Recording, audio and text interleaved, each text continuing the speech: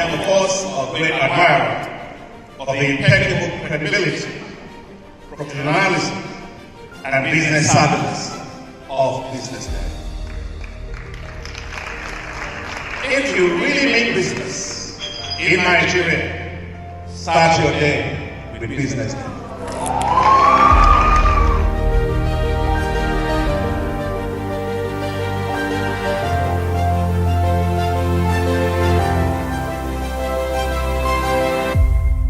BusinessDay is West Africa's leading provider of business intelligence and information, delivering premium content across diversified media platforms, including online, mobile, and print. Since its inception in 2001 with a weekly newspaper production, BusinessDay has expanded its reach to provide exclusive content accessible through print, mobile, and online channels. Our premium offerings are further enriched with syndicated content from esteemed sources like the Financial Times, The Economist, and the Harvard Business Review. At BusinessDay, our mission is clear: to be the foremost provider of business and financial content, empowering readers to make informed decisions in Nigeria and Africa.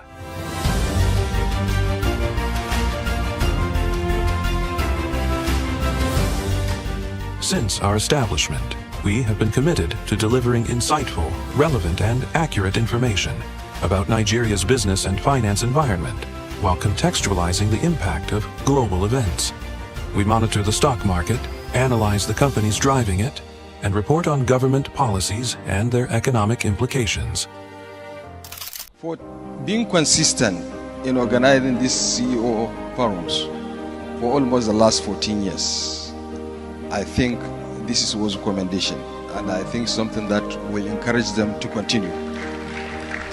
From decoding market trends to dissecting economic shifts, we offer actionable investment ideas and serve as a compass for decision-makers navigating complexity. Beyond headlines, BusinessDay fosters discussions on critical economic issues through impactful conferences and events. These platforms bring industry leaders together to share narratives that drive innovation and spark meaningful dialogues. Our events galvanize connections, bridging the gap between inspiration and achievement. For businesses seeking visibility, our strong digital presence offers unparalleled opportunities, with millions of followers across social media and a dynamic website attracting visitors from within and outside Nigeria. BusinessDay is the ideal platform to boost visibility for your products and services.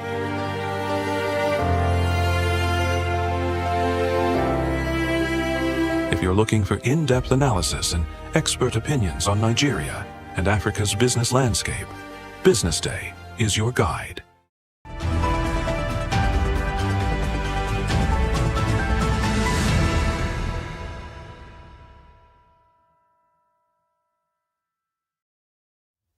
Good morning, good morning. You're tuned into the Breakfast Show right here on BusinessDay Television. It's a new week, a beautiful, raining Monday morning.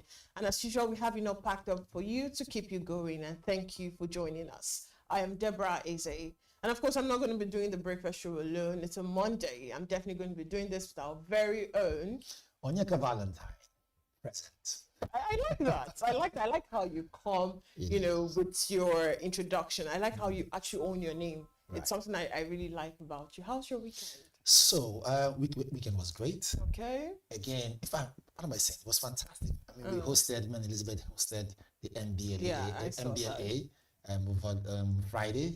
It was exquisite. It was great. The recipients of the awards with the S, actually, you know, they were all full of joy and smile. You can tell that, look, the hard work that they put in has finally paid off. So weekend was set for greatness, and of course I enjoyed it. Oh, okay, that's good. How did you like my boy, you need to go on my social media to see how my weekend was. Okay, I can't say it here, but it was not me doing the work of a journalist. It wasn't that, it was something else. I really did enjoy it myself. You know, last week was actually very strenuous for me. Wednesday, I had to take a break so I don't break down. But yeah, we're glad that we are back. All right, let's take a look at what we have on the headlines for you this morning. And on the headlines, we have Turaki elected PDP national chairman at Ibadan convention. Trump's invasion threats, federal government engages Christian Fulani leaders in Plateau on peace building. And political capture of CBN under Emefiele deepened Nigeria's economic crisis, says Moghalu. And Republic of Benin lawmakers approve extension of presidential term to 7 years. That is actually a lot if you ask me. We have beautiful headlines today, starting with the Turaki elected PDP national chairman at Ibadan convention. Right. What do you think about this, Valentine? So, I mean, first and foremost, like they say, even in the midst of rumble, right, there's still level, or rather, there's still space for stable. Yeah. If you know what I mean. Only some days ago, we heard that, the Wike issue came through. And of course, Wike is still suspended. Yes. He's still part of PDP. But even at that, PDP has been facing a lot of backlash, recent back and forth, having issues with them in court, just back and forth, a whole lot. Yeah.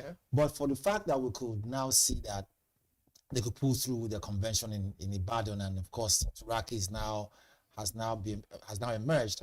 The question now would be, what's next for PDP? Will PDP step up to now be the opposition, main opposition party as they used to be, right? Because so there are levels.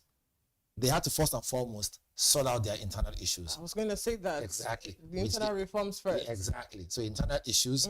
From there, they would have to now move to becoming, like the main opposition party. Not necessarily the main, but the one that everyone knows will go head to head. Yeah, exactly. For what it is, if the ruling party get to, do things that people don't like, they can come in and then, weigh in their opinion and be able to drag them back and forth so that there's some form of check and balances. However, have they crossed that point of resolution? Have they crossed that point of let us resolve whatever issue we have, they have in their party? If they have, then the next thing will now be, should they not be a formidable, opponent to the ruling party? Right after that, they also have to now look in between, look inwards to now say, look, enough of them losing most of their party members to the ruling party because it has been happening for a while. However, our country experiences, or put this, our country we run a multi-party system. So if PDP, and this is just some call it political science, is what it is. If PDP doesn't emerge the main opposition party, another party will come on board. Remember, party is only a party. What makes the party unique are the people who are part of the party. Yeah. So for what it is, we have ADC there, you have a Labour Party, you have other SDP. parties. Exactly. Right? So it all depends on the personality, who is the driving, flag bearer of the party. Be that as it may, now that we've heard that Turaki has emerged for what it is that he is now, the question now is, will he actually pull the party to a better, position? This is what Nigeria wants to know. Exactly. Nigerians want to know. Like you said, let's see if he's going to bridge the regional divides and also their internal division also. Right. Well, let's move on. We have Trump's invasion threat. Federal government engages Christian Fulani leaders in Plateau on peace building. I think this is something that should have been done a long time ago. And although this is good, this is actually a step to progress, but I think it has actually gone beyond having sit down with both the Christians and the Fulani. It has gone way beyond that. We need permanent solution and not people having to sit down. We're past that. The damage is actually past having to sit down to talk about it. And it is really sad that it had to take Trump's invasion threat for this to actually, for them to sit up, for them to know that, okay, there's something called peace building or peacemaking. What do you think about this? I mean, you've hit the nail on the head already. If he had to take Trump, Donald Trump, who's the president of the United States of America, to get our security personnel and politicians, no, I won't say security personnel, because I think our security personnel, which is the Nigerian military, are great at what they do. Yes, so they're not the ones I'm going to point fingers at. If he had to take Trump's, invasion threat to get our politicians to work, because our politicians are the ones right? Slowing down the military from actually doing their work and doing it very well. Because look, let's don't forget, this is Nigeria we're talking about. As complex as we are, right? As multicultural and multi-religious as we are still one strong nation. And we've proven this over and over again in, Liberia, Sierra Leone, through ECOMOG. Nigeria has always been respected in Africa and will still always be respected. Yes, we have our challenges. But if we had to take Donald Trump to get our politicians moving, then the question is, does this now mean that some people somewhere are benefiting from the chaos, the killing, right? The continuous killings, the Boko Haram, the ISWAP, all the terrorists. Does it not mean that some people in Nigeria are benefiting from this problem? Or they don't just care. That's my point now. You know, when it is not you, when it is not in your when the fire is not burning in your household, you really don't care much for your neighbor until the smoke starts. Until the smoke starts in your house. I think it's more because we keep saying maybe someone is benefiting, someone's benefiting. I've sat down to really think about it. What is actually even there to benefit from it? I will tell you. People don't know this. You see, again, yes, we can't call names because we don't have those facts. But when something lingers for too long and it is in your backyard and you know the terrain very well, how can someone come from a different part of the world, mobilize, set up shop, set up camp, and terrorize you in your own home, and you tell me that you don't know how or their whereabouts or how to get them down? It's almost impossible to believe, if not impossible itself. The question is, rather, you asked the question and said, why would some people enjoy, or why would some people see benefit in it? There's just huge benefit there. One, don't forget, the United States of America, the reason why Donald Trump was really, really angry is that they've given aid to Nigeria to the sum and the tune of $7 billion. What does that mean? So it means that, yes, most definitely, it means that apart from aid, apart from all those humanitarians and all humanitarian, handouts and everything, some other areas where cash was given directly to the government to help fight this insurgency. So the question now is it that some people have seen that, look, if we're intermediaries, if we're a go-between to the terrorists, right, and we are the ones who can say, look, for what it's worth, military probably needs this amount of money to fight, other security personnel needs this amount of money to buy arms or ammunition, as the case may be, which means that someone is running procurement, someone is discussing terms and peace deal with terrorists who have been killing people. What kind of peace deal you want to discuss with them? Which means that money is extending hands. Not too long ago, we heard that there were so-called repentant terrorists. A terrorist is a terrorist. He has blood on his hands. So he's now repentant. And so they want to do what? Rehabilitate them. Money spent for that. You set up camp. So someone is definitely benefiting from those contracts and they don't want it to stop. The other day I was watching on TV the main the pastor whose video went viral. Well, that was crying, beside the grave in somewhere in Jos because of the amount of people who were killed, Christians killed, or people worshiping in churches killed. And he was on TV. They interviewed him on a particular media platform, and he said that, look, they know where these bandits and terrorists have their meetings, and so the reason why he can't come on TV to talk about it and pinpoint those who are beneficiaries is that they now understand that if Trump comes in, it will stop their quote and unquote their choppings. So again, just bring the whole thing back to what we're talking about. As much as we are sovereignty, we don't want another nation to come and invade us, whether it is peacekeeping or whether it is come to take out terrorists. You must have cohesive conversation with the government itself and have an agreement. This is how it should be. Okay, no room for invasion. We shouldn't look at that angle. But however, the question now is, did he have to take Donald Trump's threat to get our politicians do what they need to do? If so, well, what else do we need his threat for? Anyways, let's see where the peace keeping is actually going to lead to, because Plateau State is known for their lingering ethno-religious clash, and it's already getting out of hand. So let's see. Yeah, let's see how it goes. The next headline, we have political capture of CBN under Emefiele deepened Nigeria's economic crisis, said Mogalo. I can't help but have to agree.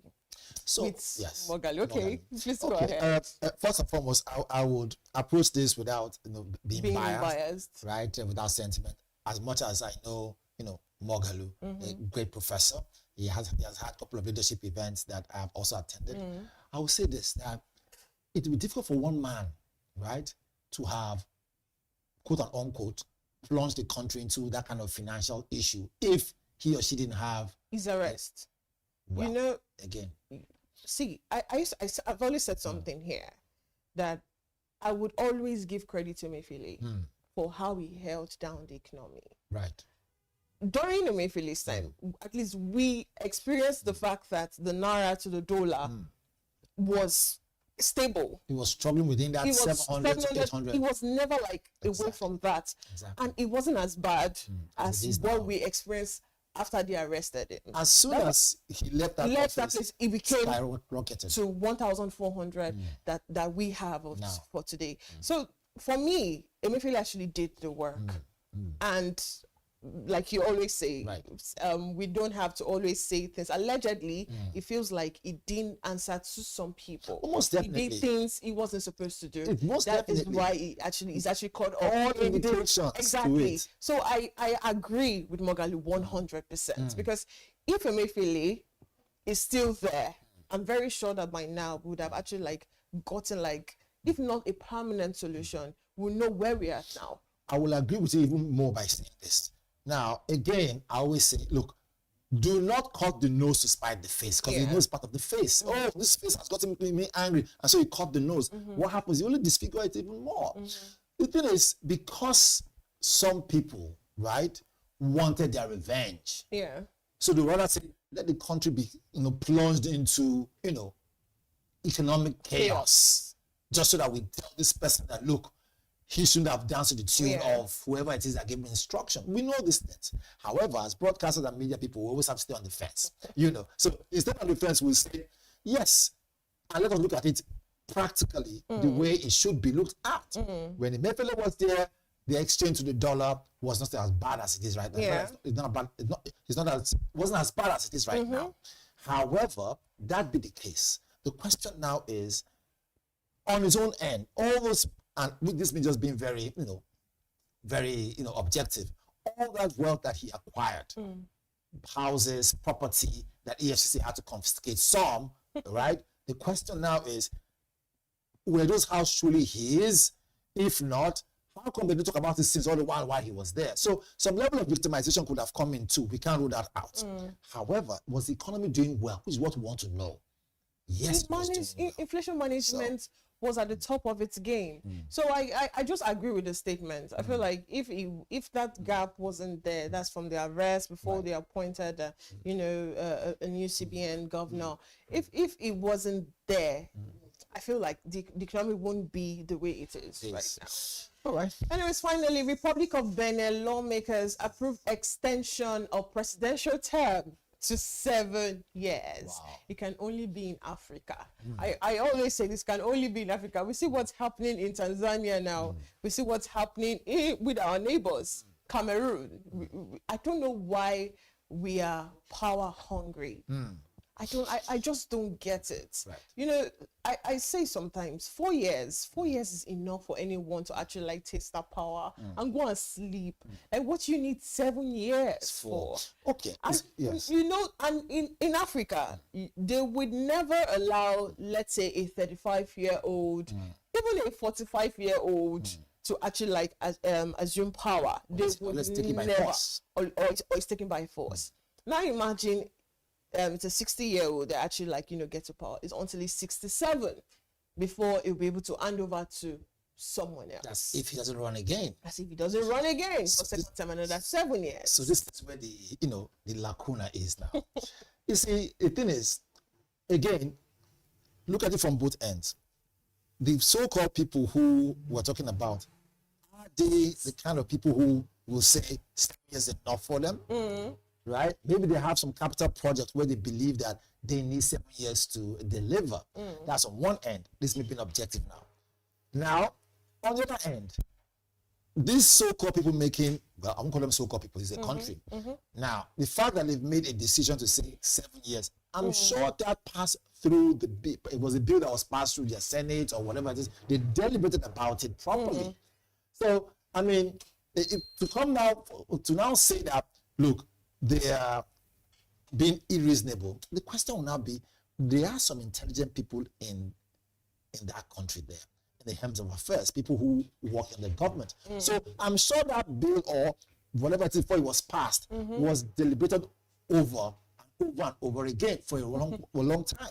But give and take, the question now is they've set a precedent. They've set, a standard now. We hope other African countries will not follow through. But if you have to, it must be for a good reason. Maybe, like I said, they've realized that capital projects, right, some certain milestones cannot be achieved in 4 years. And so they've said, can we push this into 7 years? Again, politicians can never say anything, know who they are around the world. They will never say anything if it's not favoring them. So whoever it is that have come forth to now, if 4 years is not enough, you think it's 7 years that would be enough? Well, that's the thing. I agree with you again, because 7 years, even 10 years might not be enough. Which means one thing, which is that greed now has now become, the center of the middle center. I use that word. It's the center of the middle center. It means at the very core, greed could now be there, sitting there waiting to say, use me as you can.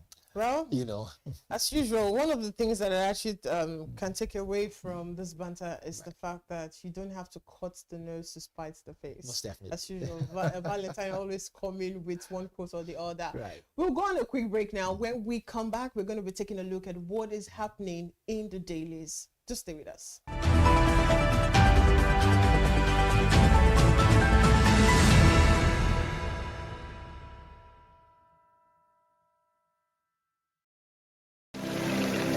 They say money never sleeps. Wake up to clarity, insights, and the stories driving business in Nigeria and beyond. From the heartbeat of small and medium enterprises to the pulse of national economic policy, this is where business meets perspective. With expert guests, real-time analysis, and stories that matter to you. We go beyond headlines to bring you the full picture. Join us every morning as we break down the numbers, decode the policies, and spotlight the people shaping our economy. This is Business Money. Welcome to the Triumph Against Odd podcast. Most people go through their lives without knowing what their superpower is, right? But if you're lucky enough and determined enough to find your superpower before you get to a certain stage of your life, you will be incredibly successful. Look, the first thing is you just decide not to look at the challenges, because if you do, it's going to end you. The closest thing I think is that I had a deeply military background, which is a bit of a never say die background. I saw an opportunity in non-interest banking, and I felt that the demand was there. There was pent-up demand for it. People were yearning for it, and I felt that if we did it properly, if we brought in professionalism into it, and if we brought in our experiences, our various experiences from various backgrounds into it, that it could succeed. Very few people do that because very few people explore their superpowers. They just explore bread and butter issues. I need to eat, and Yes, there will be challenges. This is a very difficult business environment.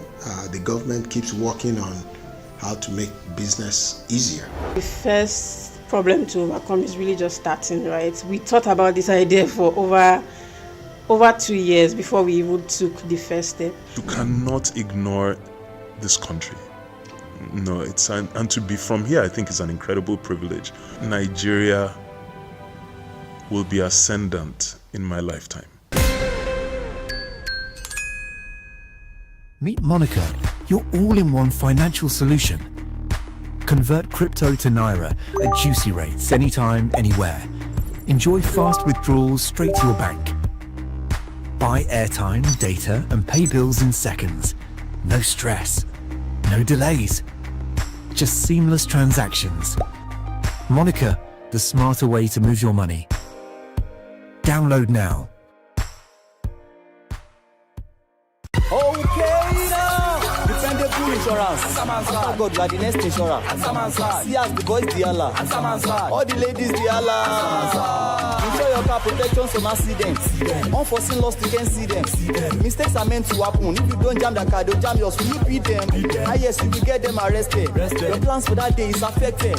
You waste your money, you waste energy. With AXA, you can be protected. Get the protection that pays today. Call 0700 AXA Mansa to get a motor insurance that pays. At Stanbic IBTC, we are here to help you grow with financing that helps you expand, expert knowledge across 20 African markets, trade solutions that open doors to 195 countries globally, and an online banking platform that works hard, because with us, there's possible, then there's more. Visit www.stanbicibtcbank.com/business for more. Stanbic IBTC. True strength. What defines it? The brilliance of a player? Or when a team comes together to win? A solo beat? Or the rhythm of many? The flair of one dancer?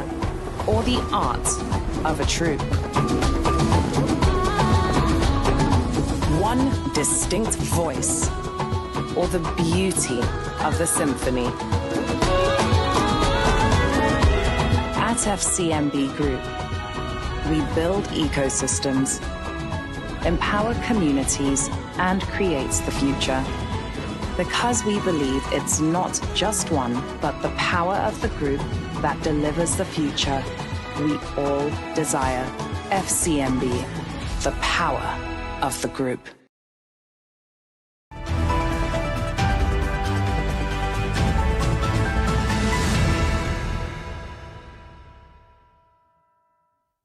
Welcome back. This is the newspaper review segment of the BDTV Breakfast Show, where we explore top headlines on the front page of our dailies. I'm still your host, Deborah Eze, and joining me in the studio for more insight this morning is Yaka Valentine, always present. All right, good to have you. Now let's go straight into it. Our first stop, as usual, is going to be the Business Day newspaper.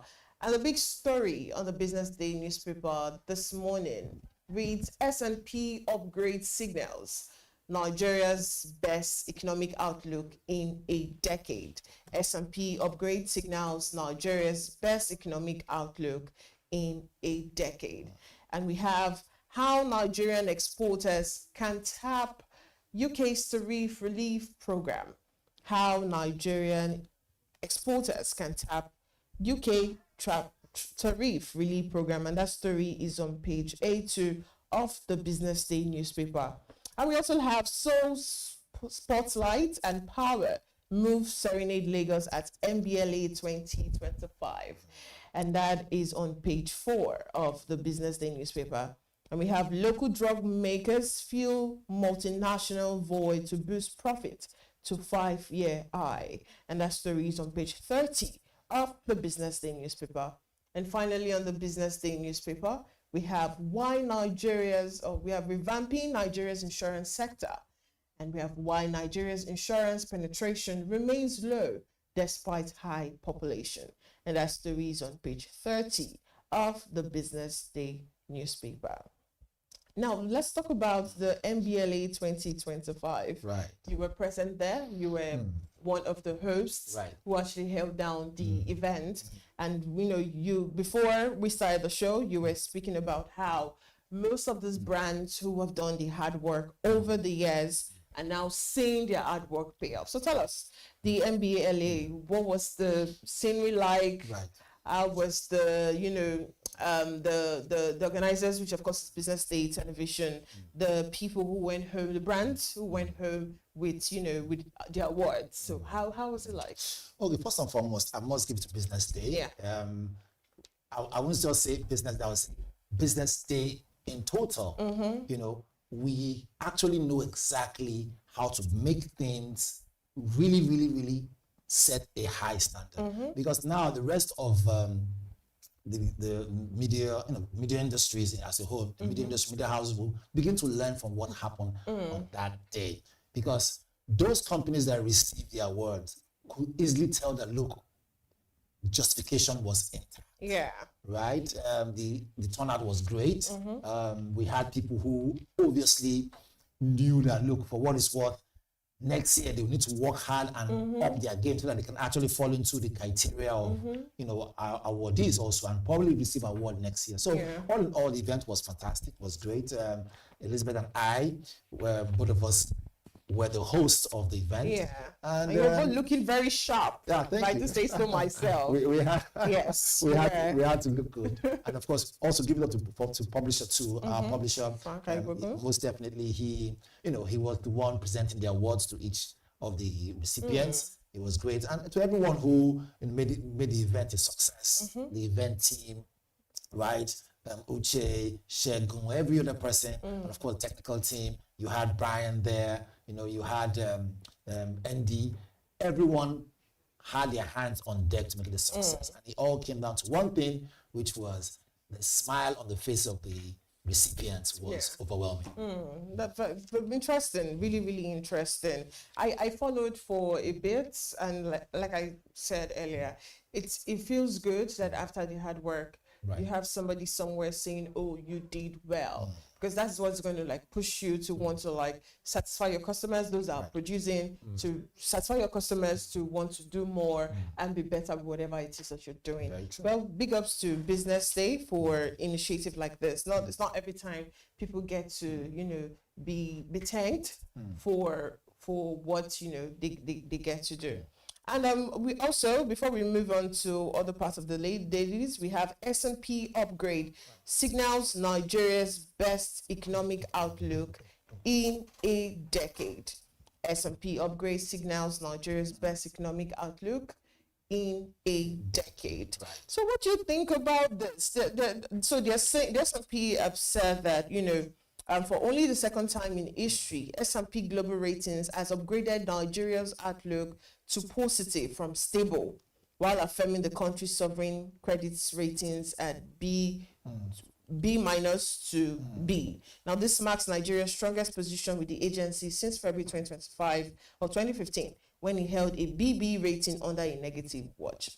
Is it just me, or I'm still struggling to actually see the positive upgrade in our economy? Well, again, the economy is what it is. Why they call it economy is that so that people can be able to document what goes in and what comes out. At the end of the day, we have some good standard of living. But however, I think the headlines here actually, positive. Yes, it does some great justice to it. It gives us reason to see that, look, if we remain on this trajectory, Nigeria could just be better. And I mean, if the economy is great, cost of living will be okay. Your spending power will be able to achieve and purchase things that will keep your livelihood intact. So I think it's good news. However, it can be better if it's, now it says S&P upgrade signals Nigeria's best economic outlook in a decade. Now, why did I have to just to repeat that? It's so that people see that they said in a decade. Why a decade? Why 10 years? Did they have to be to that amount? As what I mean to say, amount of years.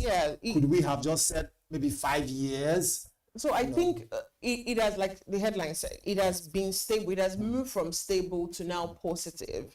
And the last time it was looking this good was in February 2015.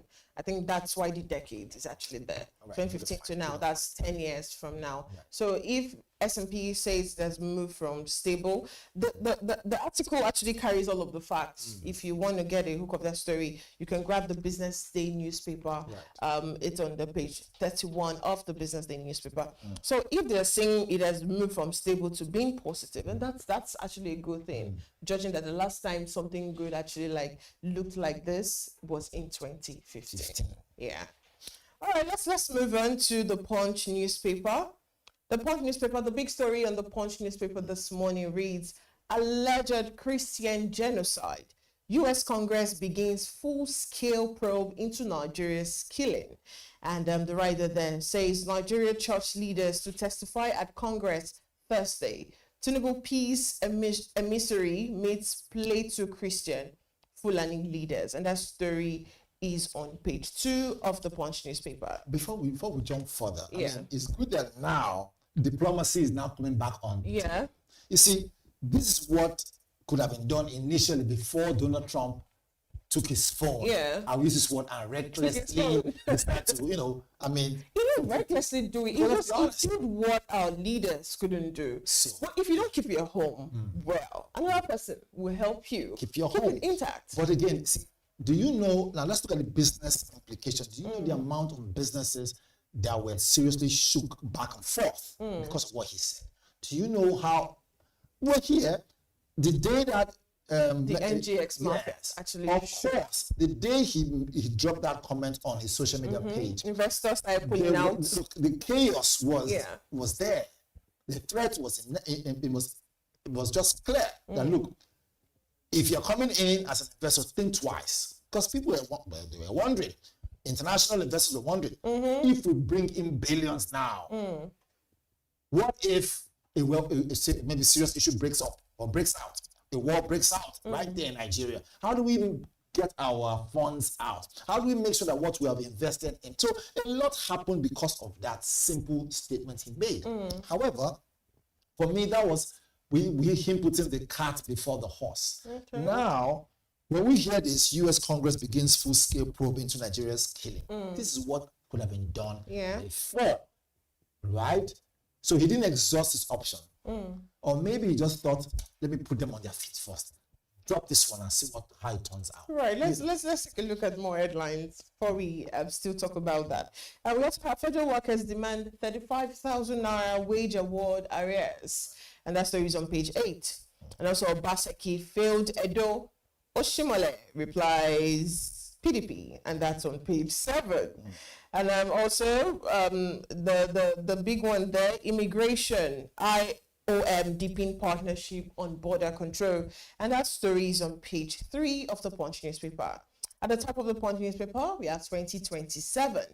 Oshun Imo Kano lead 2.3 million voter pre-registration, and that's for Amupiton.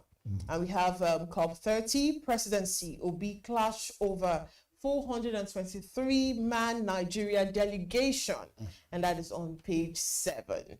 And also we have nearly $3 billion spent on Eurobond debt servicing under Tinubu, and that is on page 21. And as usual, the PDP firestorm.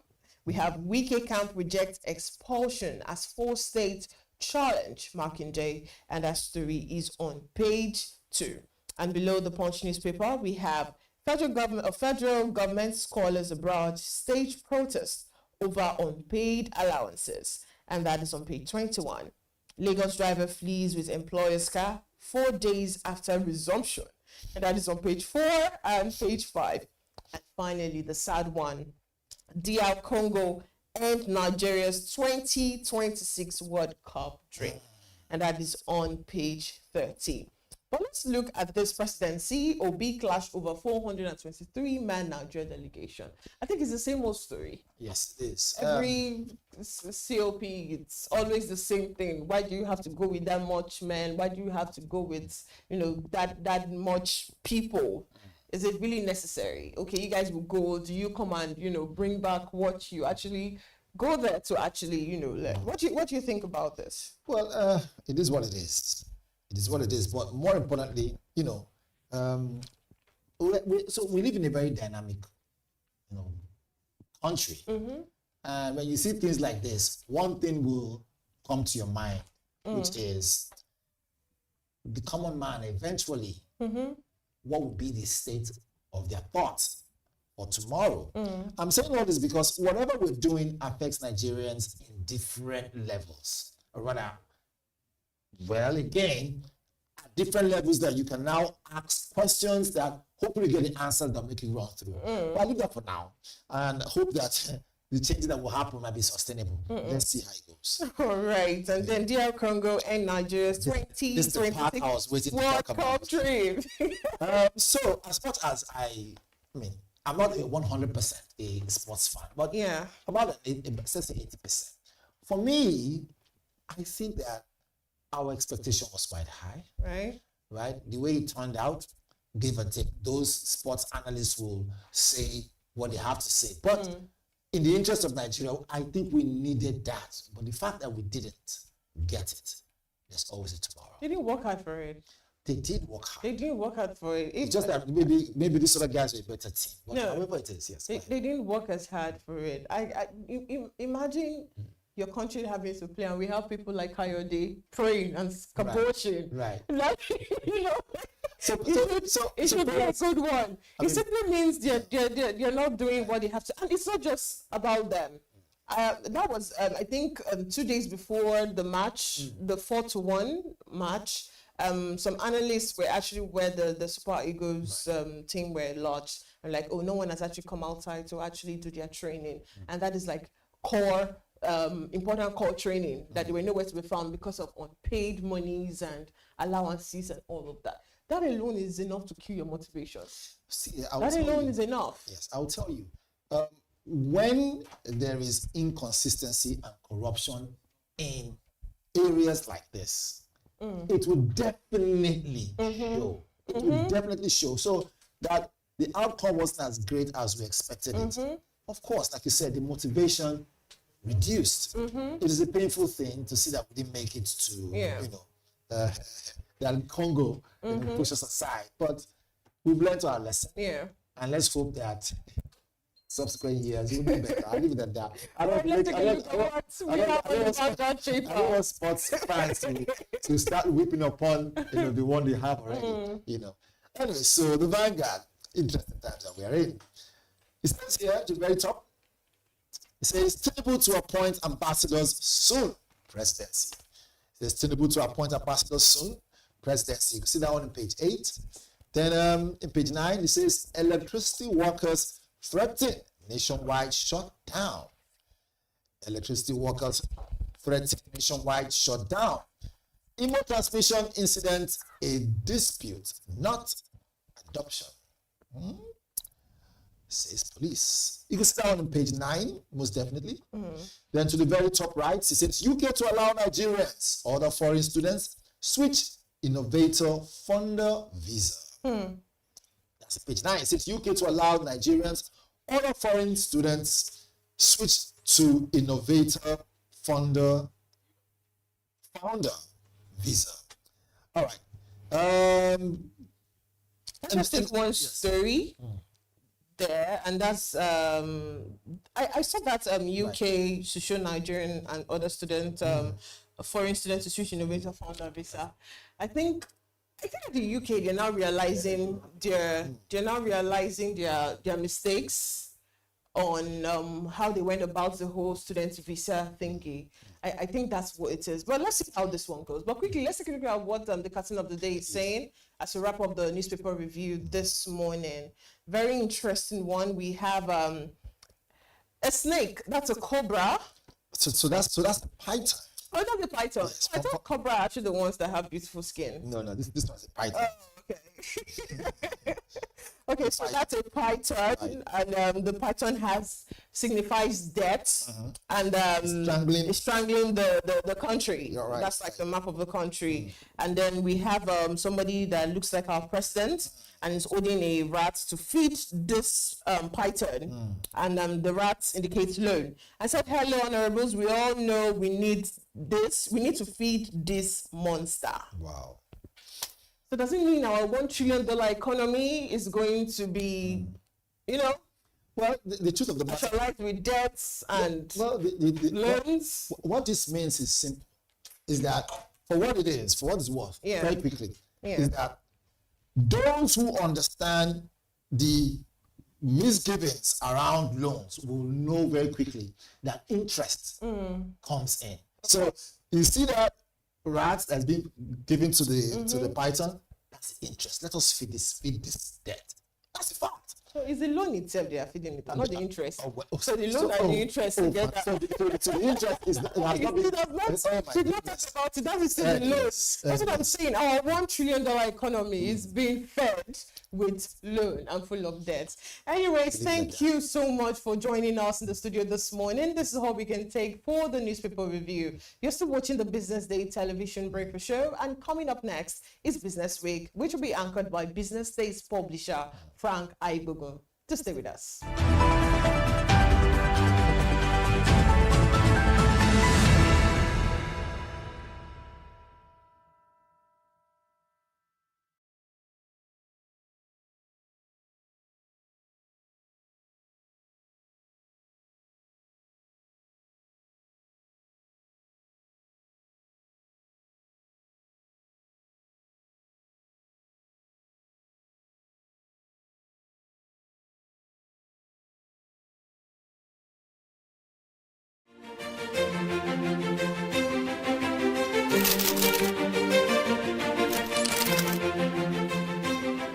I am, of course, a great admirer of the impeccable credibility, professionalism, and business savviness of BusinessDay. If you really mean business in Nigeria, start your day with BusinessDay.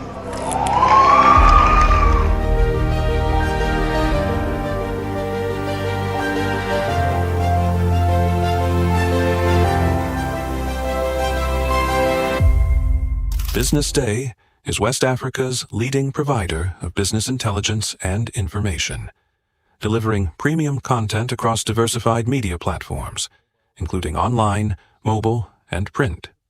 Since its inception in 2001 with a weekly newspaper production, Business Day has expanded its reach to provide exclusive content accessible through print, mobile, and online channels.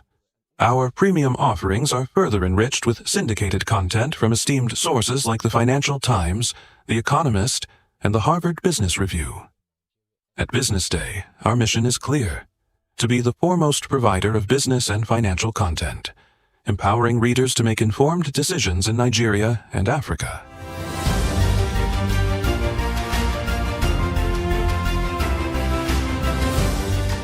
Since our establishment, we have been committed to delivering insightful, relevant, and accurate information about Nigeria's business and finance environment, while contextualizing the impact of global events. We monitor the stock market, analyze the companies driving it, and report on government policies and their economic implications.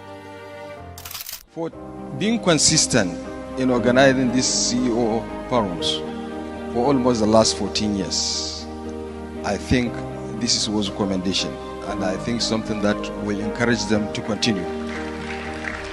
From decoding market trends to dissecting economic shifts, we offer actionable investment ideas and serve as a compass for decision makers navigating complexity. Beyond headlines, Business Day fosters discussions on critical economic issues through impactful conferences and events. These platforms bring industry leaders together to share narratives that drive innovation and spark meaningful dialogues. Our events galvanize connections, bridging the gap between inspiration and achievement. For businesses seeking visibility, our strong digital presence offers unparalleled opportunities, with millions of followers across social media and a dynamic website attracting visitors from within and outside Nigeria. Business Day is the ideal platform to boost visibility for your products and services.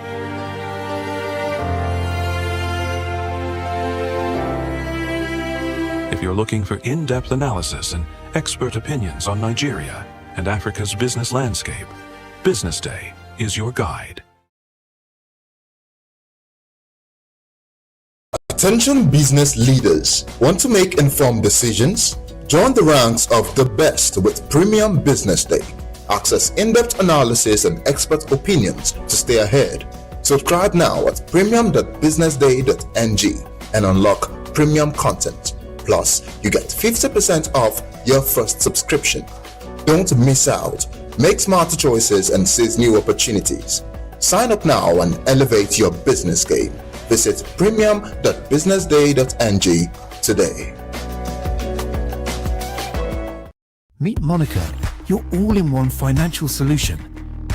Convert crypto to Naira at juicy rates anytime, anywhere. Enjoy fast withdrawals straight to your bank. Buy airtime, data, and pay bills in seconds. No stress, no delays, just seamless transactions. Monica, the smarter way to move your money.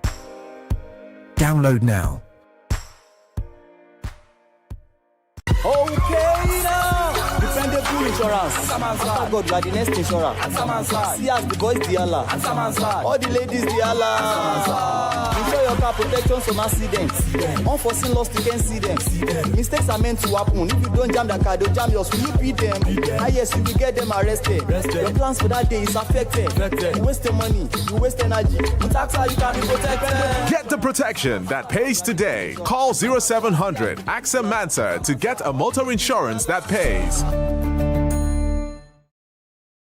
At Stanbic IBTC, we are here to help you grow with financing that helps you expand, expert knowledge across 20 African markets, trade solutions that open doors to 195 countries globally, and an online banking platform that works hard, because with us, there's possible, then there's more.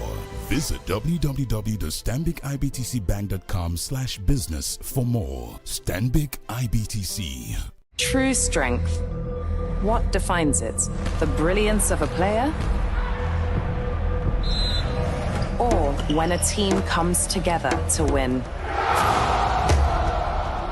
A solo beat? Or the rhythm of many?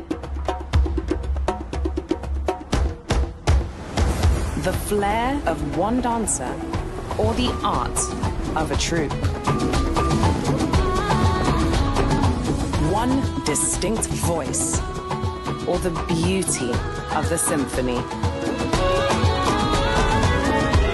At FCMB Group, we build ecosystems, empower communities, and create the future.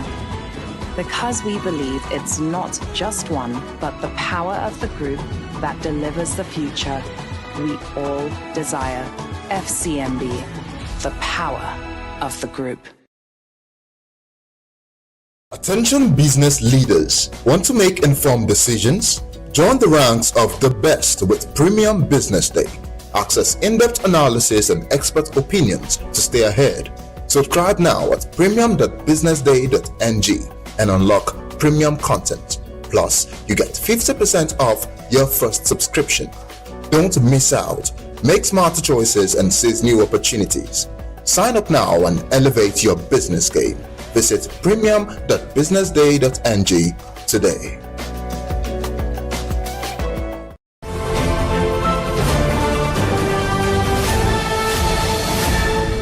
You are watching Business Day Television.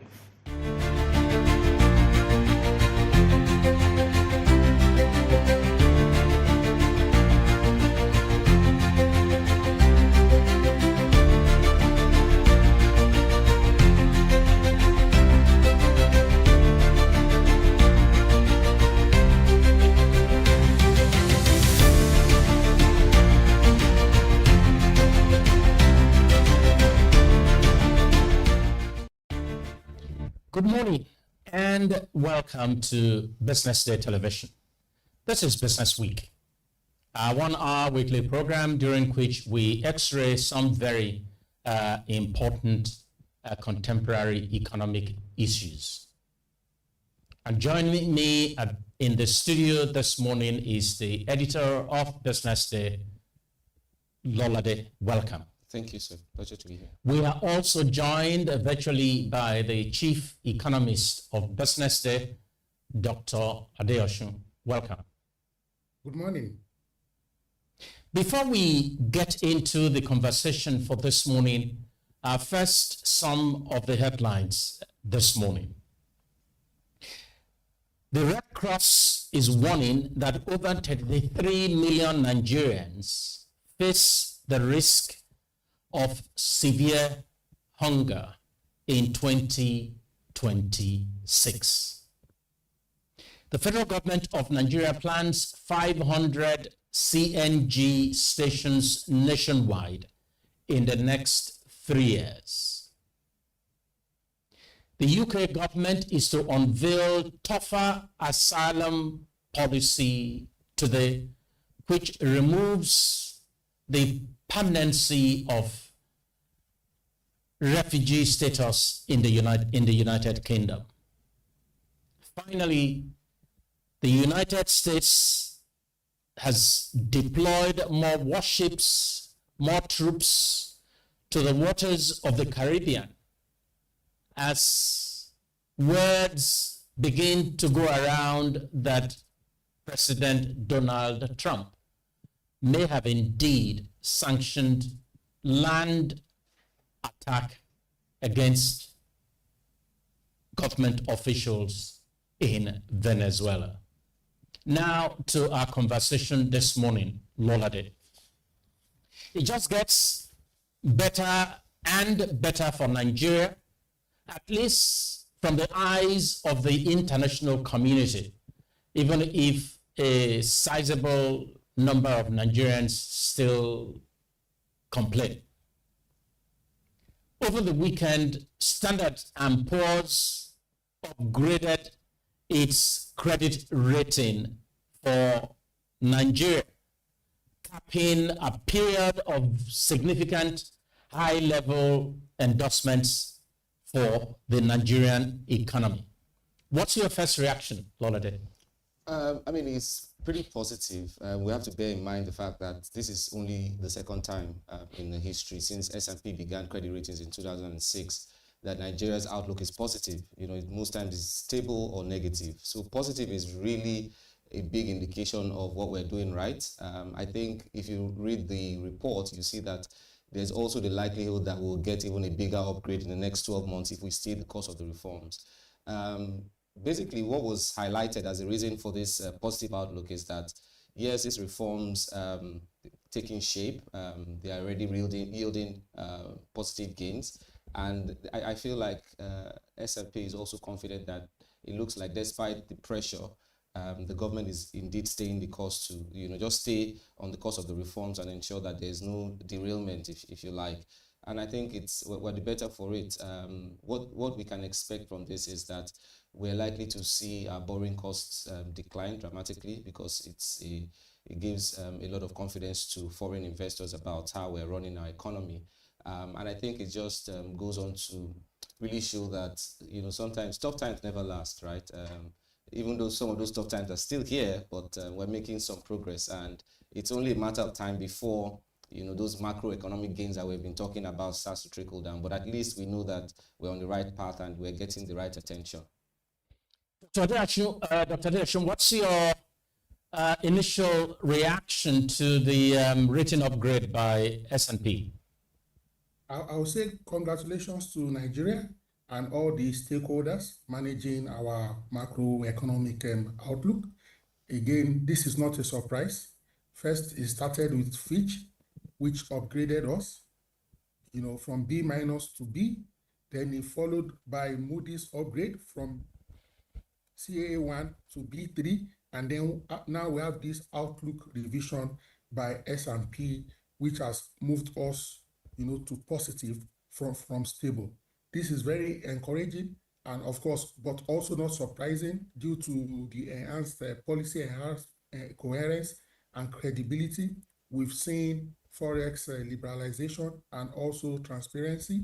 We've seen the fuel subsidy removal and we've seen, tighter monetary policies. These are good development, but this is just a validation of the journey. This is not yet the destination, just so we know and put this in perspective. We still lag some of our peers like Kenya that is on B2, and we sadly lag behind Benin Republic. The upgrade narrows the gap, but it has not closed it. Of course, this is another evidence that the market is applauding the attempts by the stakeholders in the economic direction of Nigeria. So we need to focus more on execution and sustainability. Thank you so much, sir. Thank you. It's nice you mentioned the fact that we're behind peers like Kenya and even Benin Republic, which straddles western border. And Lolade also made the point that a major gain of this will be reduction in cost of borrowing. I want to ask the two of you, yes, all the three global rating agencies have upgraded our rating. We ourselves are seeing indicators locally around FX stability, around massive accretion in revenues, as well as inflation that is consistently now trending downwards.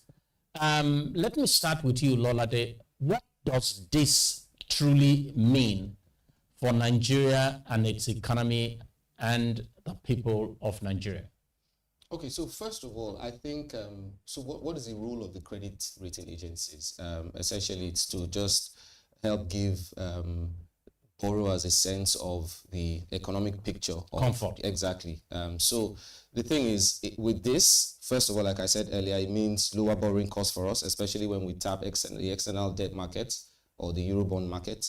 It means lower borrowing costs. We just concluded one Eurobond. What I'm expecting now is that the yields in the secondary market will begin to decline off the back of this positive outlook, because for a lot of foreign investors, these are some of the things they look at to gauge risk in a country. So this is positive on that end. Then it also does have some impact on foreign direct investment as well. So even though foreign direct investors tend to look at much more than just your credit rating or your ability to repay external debt, they look at other structural things, like the cost of the ease of doing business in your country, your tax regimes and all the likes. But it's still one of the factors that they consider. You would rarely find foreign direct investors piling into a country with a negative rating, or a country that has a junk rating by any of these three global credit rating firms. So that's also there. I feel like, so for the local companies as well, the Nigerian companies, if the borrowing costs, the foreign borrowing costs of the government declines, then it also rubs off on them as well. It means the likes of, the big banks, the ones that typically tap the Eurobond market like Access, GT, can now access that market at lower costs. And this is good for them, especially given that they are in the middle of a recapitalization exercise. So any one of them that decides to look offshore to raise some extra capital will be doing that at a lower cost off the back of this credit rating. So, but if you look at that, so that's on the macro level, right? If you then start to ask questions around what it means for the average Nigerian, I mean, it's just like Dr. Adeosun said, it's just another sign that, we're making the reforms that we're enacting they're good. They're getting the right attention. Hopefully, it will start to translate to micro gains later on.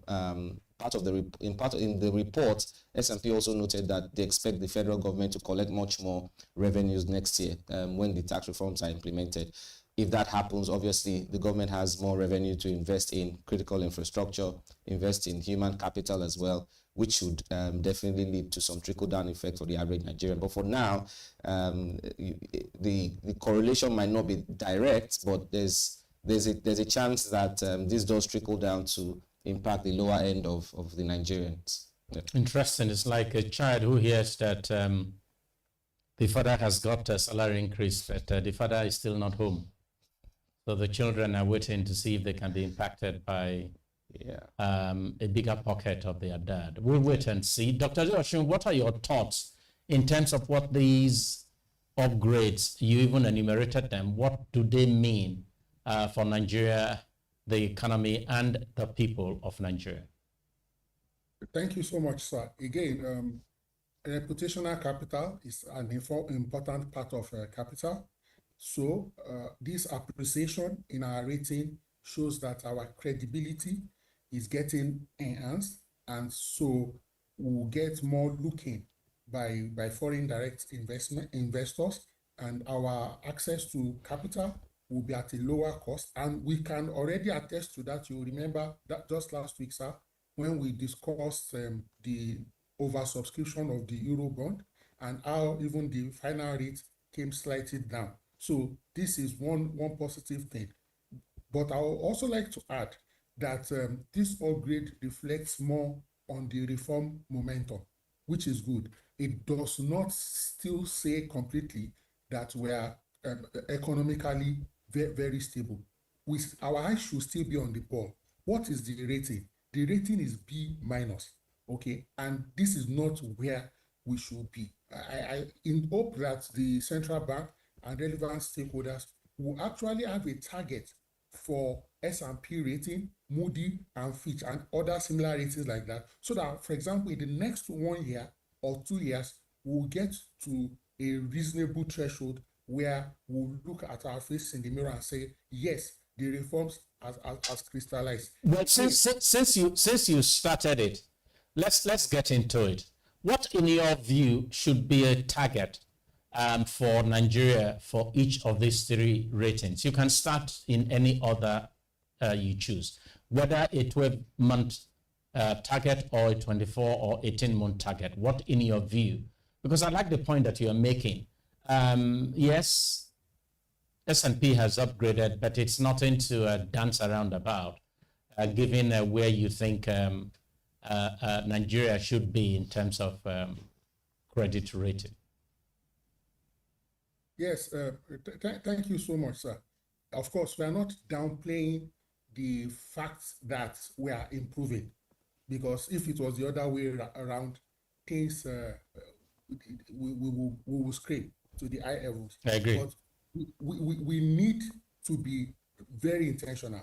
The countries that are in AAA, for example, or AA or A, don't have 2 eggs. Of course, they didn't get there overnight, but we can take it one step at a time. So we can say, can we even attempt to move just to the next level above this? I think it will be a good jump. So for S&P, what would be the next level? B. So it's going to be yeah, and said in the report, B minus. Yes, and they said already in that report that is very likely if we sustain the reform momentum. By end of year. Exactly. No, by end of next year. By end of next year. Yeah, they take their time. So S&P is the most conservative of the 3. They are not in a hurry with this. They're not in a hurry. So you will find that Moody's and Fitch already, moved ahead of S&P. Moody's did that. I think Moody's had their review in May, and then Fitch in April, where we're already on B for those 2 entities. But S&P tends to take their time. They are more, they are more conservative, and that's what. But it's also important to note that I don't think Nigeria has ever attained the status of AA or triple A or AA. That's not to say that we should. I think we need to research. What's the best we have ever attained with any of these? It's just B minus. So we now need to improve. Yes, improve on that and begin to go closer to A. Yeah, and we have an opportunity to do that now because of these reforms. Some of these things maybe we've gotten carried away with the fact that they've been done already. And this fuel subsidy removal is quite enormous. It's huge. It's massive. Yes, it is. So I think maybe we now changes the course of Nigeria's economy. Exactly. I think we're starting to take it for granted now because it's happened already and we put it behind us. Maybe we've forgotten that successive governments before the current one tried and failed to take that out. And another big thing that we haven't mentioned is the impact of the Dangote refinery. Precisely. The fact that has also come on stream has dramatically changed Nigeria's economic fortunes overnight. And without that, most of the gains that we're seeing now would be leaking away. Exactly. The naira stability we're seeing is because, of course, there's been a huge reduction in petrol imports. Even though there's still so much that can be reduced in that area, but there's been a reduction. We're even exporting refined products. And it can only get better. It can only get better. So yeah, that's also a big game-changing factor in all of this, the Dangote refinery. Fantastic. Well, I mean, as Dr. Adilashun said, if the ratings were going the other way, we will shout. So we will not underrate the improvements in rating for Nigeria and what that means for Nigeria. The recognition of the gains of the reform that this government has embarked on. We will not trifle with it, but I think it's important, and this is where I really want to go. I know that I asked the question of the 2 of you. What does this mean for the ordinary Nigerians? Dr. Adilashun said, well, this is only the beginning of the journey. It's not the destination. Mm-hmm. You said that those macroeconomic gains or the need for them to trickle down. I wanted to just ask, should the government not now be focusing on non-inflationary palliatives and incentives that are well targeted and are capable of positively impacting the most vulnerable in society beyond the talk around cash transfers that we never seem to see the impact, so that government can begin to move the narrative that is predominantly negative among these people about the economy towards the positive frontiers. Yes, I totally agree. Just to borrow from the analogy you shared earlier about the father whose salary has been increased and he has not gotten home yet, his children are still waiting to feel the impact of, it depends on how that father also utilizes or whether he even comes home. Exactly. So I think, yes, I agree. The government needs to start to focus on areas that would really significantly impact on the lives of average Nigerians with this positive vibe, if you like, that we're getting from the foreign agencies, foreign bodies.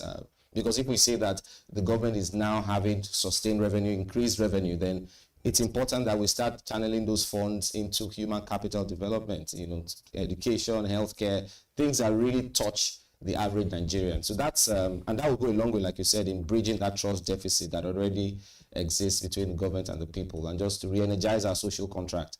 Because I think people are getting tired of just hearing, positive news here and there, but they're not really feeling that direct impact on their pockets. But I also want to use this opportunity to say that although it's easy to say, well, we're not seeing the full benefit on a micro level, let's also not forget, on the flip side, if we did not implement these reforms that we have seen, where would we be today? We'll be in worse shape. So the Naira is holding at around 1,415. If we didn't do the right thing, which was to liberalize the FX market, we'll probably be at around 2,000, 2,005 today, easily. If we didn't stop the fuel subsidy, we would have continued the mindless money printing that led to super high inflation. Maybe now ours will be a Venezuela case in terms of how inflation skyrocketed and they had to deal with hyperinflation. So it's also important to balance our expectations with that it would have been much worse if we didn't implement the reforms. But I am confident that perhaps we will soon start to see the gains of this macro level reforms trickle down to the micro level or to the average Nigerian. Thank you. Dr. Adeosun, let me come to you as we bring this conversation to a close. If you were advising the federal government today, saying that, yes, is there not time now to begin to create room to implement some non-inflationary strategies that can help ameliorate the pain of the most vulnerable in society? What will be for you 2 or 3 specific recommendations to government? Fantastic. In addition to what the editor-in-chief has rightly alluded to, I will quickly add that we must focus first and foremost on security. And this is because security is closely intertwined with food production, agriculture. So focus on security, focus on food. So things around the food value chain, for example, fertilizer, transportation. So things around mass transit, all right, CNG, conversion. Thank God you read in the news that government is doing more around CNG. And let me add one more thing, health. Isn't it ironical that while we are celebrating this upward shift by S&P, our doctors, are they at work? So we need to make sure that all these tiny loose ends, we should take care of them. ASU, Nigerian Medical Association, and all those other tiny things, so that the common man would think first from, can I feed? Can I afford food? Is transportation really affordable? And then we can take it some notch higher. Thank you. I get you. So you are saying that if you were to be advising government, you would say, well, listen, let's be very, very focused on dealing with security. Because as you say, security helps to expand food production. In addition to that, you also spoke about improving health facilities for the people, making health affordable, and of course, instead of our hospitals becoming graveyards for them to become places where people really go in and come back healthy. Fantastic. I think, as you said, government really needs to now change the environment, begin to attack the negativity among the most vulnerable, the views that they have, those who mock statistics about credit ratings, about inflation going down, and because it's as if you're talking about a totally different country. I get you. We will come back. And one of the things that we'd like to talk about today is a very interesting story that BusinessDay published last week, which said that many of the wealthiest states in Nigeria are not impacting the welfare of their people. So I want to ask the question, why is it that states get wealthier and yet their ability to impact the welfare of their citizens is reducing? Really, as Dr. Adeosun says, how ironic that we're getting credit ratings and our hospitals have been shut down by doctor strike. At this point, we will take a break. Please don't go away. We'll be right back. Thank you.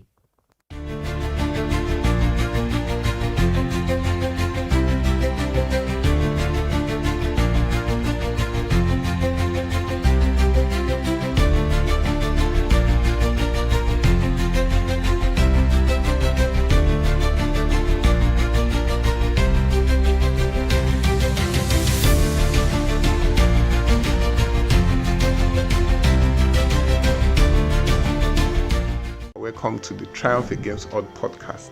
Most people go through their lives without knowing what their superpower is, right? But if you're lucky enough and determined enough to find your superpower before you get to a certain stage of your life, you will be incredibly successful. Look, the first thing is you just decide not to look at the challenges, because if you do, it's going to end you. The closest thing I think is that I had a deeply military background, which is a bit of a never say die background. I saw an opportunity in non-interest banking, and I felt that the demand was there. There was pent-up demand for it. People were yearning for it, and I felt that if we did it properly, if we brought in professionalism into it, and if we brought in our experiences, our various experiences from various backgrounds into it, that it could succeed. Very few people do that because very few people explore their superpowers. They just explore bread and butter issues. I need to eat, and Yes, there will be challenges. This is a very difficult business environment. The government keeps working on how to make business easier. The first problem to overcome is really just starting, right? We thought about this idea for over 2 years before we even took the first step. You cannot ignore this country. No, and to be from here, I think is an incredible privilege. Nigeria will be ascendant in my lifetime.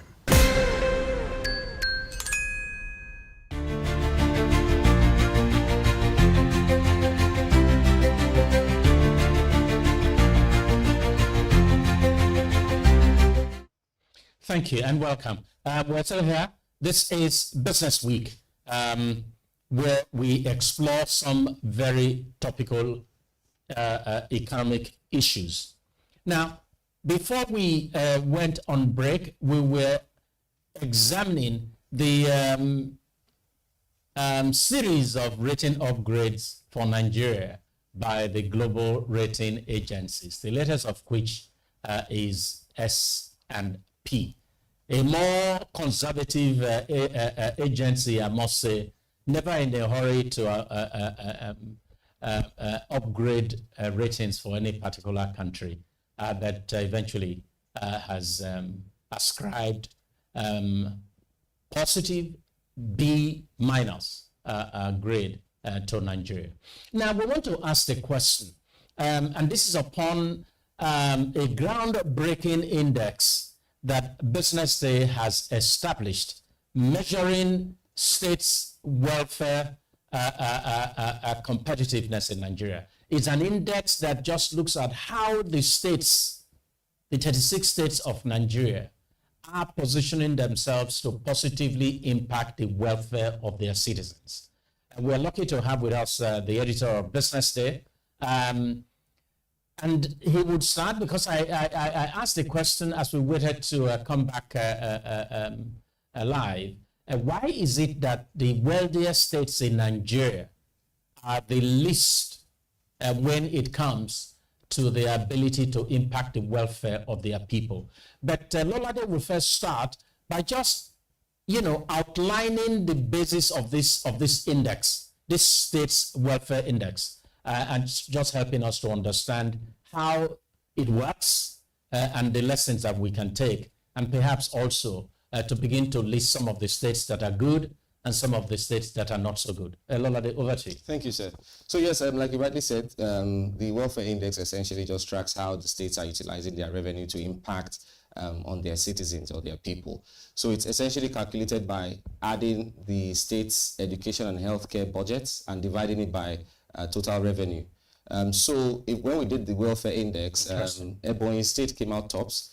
So Ebonyi State generated about 112 billion from FAC and about 15 billion naira in IGR. Very little, but ended up spending close to 50 billion naira on education and health. Yes. Fantastic. So that earned Ebonyi State a welfare index of 38.8. It was the highest. Fantastic. Now, one of the lowest states happens to be Lagos. Now, Lagos got about 1.2 trillion in FAC allocations, and then 1.2 trillion in internal generated revenue, and then 671 billion in FAC allocations.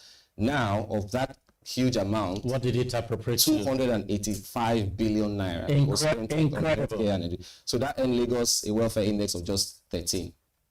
Right. So wow. Yeah. So when we looked at it, we realized that, after Ebonyi, you've got Kogi State, for instance, and the likes, Adamawa. We realized that, in fact, the states that happen to be the poorest, they receive low amounts from FAC allocations generated in Nigeria, are the ones that actually spending more precisely on health and education. Precisely.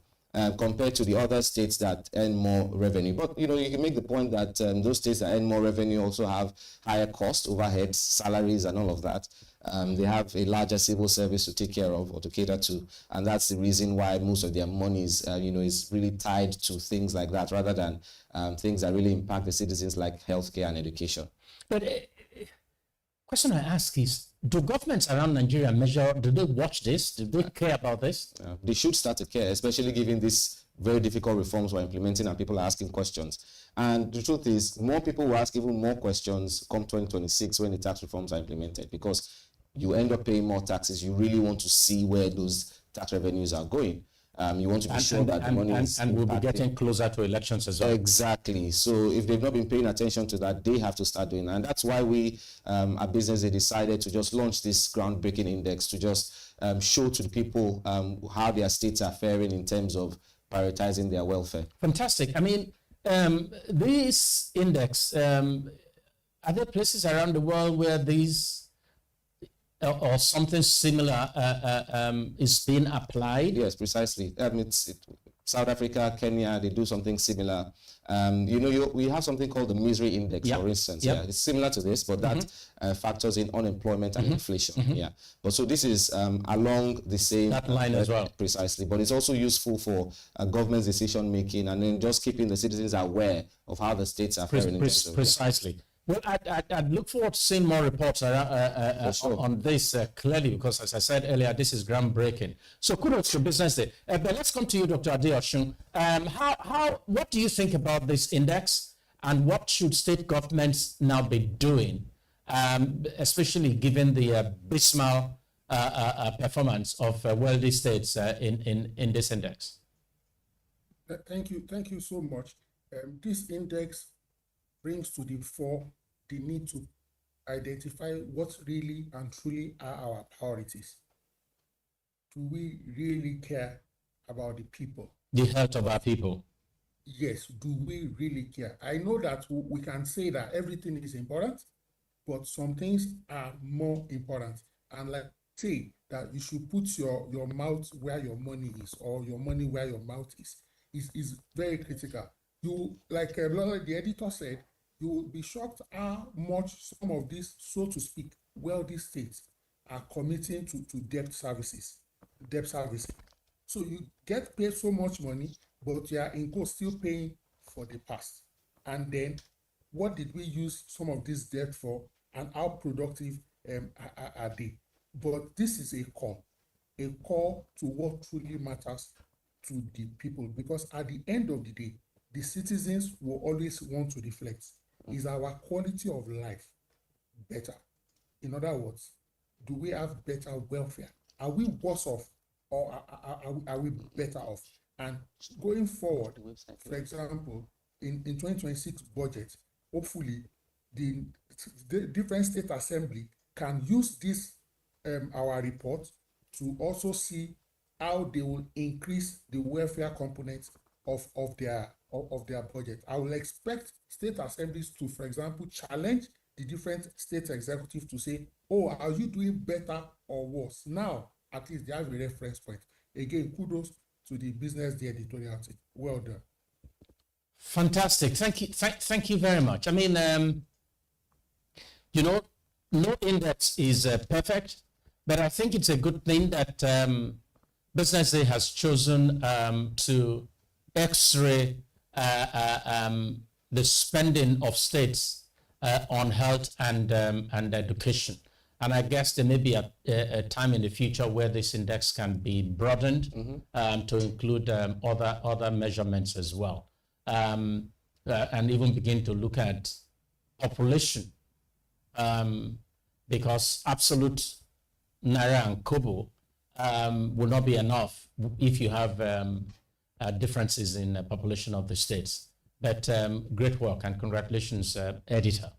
Now, we now need to pivot to something I think it's important, which is the suspension by the federal government of the planned imposition of 15% import duty, or 15% duty on imported petrol and diesel. I noticed that the news was smuggled in. It looks like the government is beginning to get tired of flip-flops. They announced one thing today and tomorrow they withdraw it. So this one was just announced very quietly, you know, surreptitiously. But what is good is good. Doesn't matter whether it's the left hand or the right hand that handed it to the people. What do you think? Yeah, I mean, I think it shows that the government listens, and there was a lot of pushback, you know, after the announcement that there will be that 15% tax on imported petrol. I think on the one side, yes, it would have been great. It would have been a great idea for local refiners just to ensure that they are protected. But on the other side, it might have led to higher petrol prices rather than essentially discouraging imports, which was the main goal of that. And resultant inflation as well. Exactly. It would have done that, because if you look at the spread, you still see that Nigeria, we still import petroleum products, even though not at the scale at which we were in the past. But you find that, and we looked at the numbers in the newsroom the other day, and we found that at least close to 40% of our petrol consumed in Nigeria we still import. And I was surprised to see that. You know, so if you then say you want to increase, that would definitely have some impact. I have had issues with such data. I'm asking myself, does that petrol actually come to Nigeria, or is it imported in the name of Nigeria and probably sold somewhere else? Because there's still this huge debate about what is the true consumption of Nigeria. But let's leave that argument for another day. Some people talk about 62 million liters a day for petrol. Some talk about 40. I think the Dangote refinery people are talking about something in the region of 38 and probably even less. But I guess for those who import petrol, it is good for them to continue to exaggerate the figures. Yeah. I just feel like, well, it's quite sad that we still don't have a very good picture of our total petrol consumption. I think it's just some people using that as an opportunity to you know, make out some gains from the country, which is quite disheartening. But like I said, I think there's always every policy has its upsides and downsides. But that the government has decided to just hold on this just shows that they are listening, and then they are very well aware of the feedback that came as a result of the announcement in the first place. Fantastic. Dr. Adewachu, what do you think? I mean, it was first the announcement that they were going to realign or review the CGT, that the capital gains tax, after the stock market tanked. And now here we're hearing that government has suspended the implementation of the 15% duty on imported petrol. The other time it was some fees on whatever it is that government reversed. But isn't it good for government to reverse a bad policy instead of just saying we want to be believable, so we stick with any policy, whether it's good or bad? Dr. Adesina, what do you think? So what I would say is that government should think through better and more. I think, and I would recommend that there should be more extensive consultation. And also, when we are looking at a policy, we must resist the temptation to look at that policy in isolation of all the other recent developments. October 21, you introduced a policy, and by November 13, you've suspended it or you've deferred it. It's flip-flop, okay? It's part of the policy inconsistencies that has been, mitigating against some of our progress. But I understand there were stakeholder push with respect to this policy.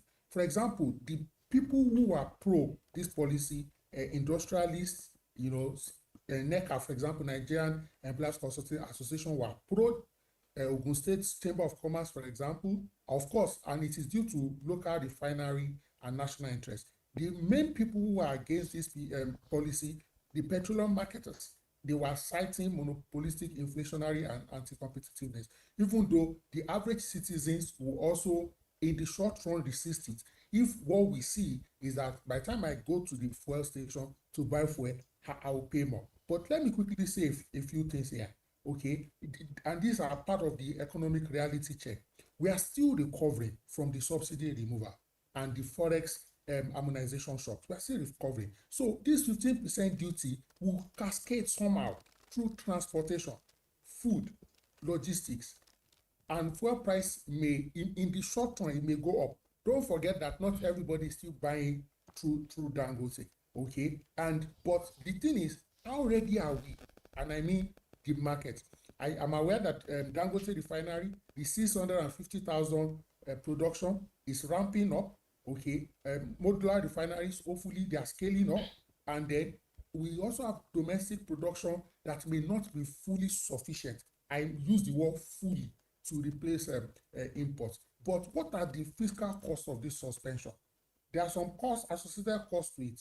Okay, if we had implemented this immediately, there will have been additional revenue for the government, and it may impact on budgets and on our budget. Because I'm not sure that the government has not factored the revenue from this 15% into the plan for 2026. I have a feeling that the government might have used this likely inflow as part of the expected sources of revenue. So the suspension is a short-term relief. Pump prices will stabilize, hopefully. Inflation pressure will still ease.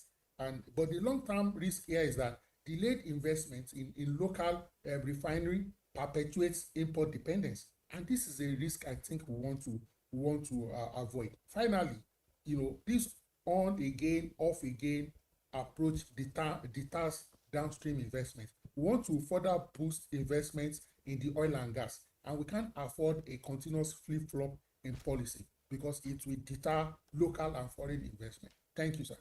Thank you very much. We would have time for one or two other matters before we close today. I want us, before we begin to round up, to look at one other matter that affects a large proportion of our youths.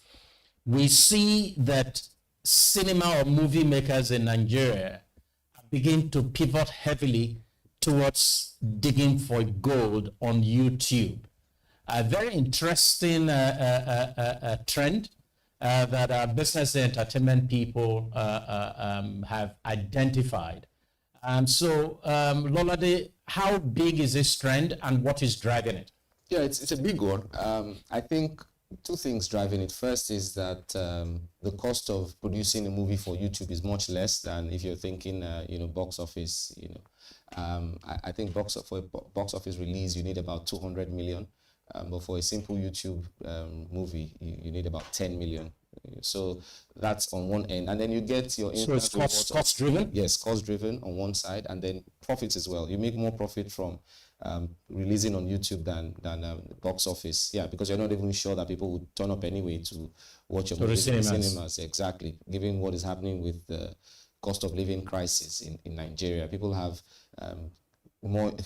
Should I say there's a lot of goods and services that have very inelastic demand that people must prioritize over just going to the cinemas to watch a movie.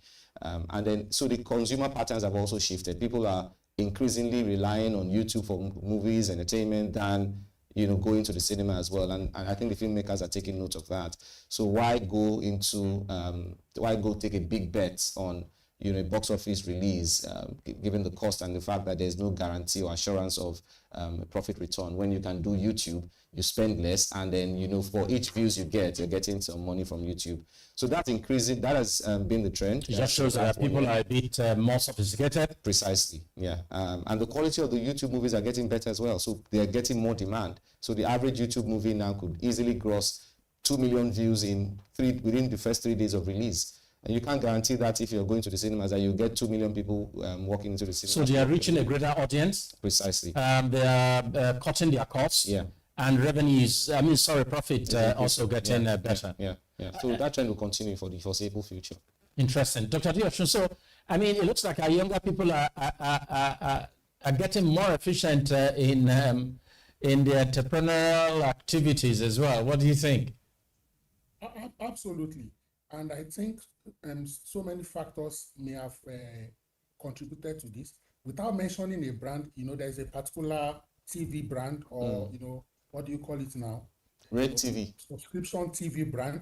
They've been relatively increasing the cost of subscription, and people have increasingly been moving away. And part of where they are moving away to is YouTube. Of course, there's the cost associated to this. Let me provide a few interesting data. For example, in 2024, Nollywood YouTube revenue was within a range of $150 to $180 million, generally speaking. Cinema revenue was 11.5 billion, which is about 8 million. So it looks like there is a higher revenue from YouTube in aggregate relative to that of cinema. And it will interest you to know, sir, that the YouTube watch time, in other words, the amount of time people spend watching YouTube, has grown more than 50% in the last 1 year.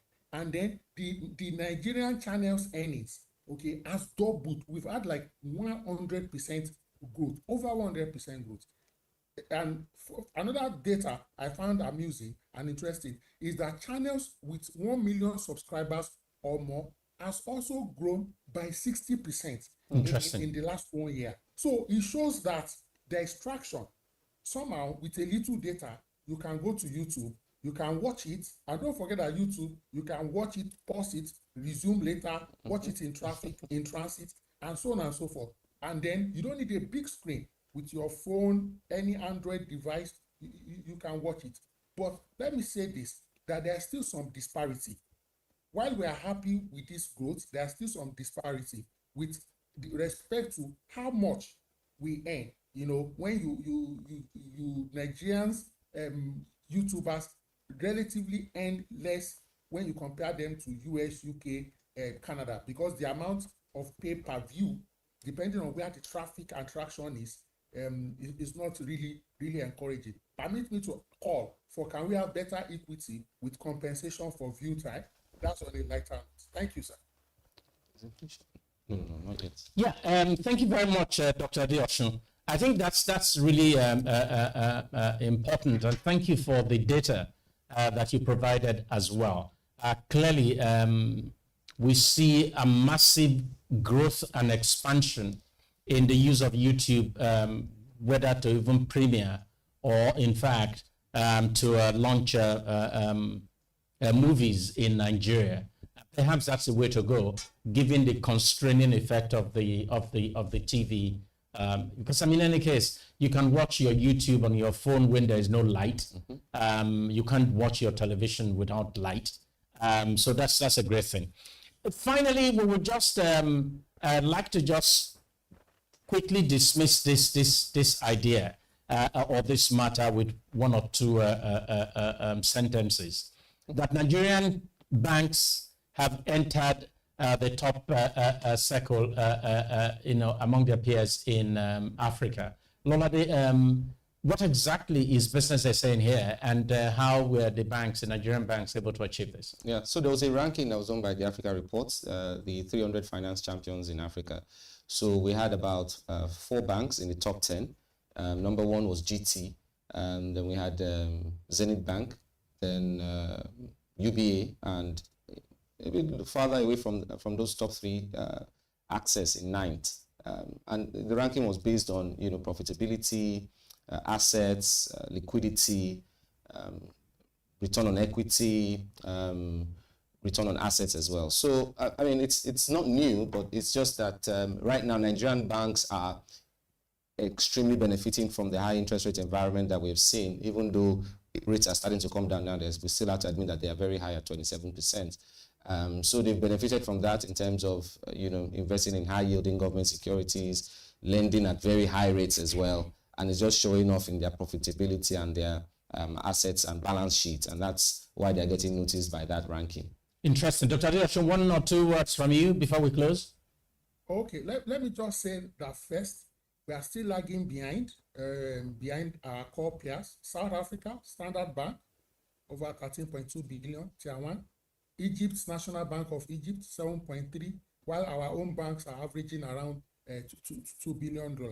Okay, so we need to watch that. We also, I don't want us to be carried away that we're in the top 10. It's good, but where is our bank profit coming from? Is it driven by government paper, or is it real economy lending? Can we see this growth in private sector credit growth?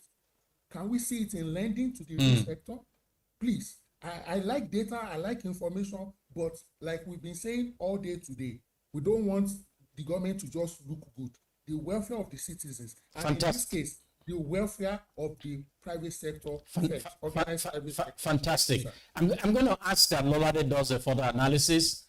Just to this top 10 in Africa, break down their sources of profitability so that we can look at it against Nigerian. But before we close, very quickly, for the two of you, where do you expect when inflation numbers, I'm sure they'll be announced before we meet again on Monday. For sure. When inflation numbers come out in the course of the week, where do you expect it to be at? Lolade, then finally, Dr. Davis. Yeah, so we did a poll of in-house economists at BusinessDay, and they expect another decline from the 18% that was last recorded to around 17.9%. Marginal, but at least still in the same trajectory. We're still on the trajectory. Dr. Davis is in big factor driving that. Interesting. Food prices. With Lolade's position. Yeah. Our expectation. Great. Marginal decrease. Well, thank you very much. Before we go, I wanted to just, of course, we have spoken a lot about the rating upgrade by Standard & Poor's. I want to just read 1 or 2 sentences from the statement issued by the Finance Minister and Coordinating Minister for the Economy, Wale Edun, immediately after the ratings upgrade was announced. I'm delighted to receive the news that the S&P Global Ratings has revised Nigeria's outlook to positive from stable, while affirming our B- /B rating. This development is yet another clear signal that the difficult but necessary reforms we are undertaking are gaining traction and earning strong recognition from respected global institutions. Coming in the same year that Moody's and Fitch Ratings each issued improved assessment of Nigeria's credit position, S&P's latest action means that all three of the world's major rating agencies now acknowledge the significant progress we are making. This alignment reflects tremendous confidence in the direction of our fiscal, monetary, and structural reforms, and in the renewed strength and stability of our economy. End of quote. Well, viewers, that is it for today. We expect to be with you again on Monday, the Business Week. Thank you for joining us. Have a great business week, and bye-bye.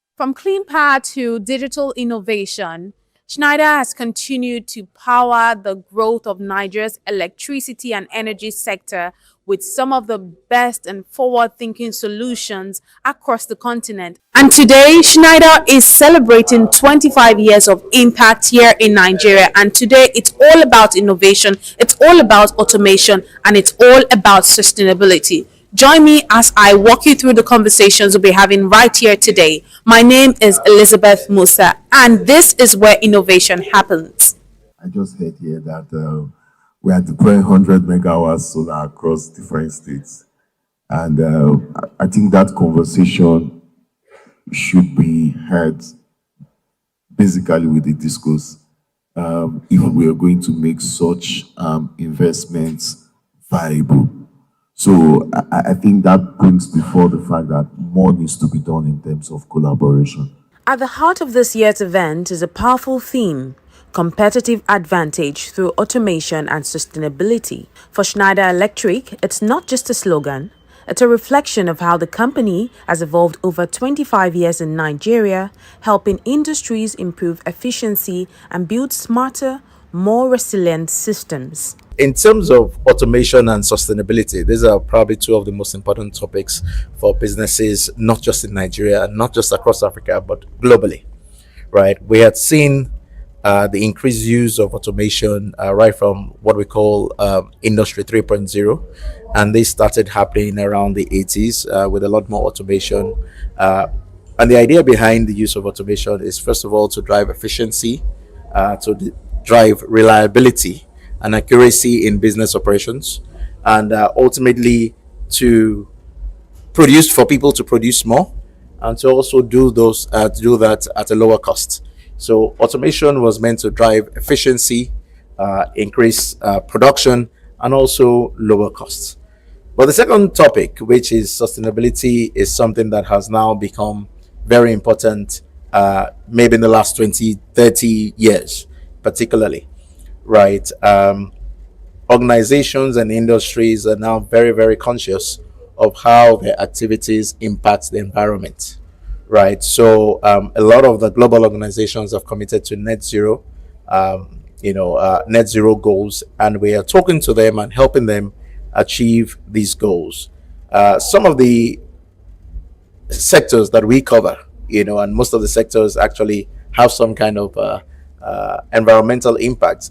And what we are then doing and working with this sector is to ensure that we're supplying products that are environmentally friendly, products that are not contributing any parts, that do not have any negative impact to the environment, even in the process of production, right? And when you look at Schneider Electric, we've been named the most sustainable company in the whole world for the past 2 years by Time Magazine. So it's not something that we preach, it is something that we practice. And that is why our customers, our partners trust us. And that's why they continue to rely on us for sustainable solutions. So for us, automation and sustainability are key topics that are pertinent to our customers today, that are important to industries today, and will continue to remain relevant. From manufacturing to energy, Experts here agree that digital transformation is no longer a distant dream, it's a daily necessity. And as industries automate, the conversation around sustainability is taking center stage. What stands out most for us is our ability to create an ecosystem of partners in the region, in Nigeria, to drive access to energy, to drive electrification, and to drive technology into homes, buildings, data centers, infrastructure, and industries. The biggest ambition of bringing access to energy to everyone, the innovation landscape in Nigeria, the vibrant community, and the strive towards technology, innovation, and electrification has kept us in a solid development mode. The level of partnership we have created in the country and the growth that we have seen in the country have been exceptional. We've heard about the new act, you've heard about the Min Good regulation. There are a number of regulations that support private sector investment and participation in the decentralized renewable energy space or interconnected mini-grid space. Furthermore, with projects like the Nigeria Electrification Program and the DARES program funded by the World Bank and the African Development Bank, this is not free money. These are loan facilities provided by the World Bank and the African Development Bank, which we will have to pay back. That is, a significant step in the right direction in terms of understanding the need to provide incentives or grants to support private sector companies in coming in and deploying these solutions that are required to bridge the energy access gap. I think for me, it shows success and it shows that things can actually get done in Nigeria. For a business, a global international business, to be in Nigeria for that long, that shows that something is going right in our country. A lot of companies struggle with making that investment decision as to whether to invest in Nigeria or not. But if a company like Schneider Electric can do business in this country with all of the challenges that it faces and still be successful, I think that speaks a lot to the type of market and economy that we have in our country. The event also highlights the growing role of public-private partnerships in driving innovation, ensuring that policy aligns with technology and investment to deliver tangible results. What we reward is what we get. I think there needs to be a lot of more focus on our universities such that we're able to support research and development, such that these technologies are built in country. That's one way we can reduce our exposure to the necessity, you understand, of external financing, because we have the market, we have the intellect, we have the resources, and I think we can make it happen. You see, that's part of what I mentioned during the panel session, that one of the things we are missing out is the partnership between industry and our academia. I think we need to do a lot more in promoting real research that results in innovative products that can be taken to the market. So you need the enabling environment, but you need industry to work with academia, because every technology that is used probably starts from the academia and then it gets industrialized in terms of its utilization. So I think that's a bit where I think more can be done, such that we can have homegrown technology in the country. Yeah. The policies government put in place to unlock gas is very important. It will help that reliability and sustainability. The second thing is about policy around the energy transition itself. We need to be very careful in the way we set up that policy, such that it will not stifle industry, it will encourage people to come in and invest. And the last thing for me is around security. Security is a very big issue for us in the oil and gas industry. Government is to find a way to sort out the security. Schneider has been a very sustainable company, and today means a lot, given the fact that they are also celebrating their 25th anniversary. Schneider has been a partner with NLNG even before they came into Nigeria. So our first trains came into operation in 1999, and we've been partnering with Schneider on automation. as we were designing those trains. So today for me is really a victory for not just Schneider but for Nigeria as a country and for all the companies that are partnering with Schneider in Nigeria. It's victory for us today. And I do know that Schneider is going to do more going into the future. 25 years on, Schneider's story in Nigeria is one of consistency, collaboration, and commitment to innovation. As the company looks to the next 25 years, the hope is that automation and sustainability won't just be buzzwords, but the building blocks of a stronger, smarter Nigeria. It's been 25 years of innovation, of automation, and sustainability here at Schneider Electric. And it was lovely to capture some of the voices and some of the people who have been a part of this story for 25 years. My name is Elizabeth Musa, reporting for Business Day Television.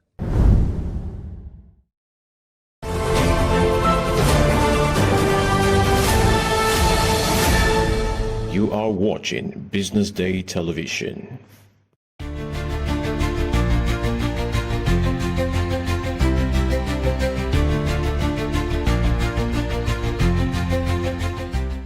Good morning and you're welcome to The Big Story. I am Deborah Eze. Today we turn the spotlight on Enugu State and the sweeping governance reforms under Governor Peter Mba. From digital land records and fiscal transparency to new service delivery standards in ministries, there's a clear attempt to redefine governance in Enugu. But how deep are these reforms? Are they truly changing the system or just the paperwork? Joining me is Chukwuma Okenwa. He's a governance analyst and executive director, Lead Network Africa. Good morning, Chukwuma. It's good to have you. Yeah, good morning and thank you so much.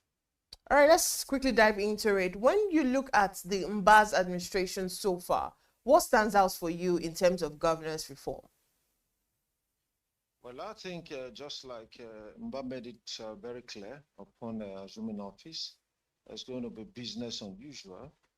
And truly, I see a governor that is ready to take the least spreaded paths in terms of bringing reforms that are unusual in approach. And it's quite unprecedented because it's like we've not seen before, ranging on like even a restructuring issue of governance. Like Enugu State has been a case of like driven largely by politics and of course civil service, where whoever is the governor, you have like a lot of people, they want to be around the seat of governance, live around governance and, make all of their monies, but we have a governor that came and, he made it very clear that, the government house is not an all-comers affair, maybe where you just stroll in. You need to have an appointment, you need to have a business to come there. And then the era of like maybe just wanting to be a political jobber is long gone. So what proposal are you bringing to the table to be able to have that audience with the current administration? All right, so there's been a push for transparency and efficiency through digital systems and also performance contract. How much of this is felt by the ordinary citizens? Well, to a very great extent, particularly like if I'm to cite the instance of the land, there has been that issue of one administration ends and subsequent administration issuing multiple CFO on a particular land. In some cases, some land has up to 3 CFOs, and it's been like a long lasting challenge. And so we now have an administration say, you know what, let's look at the documents, let's find where the challenges is, and let's now be able to let's digitalize, let's have like a database that it doesn't matter who is there, it's traceable, it's accessible by all relevant stakeholders. And you can always validate, who truly owns this, rather than maybe the days where it's just entirely at the purview of the civil servants, who in some cases, has been fingered for engaging in land fraud. So I consider that as something that is, quite a very bold and significant step. We also see incorporating digital technology into the security of the state. they recently, sometime about last year, the governor came up with the command and control center, basically for security surveillance, where you have like a joint task force survey with the cameras that are mounted in strategic places across Enugu metropolis, track in real time what challenges are, and also like try to like respond, both working with those on the level of operations. You have like the distress response squad, commissioned by the governor, who also like working with those at the back end, giving vital, relevant intelligence. So I think the governor has done pretty much well in that regard. Reforms around fiscal discipline and open budgeting have been praised, but some say implementation is slow. So what's your take on that? Well, I would say that when it actually comes to that regard, so one of the great concerns, that we in Enugu have always asked is, if all of the monies, because the government actually has, restructured the state entirely in terms of the ability of the state to generate, like we know, a recent statistics that was released by a budget. Enugu was, seen as one of the 6 states that could thrive with or without a federal allocation. So that means, the governor's tax policy has been very strong, but the concern has been when it comes to like matching the level of work, that has been implemented with the amount that is generated. I think the connection is not.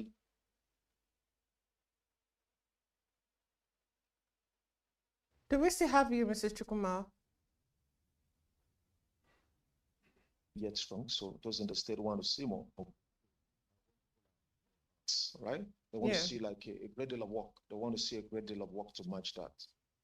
All right. The governor's vision of a $30 billion economy is very ambitious, if I say so myself. So how do governor's reforms support that goal? Yeah, certainly. So I think basically, and especially for the tax policy, right? The reforms we've seen around taxation, including like some things before that maybe we're free from tax in the state. The governor has expanded the tax net, right? To see how to generate more fund. But we think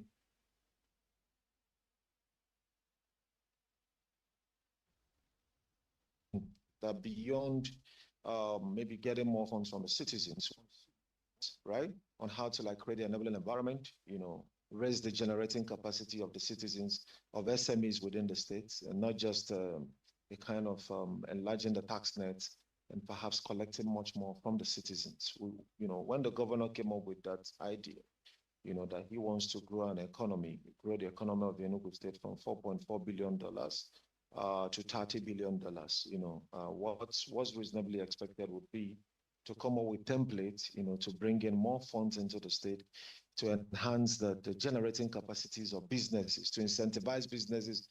Like the governor then announced about $100 billion fund for young persons. We are here to see that, so, I would say that Governor Peter Mbah's approach to governance has been a two-edged sword approach, right? In one regard, it's beneficial. Yes, the state is more sustainable now and can, handle infrastructural projects with lot of ease. But on the other ground, when you now talk about the social safety nets in the state, it seems to be more lean. So the government also need to like consider social development as an integral part of governance. Civil servants talk about new performance targets.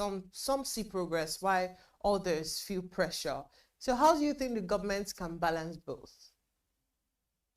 So in all essence, for those that feel pressured, I would just say just simply because they want to continue with the old way of doing things, because, I mean, the governor has not introduced for them to work on weekends. What the governor and the government has been after is, if you are paid to work from Monday to Friday, then you are not expected to simply come sit as usual without meeting any targets. I mean, where you have a clearly defined part of what to do on a weekly basis. And it's something that comes, right from the State Executive Council, where the governor tax, his commissioners.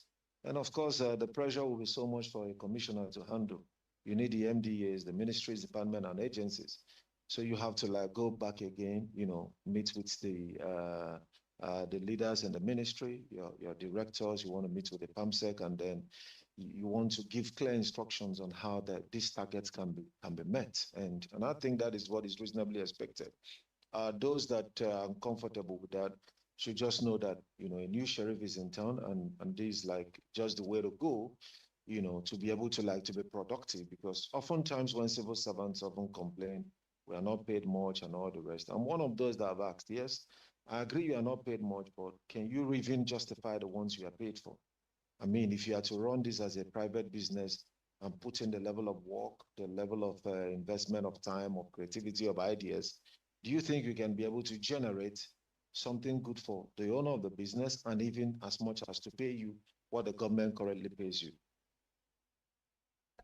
Do you think the administration has created more space for citizens to engage and give feedback on governance?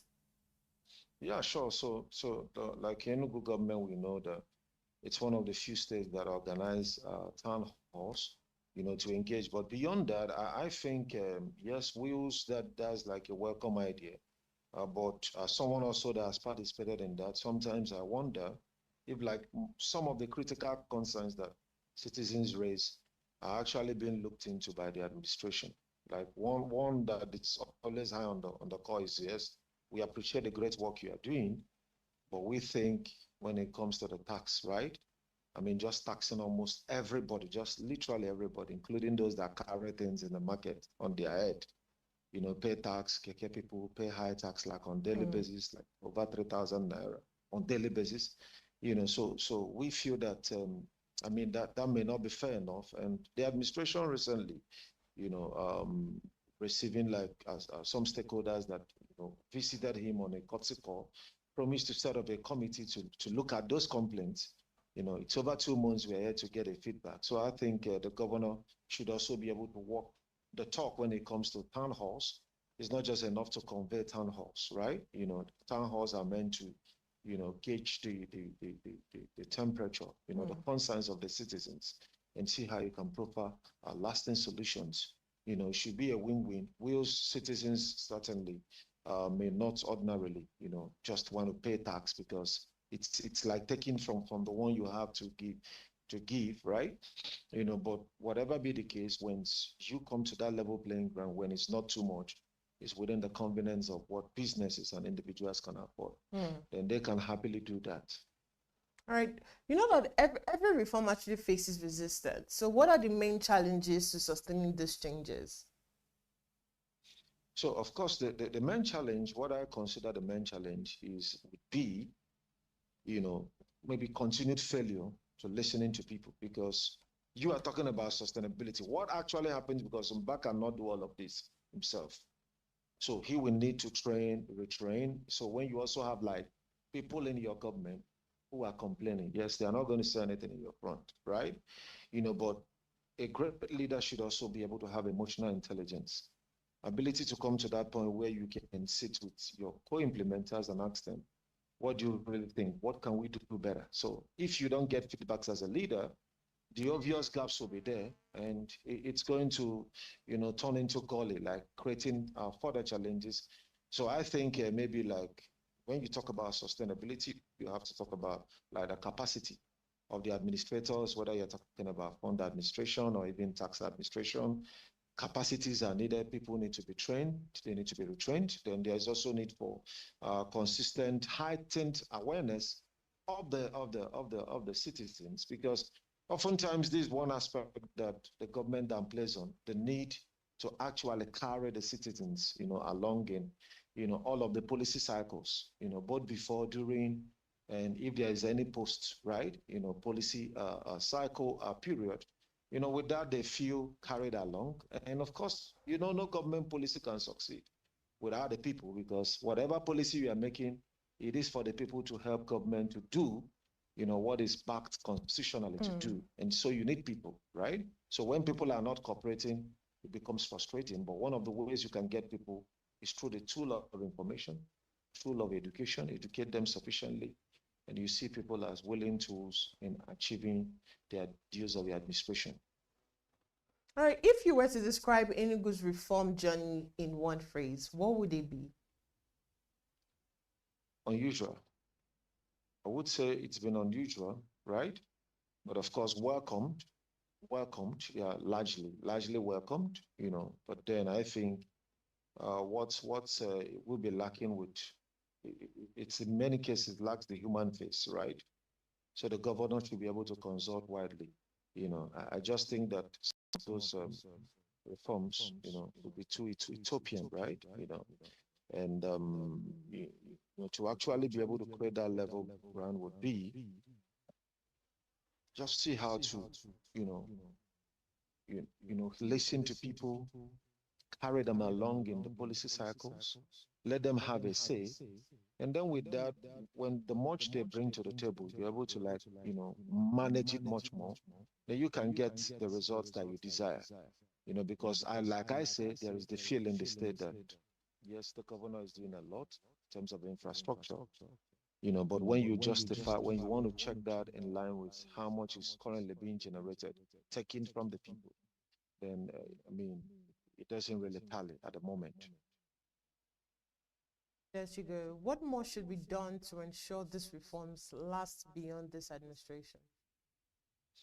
Yeah, so basically, of course, success without a successor is seen as failure, and since it's been like a tradition in the Nigerian political system, that people want to, they are interested in who takes over after them.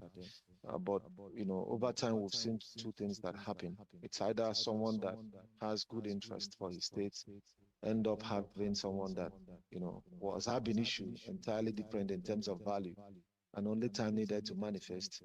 Or you just had people like just put in someone to, to fill up, to be like an extension of their administration. Well, I think that certainly would be for other people who didn't perform well. So I hope Umba completes strong like he started strong, and by so doing also, he will be careful enough to ensure that, he influenced the emergence. Whoever gets the party ticket should be someone that, can be interested in sustaining those bold reforms, because you need to even understand those reforms to be able to want to sustain it. Otherwise, you can't wait to change it. Hey, thank you so much for your insight. Chukwuma Okinwa is a governance analyst and executive director, Lead Network Africa. Thank you so much. You're welcome. And that's the much we can take on the breakfast show this morning. Do have yourselves a wonderful morning.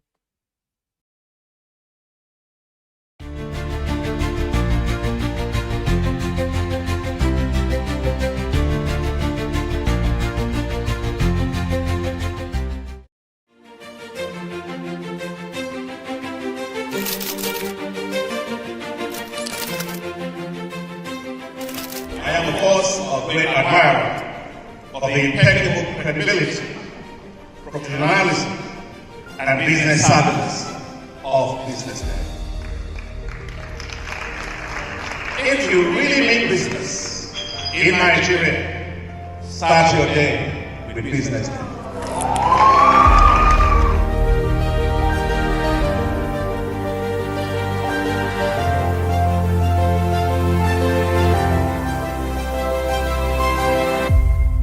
BusinessDay is West Africa's leading provider of business intelligence and information, delivering premium content across diversified media platforms, including online, mobile, and print. Since its inception in 2001 with a weekly newspaper production, BusinessDay has expanded its reach to provide exclusive content accessible through print, mobile, and online channels. Our premium offerings are further enriched with syndicated content from esteemed sources like the Financial Times, The Economist, and the Harvard Business Review. At BusinessDay, our mission is clear: to be the foremost provider of business and financial content, empowering readers to make informed decisions in Nigeria and Africa.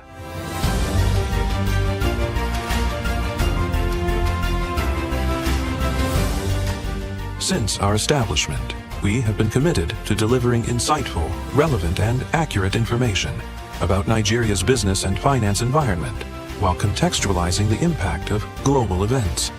We monitor the stock market, analyze the companies driving it, and report on government policies and their economic implications.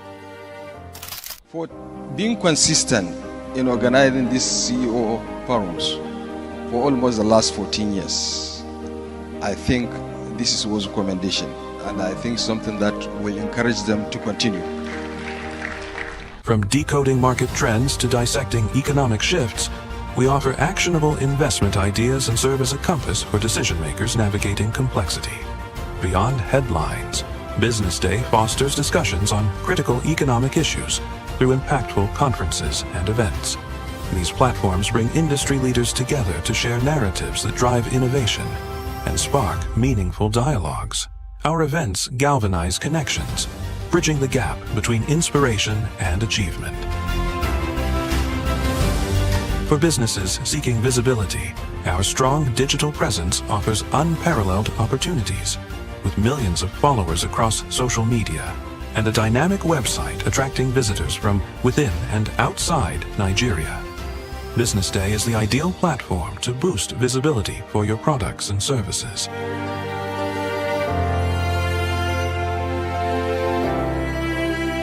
If you're looking for in-depth analysis and expert opinions on Nigeria and Africa's business landscape, Business Day is your guide.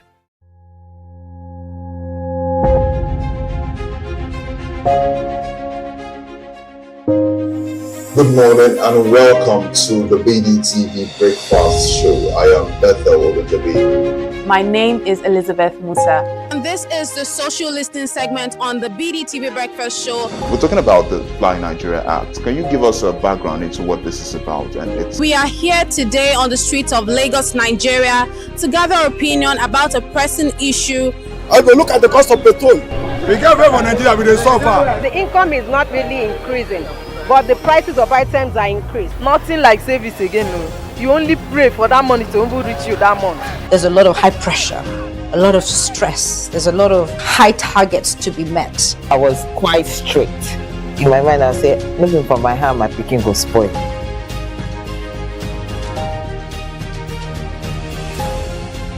To allow all banks and all the players in the space. 15% inflation target achievable in 2025.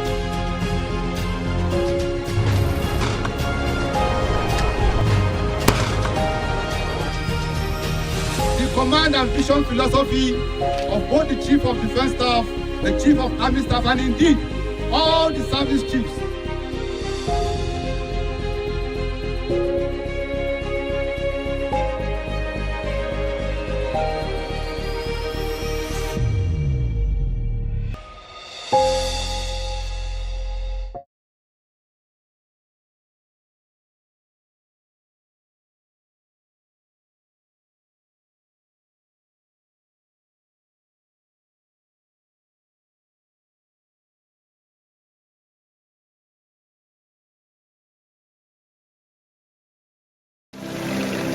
They say money never sleeps. Wake up to clarity, insights, and the stories driving business in Nigeria and beyond. From the heartbeat of small and medium enterprises to the pulse of national economic policy, this is where business meets perspective.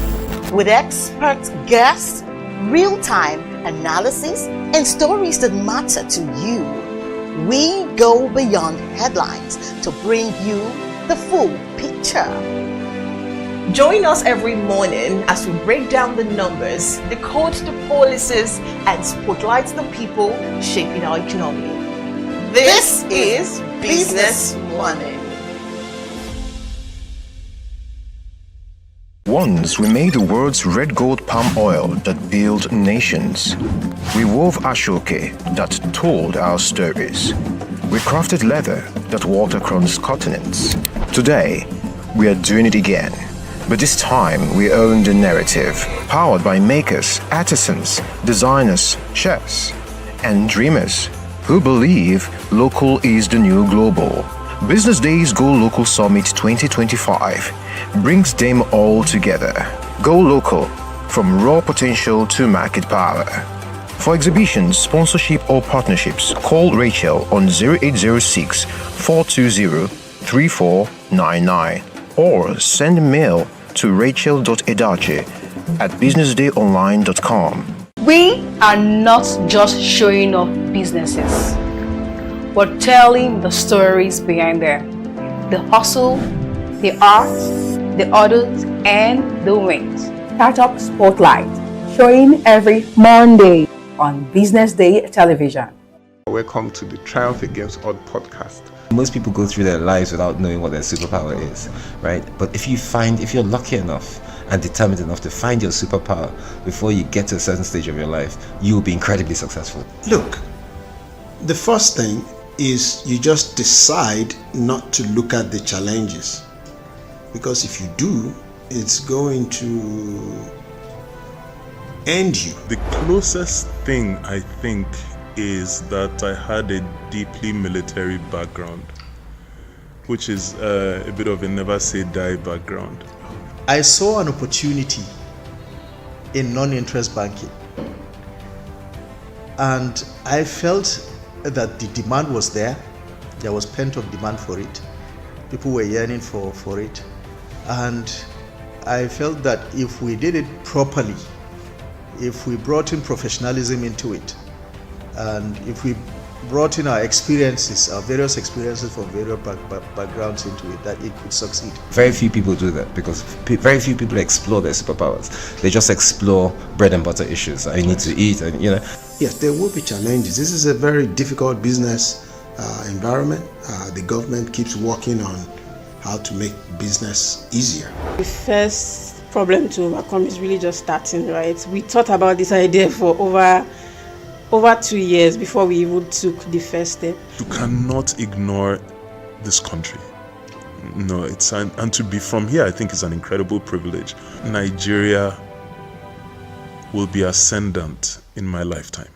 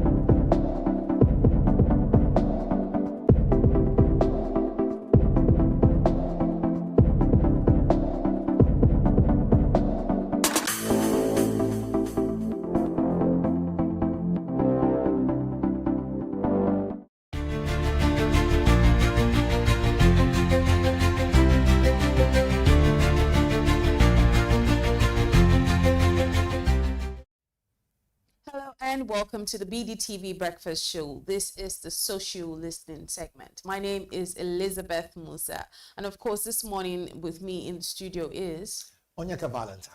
Onyeka Valentine, how was your weekend? Well, like you know, Friday was you and I that had the whole stage lit up like no other for MDLA. Yeah, I must say you did extremely well too. Yeah, we held them spellbound. Yeah, it was fun. It was fun doing that alongside you. Then and that set the pace for Saturday and Sunday. I said, look, job well done, Elizabeth and Valentine on Friday. Go and enjoy yourself and relax on Saturday and Sunday. So so you just went in that. I just said let's just shut down and that's prepare great. for Monday. Amazing. It's good to see you again. Yes, a new week. Most definitely.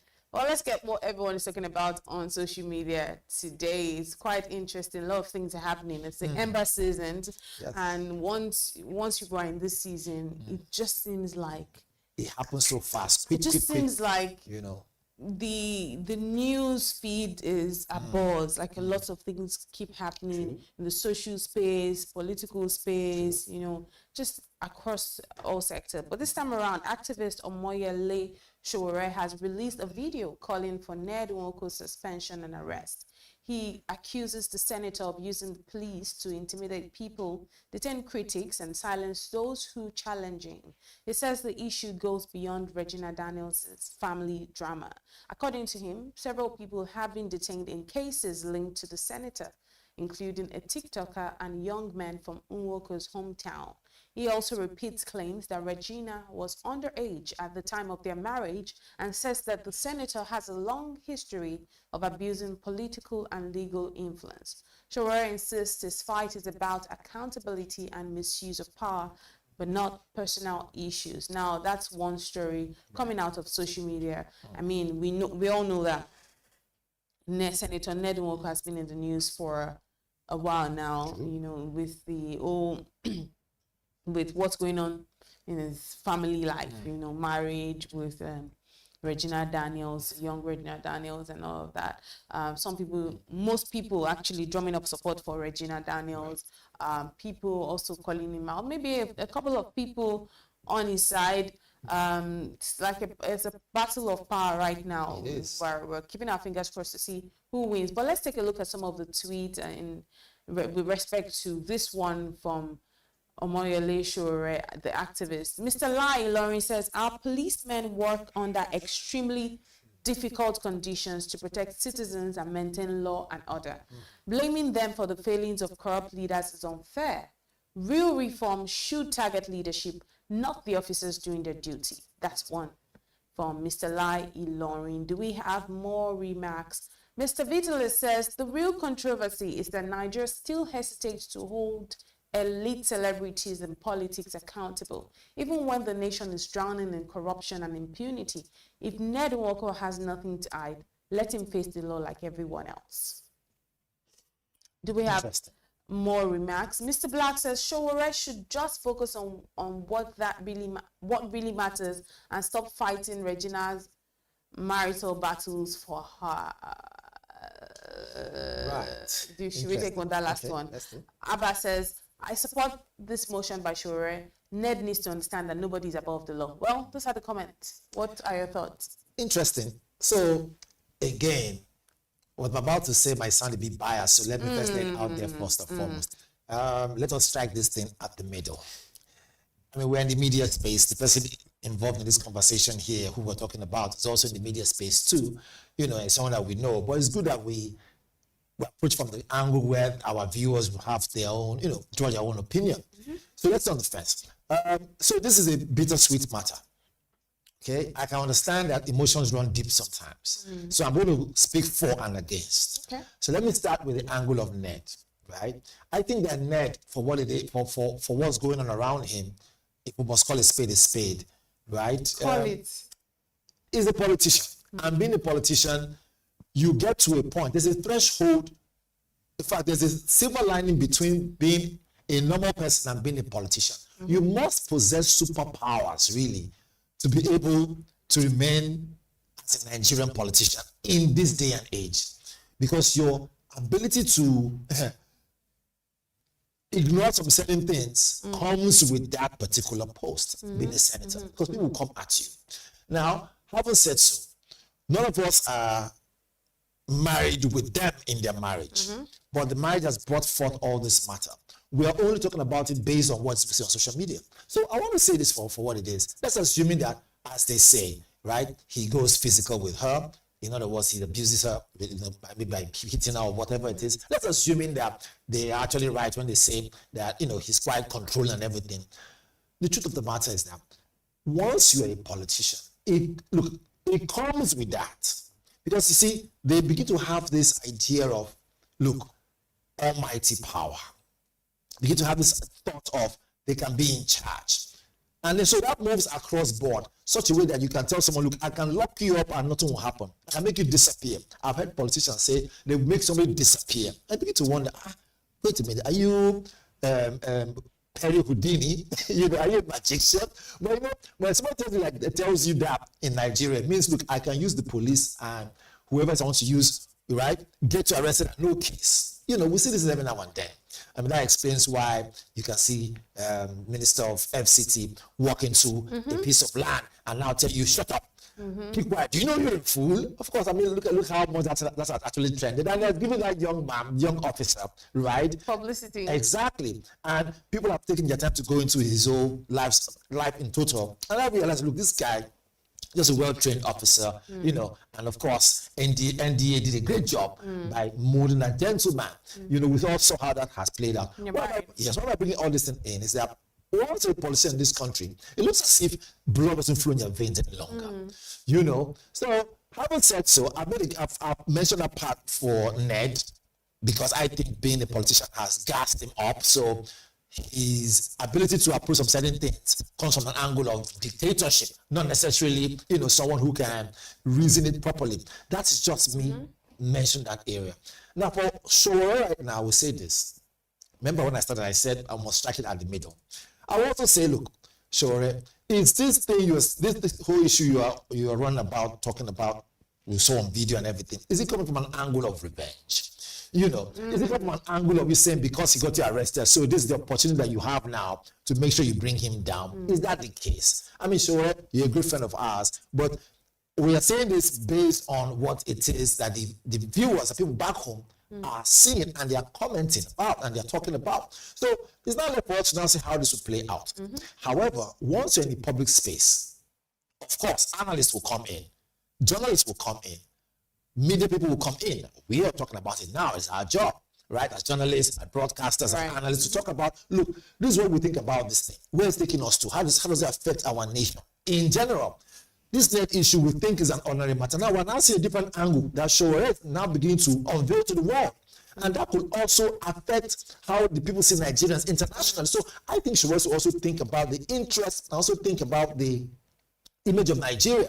Remember, not too long ago, we had Ike Kerimadu, right, former Senate president, locked up and is in jail. Now, we don't know how far that case.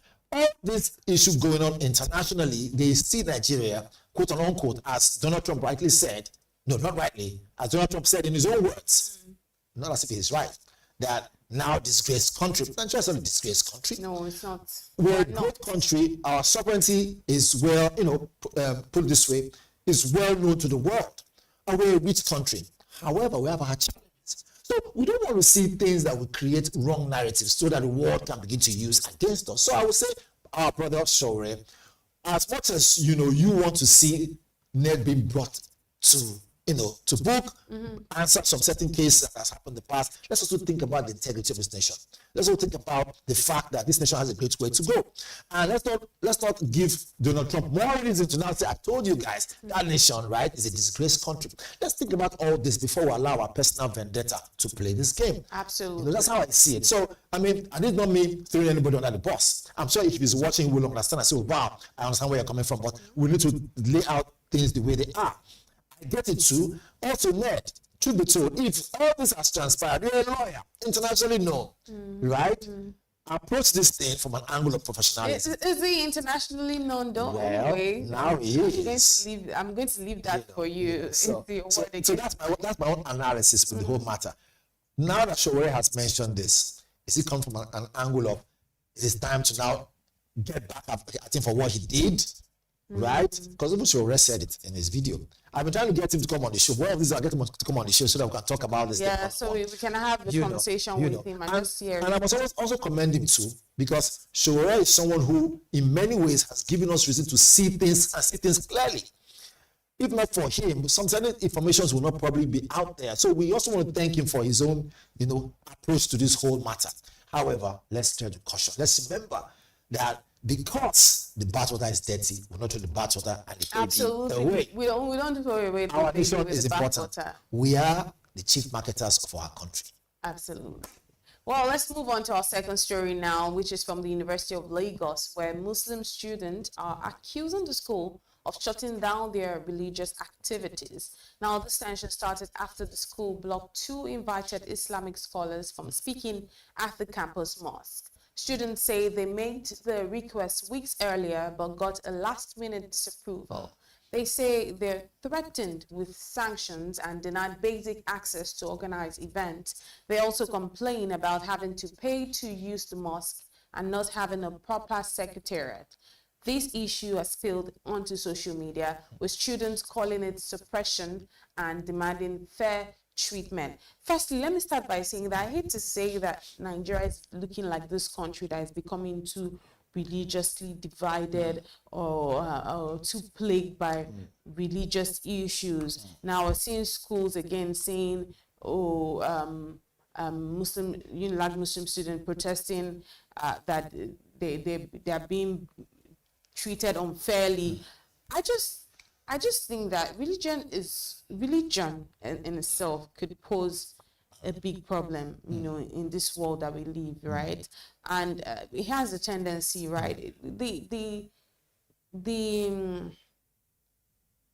values that religion preaches are great, but at the same time, when extremism comes in between, then it now becomes a problem for our society, and it's becoming a problem in Nigeria because you see, especially Nigeria has just 2 major religions, 2 major than others. 2 major being Christianity and Islam. But we see every time we're seeing issues, even looking at some of the things going on in the north, is still alongside Christianity and Islam.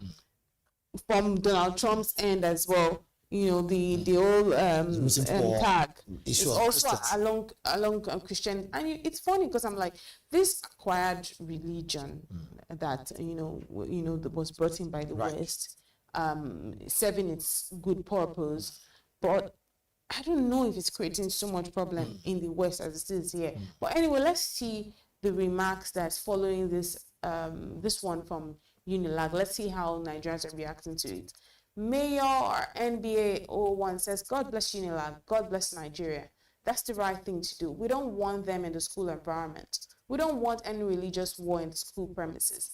Unilag is an academic university and not an Islamic university. That's a good point. Kadiri Edibia says, if a Muslim vice chancellor in another university stops a foreign pastor to attend a Christian program in BUK, which is Bayero University, Kano, hope it will not cause any issues. That's another good question to ask. Again, religious division. SOTC Bola Billion says, your primary reason for going to school is academics. Every other university is secondary, less relevant. UNILAG authorities can cancel all religious activities on campus, especially if they engender strife. Do we have one last remark? Humanity, Fine Yemenike says, note the authorities didn't ban all Islamic scholars from the campus. They banned 2 radical scholars notorious for preaching hate and instigating violence. With the ravaging number of Islamic terror groups ravaging the country, such scholars shouldn't be allowed to influence the students. One thing I'll first say, first of all, and I think at least we have a little in common in terms of that, is I remember when I was in secondary school, one thing that my secondary school did, which was beautiful and just made all of us understand humanity first, was that we all came from different backgrounds and all of that. But being in a military school like my school back then, we didn't do, there wasn't, you put on hijab, like, oh, because you're a Muslim, then you know how you go to all these other private schools and you see Muslims, because they're Muslim, they put on hijab. It was the rule. Everybody was with their normal head. Like we were in junior class, we were on low cut. Everyone, there was no, because you are Hadiza, then, and because your family, you guys are very staunch. Right. Then you put hijab, or because you are from CAC, you guys have to wear turban. There was nothing like that. Everyone was equal. That made us, and that did something. And when I look at every single one of us right now, that did something. Yes, everyone is back to their regular life now, but that did something. It leveled everyone. Like, you're not looking at, this one is the Muslim, this one. It made us to see each other as from equals. The same, as equal, and from the same level. There's no, and there's no discrimination. Right. There's no, you're a Muslim, you're this, you're that.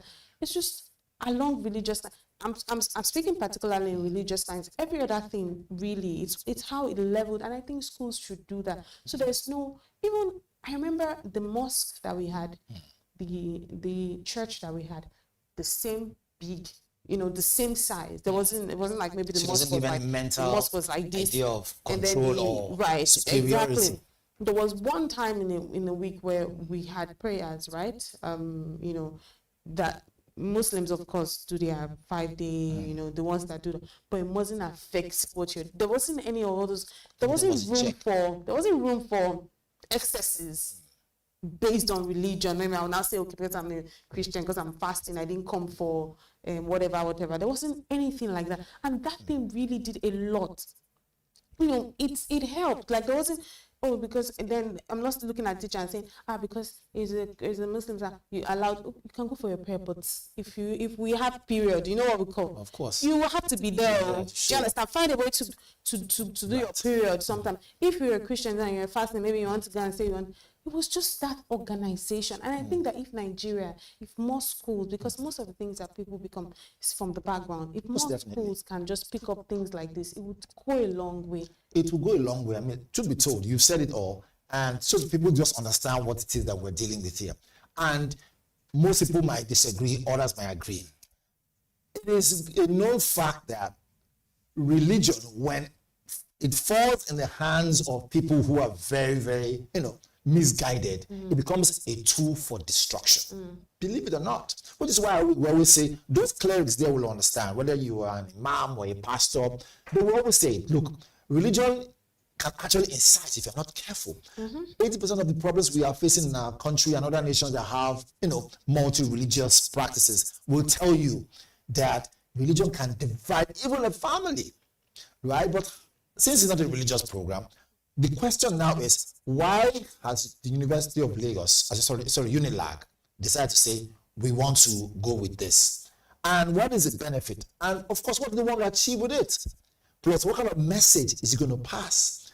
I think that, and this is me trying to be very objective and of course being unbiased. Look, I think that what is good for the goose is also good for the other one. So let's now see if they're going to place a ban on 2 students, let them also place a ban on whoever it is that is on the other end trying to cause trouble. Let it be a unilateral thing saying religion as a whole, whether you're a Muslim, you're a Christian, you are a traditional worshiper, whatever it is, let us make sure we put a good cap on every activity. You can't say you want to ban, clerics from speaking, and then the fellowships are having a few times. That's my point. So because what this means is that you begin to send the wrong message, and if you're not careful, like I said before, religion has been known to incite violence. Believe it or not, because people, when you're very emotional, and then the wrong doctrine gets into whoever it is that wants to get to, whether it is Christian or Muslim, whatever it is, the wrong doctrine can change a good person to an evil person.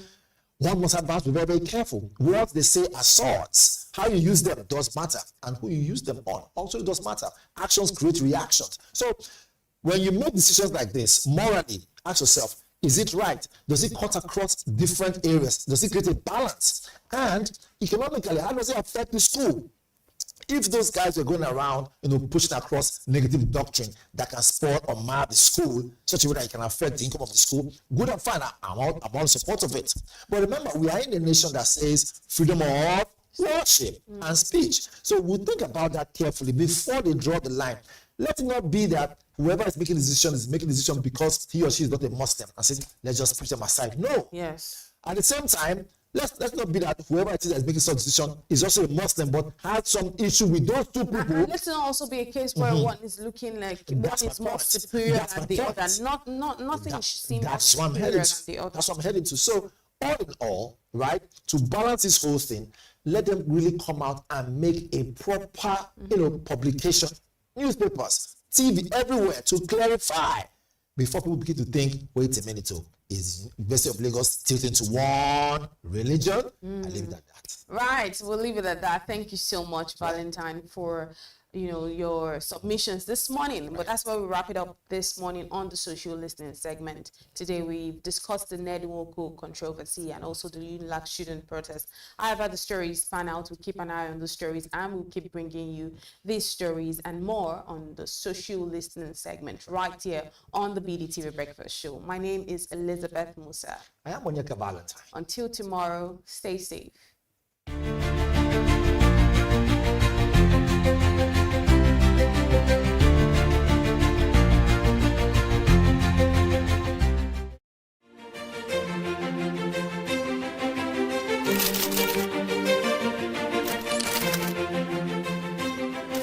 I am, of course, a great admirer of the impeccable credibility, professionalism, and business savviness of BusinessDay.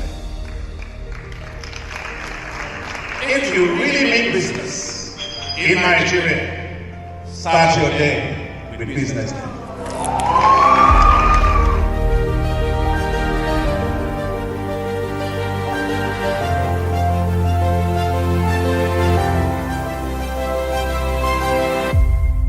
BusinessDay is West Africa's leading provider of business intelligence and information, delivering premium content across diversified media platforms, including online, mobile, and print. Since its inception in 2001 with a weekly newspaper production, BusinessDay has expanded its reach to provide exclusive content accessible through print, mobile, and online channels. Our premium offerings are further enriched with syndicated content from esteemed sources like the Financial Times, The Economist, and the Harvard Business Review. At BusinessDay, our mission is clear: to be the foremost provider of business and financial content, empowering readers to make informed decisions in Nigeria and Africa.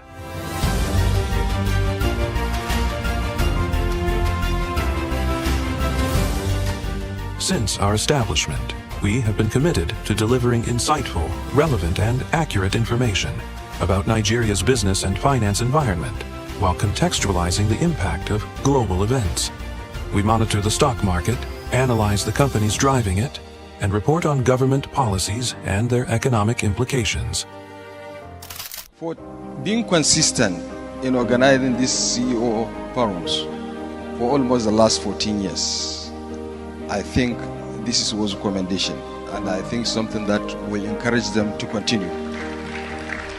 From decoding market trends to dissecting economic shifts, we offer actionable investment ideas and serve as a compass for decision makers navigating complexity. Beyond headlines, BusinessDay fosters discussions on critical economic issues through impactful conferences and events. These platforms bring industry leaders together to share narratives that drive innovation and spark meaningful dialogues. Our events galvanize connections, bridging the gap between inspiration and achievement. For businesses seeking visibility, our strong digital presence offers unparalleled opportunities, with millions of followers across social media and a dynamic website attracting visitors from within and outside Nigeria. BusinessDay is the ideal platform to boost visibility for your products and services.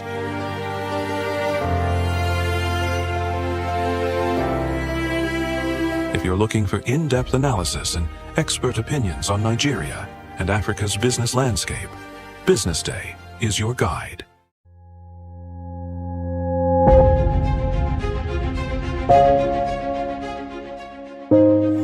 Good morning and welcome to the BDTV Breakfast Show. I am Bethel Ogujabi. My name is Elizabeth Musa. And this is the social listening segment on the BDTV Breakfast Show. We're talking about the Fly Nigeria Act. Can you give us a background into what this is about? We are here today on the streets of Lagos, Nigeria, to gather opinion about a pressing issue. I go look at the cost of petrol.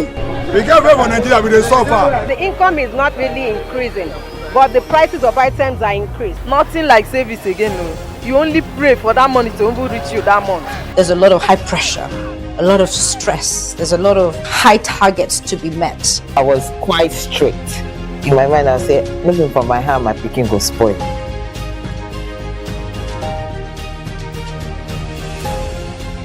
To allow all banks and all the players in the space 15% inflation target achievable in 2025.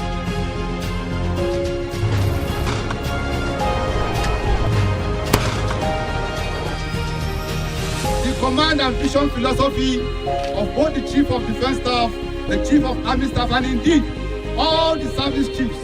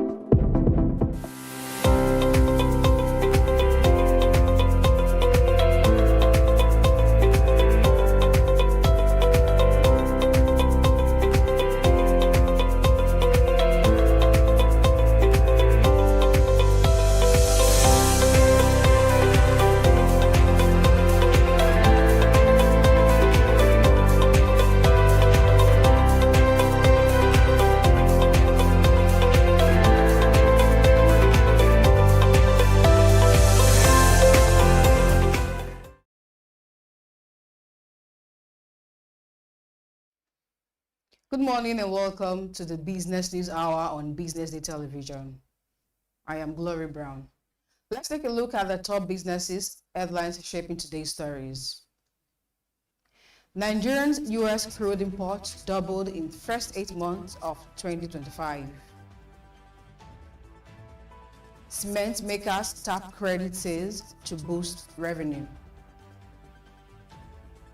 Why Nigerians' insurance penetrations remains low despite high population. Garri price tumbles 51% amid cassava glut. Let's begin the news in Nigeria, where the country's crude oil imports from the United States more doubled in the first 8 months of 2025, rising 101% from a year earlier, according to data from the U.S. Energy Information Administration. The country imported 31.69 million barrels between February and August, up from 15.79 million barrels in the same period recorded in the U.S. imports in January of either year. Monthly imports fluctuated but trended sharply higher through mid-year. Nigeria brought in 3.11 million barrels in February, down 13.8% from 3.61 million barrels recorded a year earlier. The rising intake of U.S. crude highlights Nigerian dependence on foreign supply amid inconsistent domestic crude availability and a slow ramp-up in local refining. U.S. light grades have become an attractive feedstock for complex refining operations, including the Dangote Petroleum Refinery near Lagos. Moving on, Nigeria's biggest cement producers are showing divergent trends in their trade receivables, revealing how much of their revenues comes from cash versus credits. An analysis of the financial statement of Dangote Cement, Boa Cement, and Lafarge Africa for the 9 months ended September 2025 shows a surge in the money owed to them by customers, suggesting that while cement demand remains strong, a larger portion of sales is being financed on credit rather than cash. The combined trade receivables of the three cement giants jumped 32% year-on-year to 65.2 billion naira in the first half of 2025, its highest in 6 years. In contrast, total industry revenue grew about 40% to 4.79 trillion naira, driven by Boa Cement market expansion and Dangote's Pan-African sales. Dangote Cement, which remains the industry leader, posted 54.2 billion naira in receivables in the third quarter of 2025, a jump from 44.9 billion naira a year earlier. Lafarge Africa also saw its receivables more doubled to 10.8 billion naira from 4.4 billion naira. Boa Cement, by contrast, maintained a lean receivable position of just 211 million naira, reflecting its preference for a more cash-oriented sales model. Despite the rise in credit sales, all three companies reported robust cash flows from operations in 2025.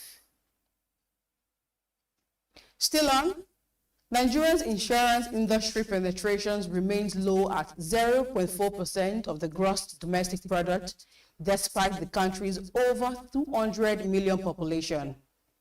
With South Africa posting an insurance penetration rate of 11.3%, followed by Namibia at 7.4%, Morocco at 2.1%, and Kenya at 1.2%, questions continue to mount over why years of reforms in Africa's most populous nations have failed to translate into stronger insurance uptake. Industry operators says insurance penetration, which is measured as total gross premiums as a share of GDP, remains weak in Nigeria due to low public awareness, widespread mistrust, limited access, and low purchasing power, particularly among households and the informal sector. Insurance in Nigerian industry at the end of the second quarter in 2025 stood at a gross written premium of 1.21 trillion naira, indicating a 49.3% growth rate compared to the same period in 2024. The non-life segment, including businesses in oil and gas, marine, aviation, fire, motor, and personal accident, retained its relative dominance in the market, contributing 64.2% to the total premium pool. In another development, cassava glut has forced down the price of gari by 51% year-on-year as farmers grapple with oversupply. The price of a small bucket known as pent, a popularly measurement for selling the commodity across Lagos, has declined by 51% from an average of 3,500 naira sold in 2024 to 1,700 naira in the same period of 2025, according to the BusinessDay's market analysis. A 60 kg of yellow gari currently sells for an average of 20,000 naira as against 42,000 naira sold in the same period of last year, indicating a 52% decline over the period. Also, a 60 kg of white gari now sells for an average of 18,000 naira. BusinessDay's market survey shows that the price of the commodity is even lower in Abuja, the country's capital. A modu, popularly measurement in the northern region, now sells for 5,000 naira as against 900 naira sold in the same period last year. Farmers have attributed the sharp drop in the price of the commodity to oversupply and low demand of the commodity, especially from processors. You're watching the Business News Hour. We'll take a quick break. Stay with us. When we come back, we'll bring you the foreign news and details.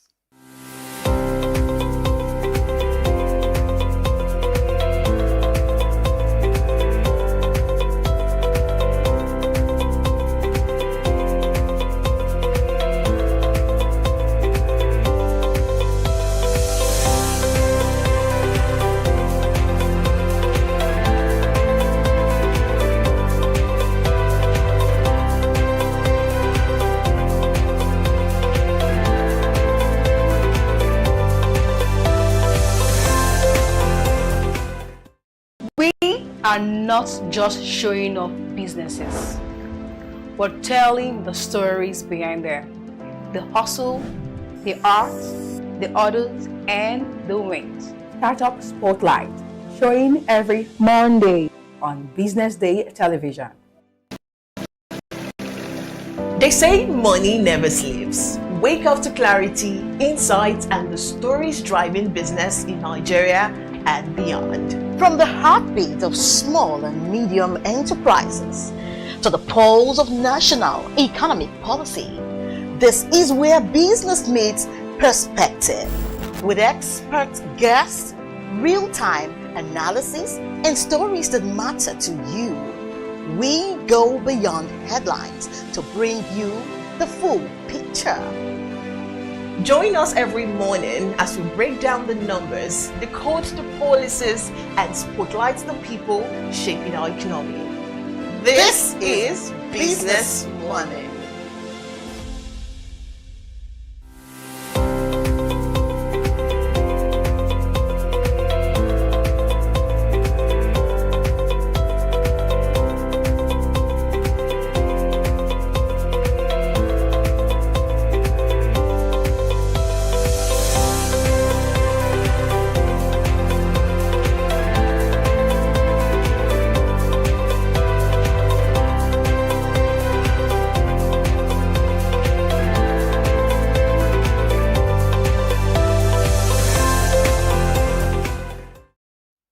Welcome back. It's still the Business News Hour right here on the BusinessDay television.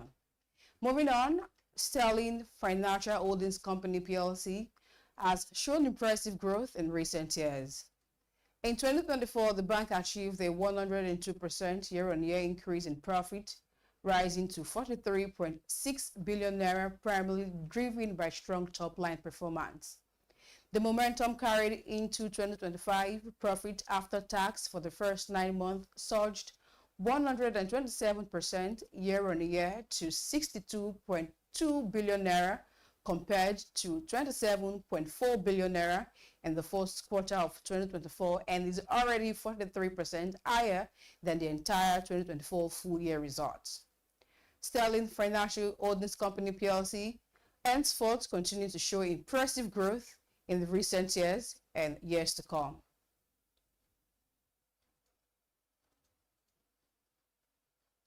In a major development, against the backdrop of higher interest rates regime, leading manufacturers have scaled down bank borrowing significantly.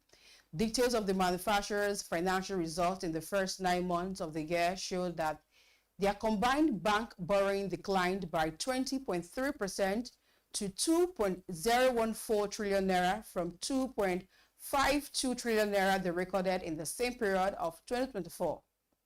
According to reports, further findings indicated that the firm have shifted their funding sources to equities, corporate bonds, and retained earnings. With this shift, their financial profit has also shifted, with aggregate finance costs tumbling drastically by 52.8% to 662 billion naira from 1.4 trillion naira a year earlier. The combined turnover of the firms jumped 37.9% to 10.1 trillion naira from 7.3 trillion naira in the corresponding period of 2024. Now, away from that story, the Nigerian stock market recorded a significant decline week on week, following sell-off by institutional investors over the new tax reforms, which is expected to rise the capital gain tax from January next year. Expectedly, the market dropped by 1.7%, with the Nigerian Exchange Limited All Shares Index declining to 147.0 trillion naira from last Friday, 149.5 points the previous week. Similarly, the market capitalization, which represents the total value of shares listed on the exchange, declined by over 1.4 trillion naira to close on Friday at 93.5 trillion naira from 94.9 trillion naira. The Minister of Finance and Coordinating Minister of the Economy, Mr. Wale Edun's meeting with the capital market operations who ensured them of resolving their concerns over the new tax reforms on the CGT. The market rebounded from last Wednesday to the end of Friday. The ministers assured help restored confidence across the investment community, reversing the previous session's sharp decline and fueling renewed optimism among institutional and retail investors alike. Investors also appeared encouraged by signs of increased government fiscal activities, which could stimulate private sector performance and boost company revenues in the coming quarters. Now, to end the business news hour, the organized private sector, represented by Nigerian Association of Chambers of Commerce, Industry, Mines, and Agriculture, has welcomed the introduction of the 20 billion naira collective insurance bond backed by a constraint of insurance to replace the long-standing containers deposit system in Nigerian's maritime trade. The new scheme, designed to protect international traders and freight forwarders, mark a major shift towards an insurance-driven framework for containers and cargo risk management, with agreed standard premiums now set for containers, intermediate cargo in transit, and public liability coverage.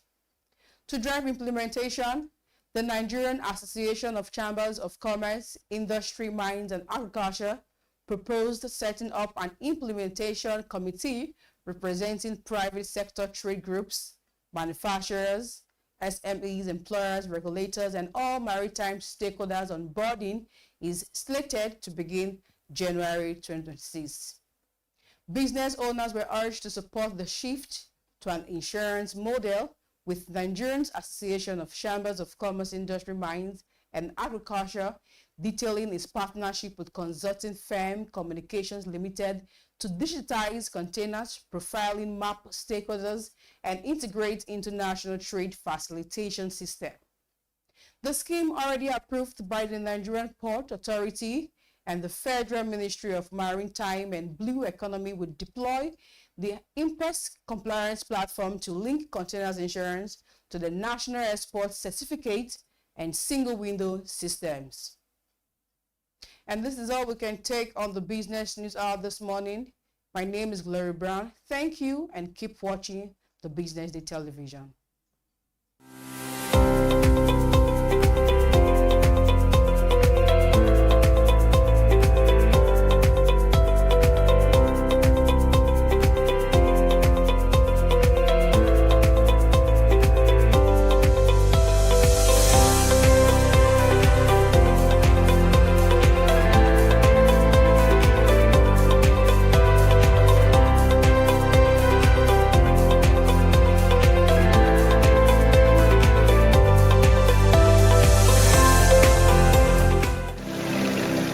They say money never sleeps. Wake up to clarity, insights, and the stories driving business in Nigeria and beyond. From the heartbeat of small and medium enterprises to the pulse of national economic policy, this is where business meets perspective.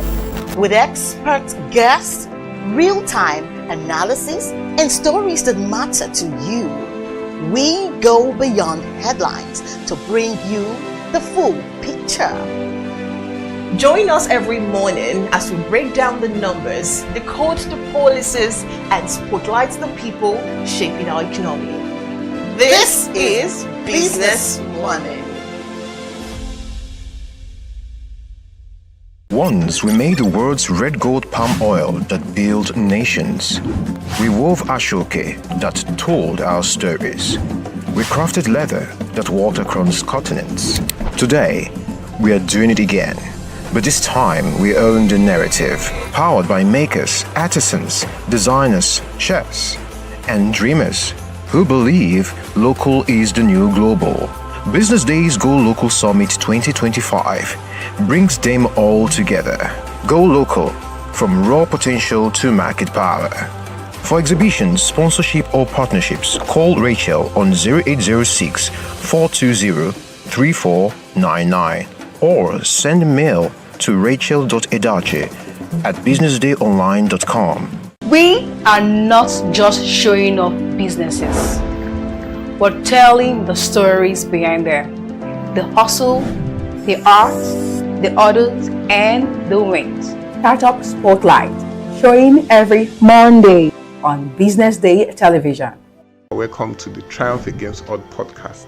Most people go through their lives without knowing what their superpower is, right? But if you're lucky enough and determined enough to find your superpower before you get to a certain stage of your life, you'll be incredibly successful. Look, the first thing is you just decide not to look at the challenges, because if you do, it's going to end you. The closest thing I think is that I had a deeply military background, which is a bit of a never say die background. I saw an opportunity in non-interest banking, and I felt that the demand was there. There was pent-up demand for it. People were yearning for it, and I felt that if we did it properly, if we brought in professionalism into it, and if we brought in our experiences, our various experiences from various backgrounds into it, that it could succeed. Very few people do that because very few people explore their superpowers. They just explore bread and butter issues. I need to eat, and Yes, there will be challenges. This is a very difficult business environment. The government keeps working on how to make business easier. The first problem to overcome is really just starting, right? We thought about this idea for over 2 years before we even took the first step. You cannot ignore this country. No, and to be from here, I think is an incredible privilege. Nigeria will be ascendant in my lifetime.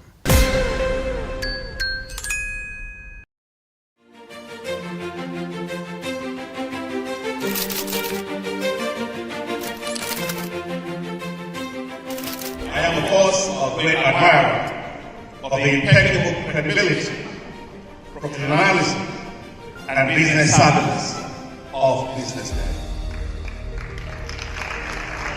If you really mean business in Nigeria, start your day with BusinessDay.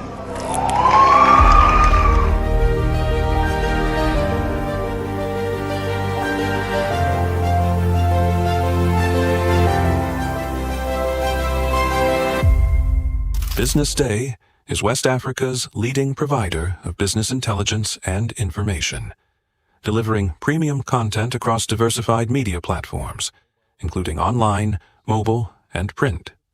Since its inception in 2001 with a weekly newspaper production, Business Day has expanded its reach to provide exclusive content accessible through print, mobile, and online channels. Our premium offerings are further enriched with syndicated content from esteemed sources like the Financial Times, The Economist, and the Harvard Business Review. At Business Day, our mission is clear: to be the foremost provider of business and financial content, empowering readers to make informed decisions in Nigeria and Africa.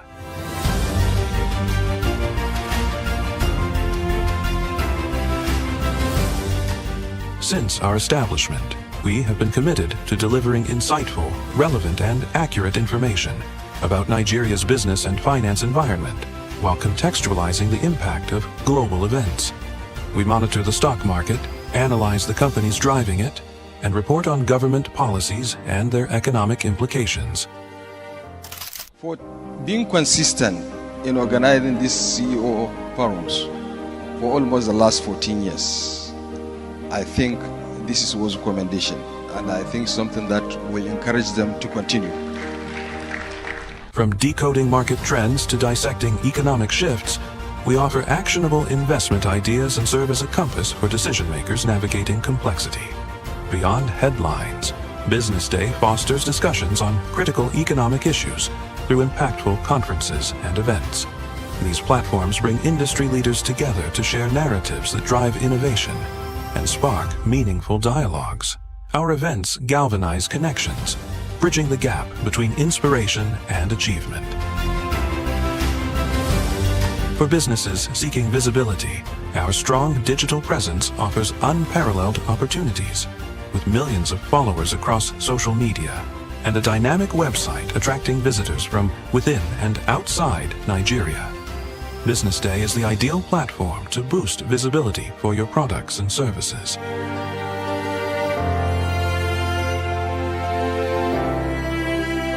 If you're looking for in-depth analysis and expert opinions on Nigeria and Africa's business landscape, Business Day is your guide.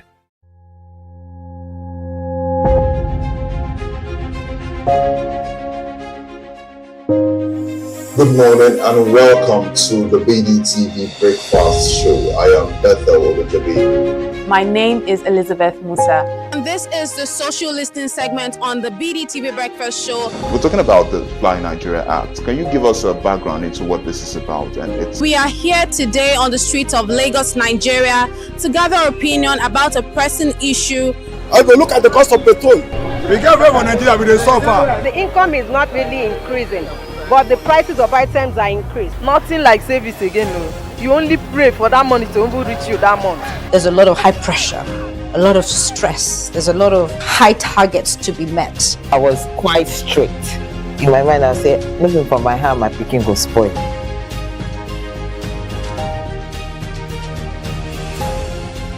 To allow all banks and all the players in the space 15% inflation target achievable in 2025.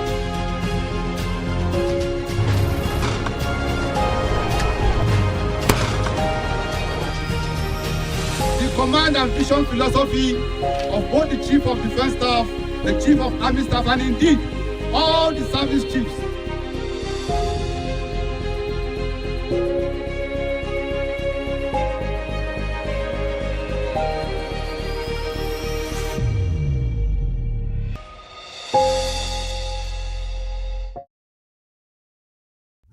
Meet Monica, your all-in-one financial solution. Convert crypto to Naira at juicy rates anytime, anywhere. Enjoy fast withdrawals straight to your bank. Buy airtime, data, and pay bills in seconds. No stress, no delays, just seamless transactions. Monica, the smarter way to move your money. Download now. Okay now, dependable insurance. After God, you are the next insurer. See as the boys the Allah. All the ladies the Allah. Insure your car protection from accidents. Unforeseen loss, you can see them. Mistakes are meant to happen. If you don't jam the car, they'll jam yours. Will you beat them? Yes, you will get them arrested. Your plans for that day is affected. You waste the money, you waste energy. With AXA, you can be protected. Get the protection that pays today. Call 0700 AXA Mansa to get a motor insurance that pays. At Stanley Stanbic IBTC, we are here to help you grow with financing that helps you expand, expert knowledge across 20 African markets, trade solutions that open doors to 195 countries globally, and an online banking platform that works hard, because with us, there's possible, then there's more. Visit www.stanbicibtcbank.com/business for more. Stanbic IBTC. True strength. What defines it? The brilliance of a player? Or when a team comes together to win? A solo beat? Or the rhythm of many? The flair of one dancer? Or the art of a troupe? One distinct voice, or the beauty of the symphony. At FCMB Group, we build ecosystems, empower communities, and create the future. Because we believe it's not just one, but the power of the group that delivers the future we all desire. FCMB, the power of the group.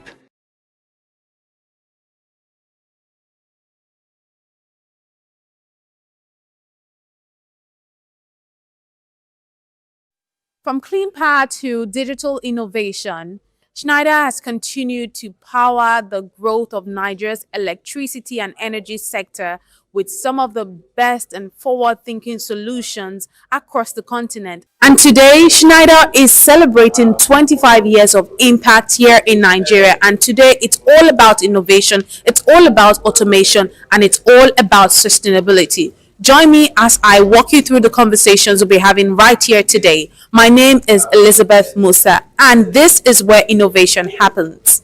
I just heard here that we are deploying 100 megawatts solar across different states.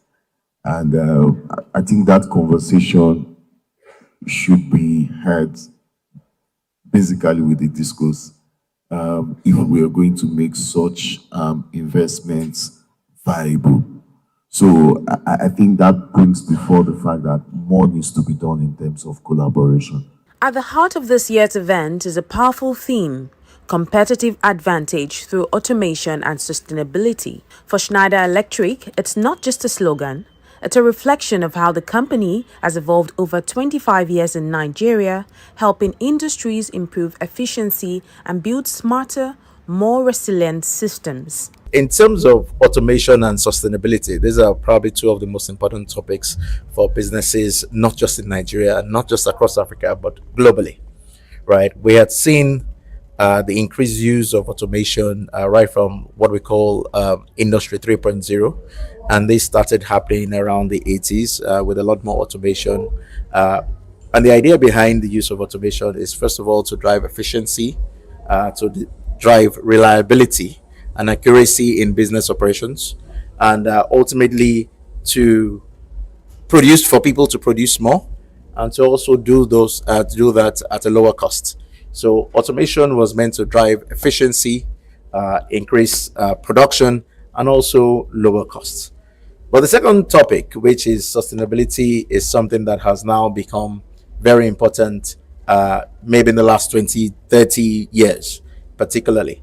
Right, organizations and industries are now very, very conscious of how their activities impact the environment.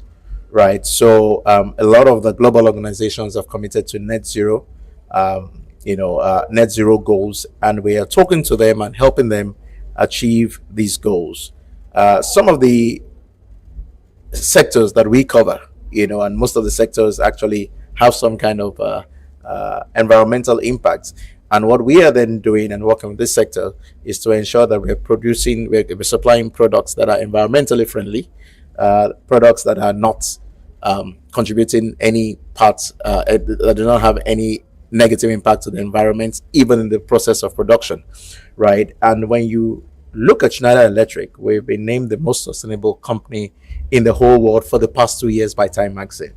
So it's not something that we preach, it is something that we practice. And that is why our customers, our partners trust us. And that's why they continue to rely on us for sustainable solutions. So for us, automation and sustainability are key topics that are pertinent to our customers today, that are important to industries today, and will continue to remain relevant. From manufacturing to energy, experts here agree that digital transformation is no longer a distant dream, it's a daily necessity.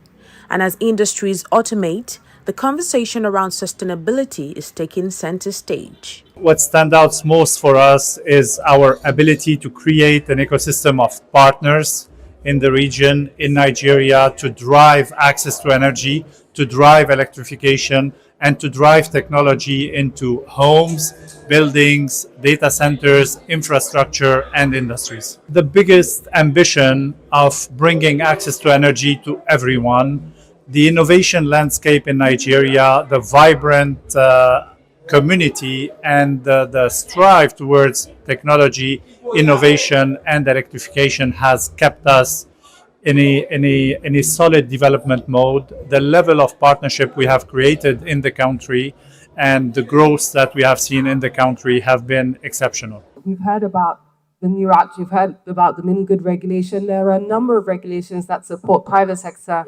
investment and participation in the decentralized renewable energy space or interconnected mini grid space. Furthermore, with projects like the Nigeria Electrification Program and the DARES program funded by the World Bank and the African Development Bank, this is not free money. These are loan facilities provided by the World Bank and the African Development Bank, which we will have to pay back. That is, a significant step in the right direction in terms of understanding the need to provide incentives or grants to support private sector companies in coming in and deploying these solutions that are required to bridge the energy access gap. I think for me, it shows success, and it shows that things can actually get done in Nigeria. For a business, a global international business, to be in Nigeria for that long, that shows that something is going right in our country. A lot of companies struggle with making that investment decision as to whether to invest in Nigeria or not. But if a company like Schneider Electric can do business in this country with all of the challenges that it faces and still be successful, I think that speaks a lot to the type of market and economy that we have in our country. The event also highlights the growing role of public-private partnerships in driving innovation, ensuring that policy aligns with technology and investment to deliver tangible results. What we reward is what we get. I think there needs to be a lot of more focus on our universities such that we're able to support research and development, such that these technologies are built in country. That's one way we can reduce our exposure to the necessity, you understand, of external financing, because we have the market, we have the intellect, we have the resources, and I think we can make it happen. You see, that's part of what I mentioned during the panel session, that one of the things we are missing out is the partnership between industry and our academia. I think we need to do a lot more in promoting real research that results in innovative products that can be taken to the market. So you need the enabling environment, but you need industry to work with academia, because every technology that is used probably starts from the academia and then it gets industrialized in terms of its utilization. So I think that's a bit where I think more can be done, such that we can have homegrown technology in the country. Yeah. The policies government put in place to unlock gas is very important. It will help that reliability and sustainability. The second thing is about policy around the energy transition itself. We need to be very careful in the way we set up that policy, such that it will not stifle industry, it will encourage people to come in and invest. And the last thing for me is around security. Security is a very big issue for us in the oil and gas industry. Government is to find a way to sort out the security. Schneider has been a very sustainable company, and today means a lot, given the fact that they are also celebrating their 25th anniversary. Schneider has been a partner with NLNG even before they came into Nigeria. So our first trains came into operation in 1999, and we've been partnering with Schneider on automation as we were designing those trains. So today for me is really a victory for not just Schneider but for Nigeria as a country, and for all the companies that are partnering with Schneider in Nigeria. Is victory for us today. And I do know that Schneider is going to do more going into the future. 25 years on, Schneider's story in Nigeria is one of consistency, collaboration, and commitment to innovation. As the company looks to the next 25 years, the hope is that automation and sustainability won't just be buzzwords, but the building blocks of a stronger, smarter Nigeria. It's been 25 years of innovation, of automation, and sustainability here at Schneider Electric. And it was lovely to capture some of the voices and some of the people who have been a part of this story for 25 years. My name is Elizabeth Musa, reporting for Business Day Television.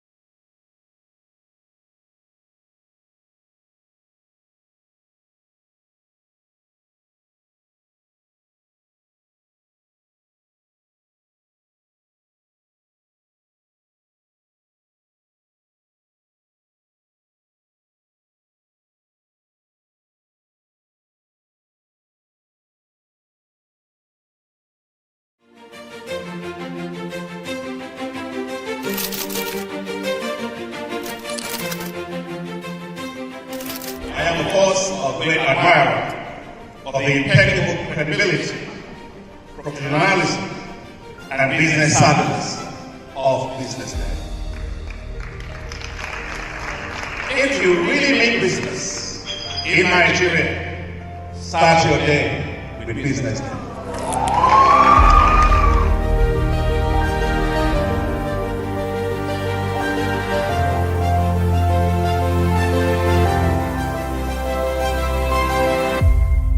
BusinessDay is West Africa's leading provider of business intelligence and information, delivering premium content across diversified media platforms, including online, mobile, and print. Since its inception in 2001 with a weekly newspaper production, BusinessDay has expanded its reach to provide exclusive content accessible through print, mobile, and online channels. Our premium offerings are further enriched with syndicated content from esteemed sources like the Financial Times, The Economist, and the Harvard Business Review. At BusinessDay, our mission is clear: to be the foremost provider of business and financial content, empowering readers to make informed decisions in Nigeria and Africa.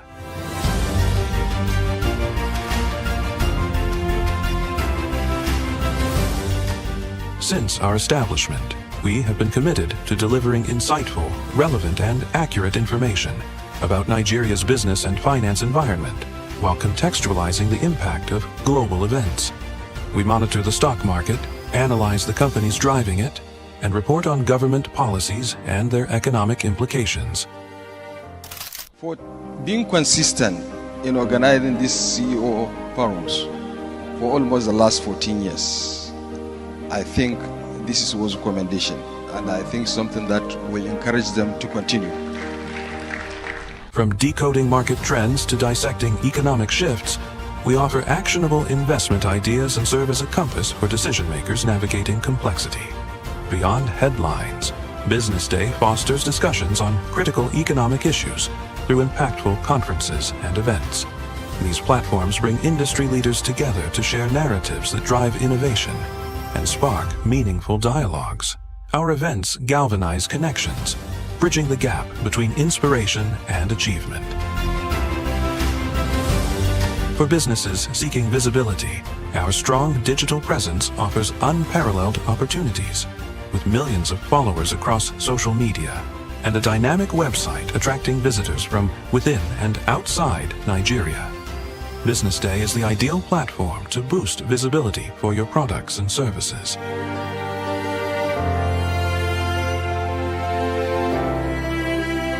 If you're looking for in-depth analysis and expert opinions on Nigeria and Africa's business landscape, BusinessDay is your guide.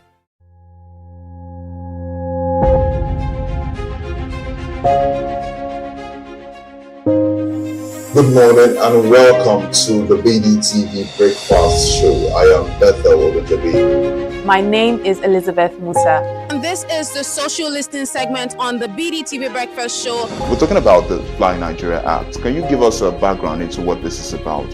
We are here today on the streets of Lagos, Nigeria, to gather opinion about a pressing issue. I will look at the cost of petrol. We get away from Nigeria with the suffer. The income is not really increasing, but the prices of items are increased. Nothing like service again. No. You only pray for that money to reach you that month. There's a lot of high pressure, a lot of stress. There's a lot of high targets to be met. I was quite strict. In my mind, I said, looking for my hand, my picking go spoil.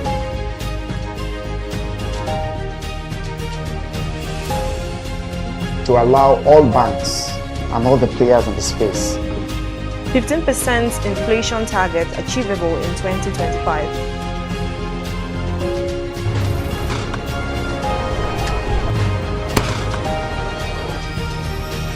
The command and vision philosophy of both the Chief of Defense Staff, the Chief of Army Staff, and indeed all the service chiefs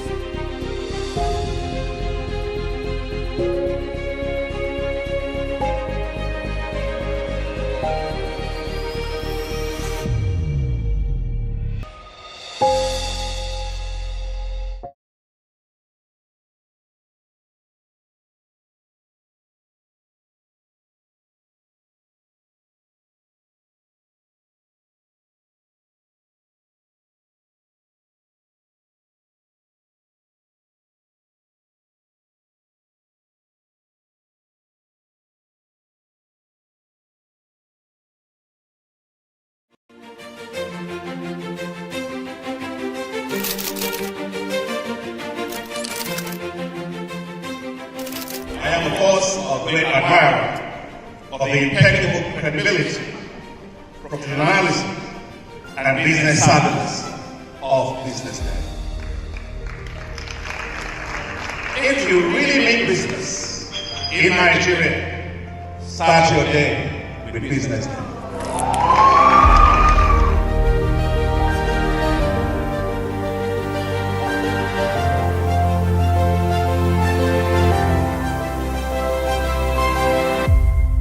BusinessDay is West Africa's leading provider of business intelligence and information, delivering premium content across diversified media platforms, including online, mobile, and print. Since its inception in 2001 with a weekly newspaper production, BusinessDay has expanded its reach to provide exclusive content accessible through print, mobile, and online channels. Our premium offerings are further enriched with syndicated content from esteemed sources like the Financial Times, The Economist, and the Harvard Business Review. At BusinessDay, our mission is clear: to be the foremost provider of business and financial content, empowering readers to make informed decisions in Nigeria and Africa.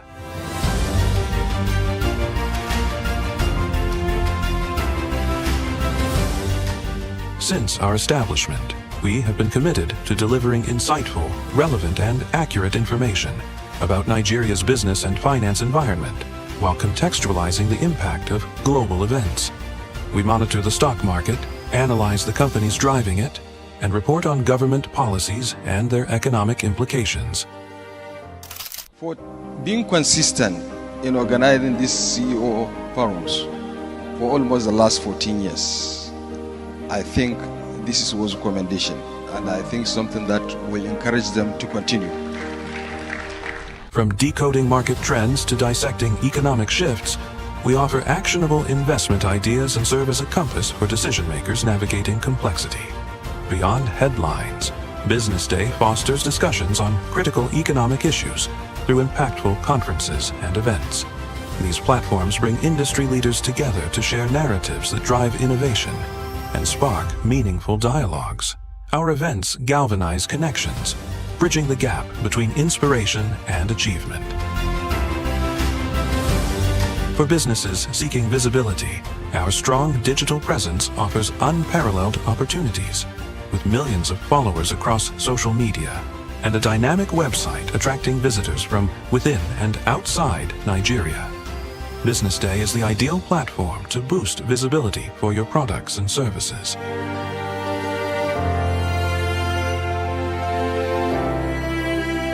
If you're looking for in-depth analysis and expert opinions on Nigeria and Africa's business landscape, BusinessDay is your guide.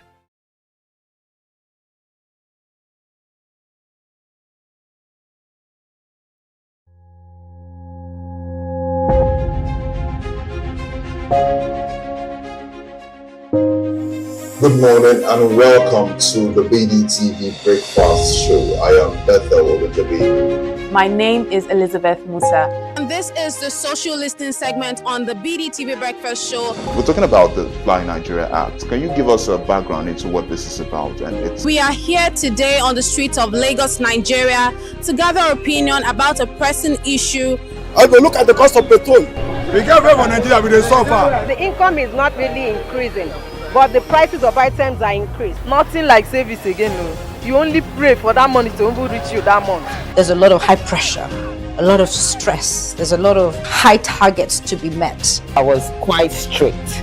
In my mind, I said, looking for my hand, my picking will spoil.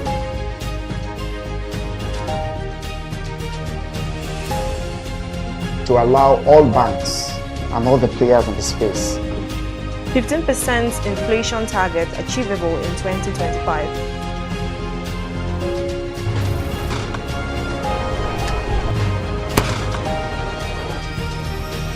The command and vision philosophy of both the Chief of Defense Staff, the Chief of Army Staff, and indeed all the service chiefs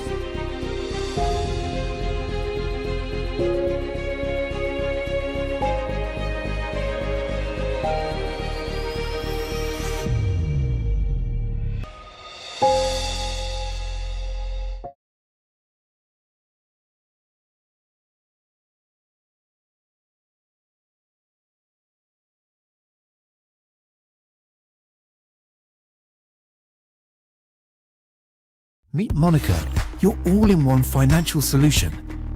Convert crypto to Naira at juicy rates anytime, anywhere. Enjoy fast withdrawals straight to your bank. Buy airtime, data, and pay bills in seconds. No stress, no delays, just seamless transactions. Monica, the smarter way to move your money. Download now. Okay now, dependable insurance. After God, you are the next insurer. See as the boys the Allah. All the ladies the Allah. Insure your car protection from accidents. Unforeseen loss, you can see them. Mistakes are meant to happen. If you don't jam the car, they'll jam yours. Will you beat them? Yes, you will get them arrested. Your plans for that day is affected. You waste your money, you waste energy. With AXA, you can be protected. Get the protection that pays today. Call 0700 AXA Mansa to get a motor insurance that pays. At Stanbic IBTC, we are here to help you grow with financing that helps you expand, expert knowledge across 20 African markets, trade solutions that open doors to 195 countries globally, and an online banking platform that works hard, because with us, there's possible, then there's more. Visit www.stanbicibtcbank.com/business for more. Stanbic IBTC. True strength. What defines it? The brilliance of a player? Or when a team comes together to win? A solo beat? Or the rhythm of many? The flair of one dancer? Or the art of a troupe? One distinct voice, or the beauty of the symphony. At FCMB Group, we build ecosystems, empower communities, and create the future. Because we believe it's not just one, but the power of the group that delivers the future we all desire. FCMB, the power of the group.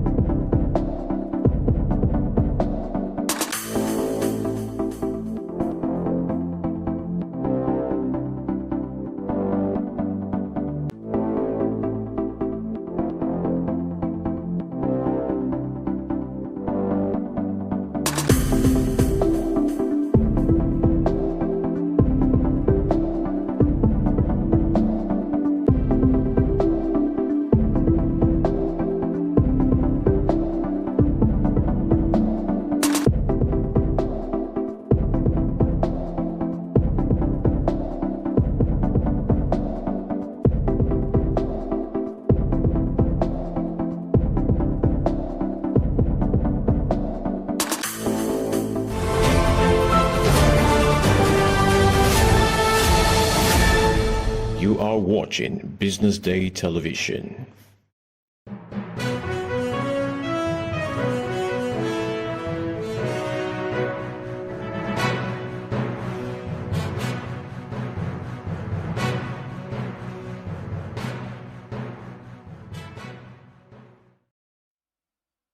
Good afternoon and welcome to the BDTV News at noon. I am Amanda Imosibue.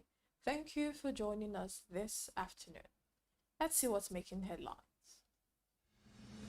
Nigeria's U.S. crude imports double in the first 8 months of 2025.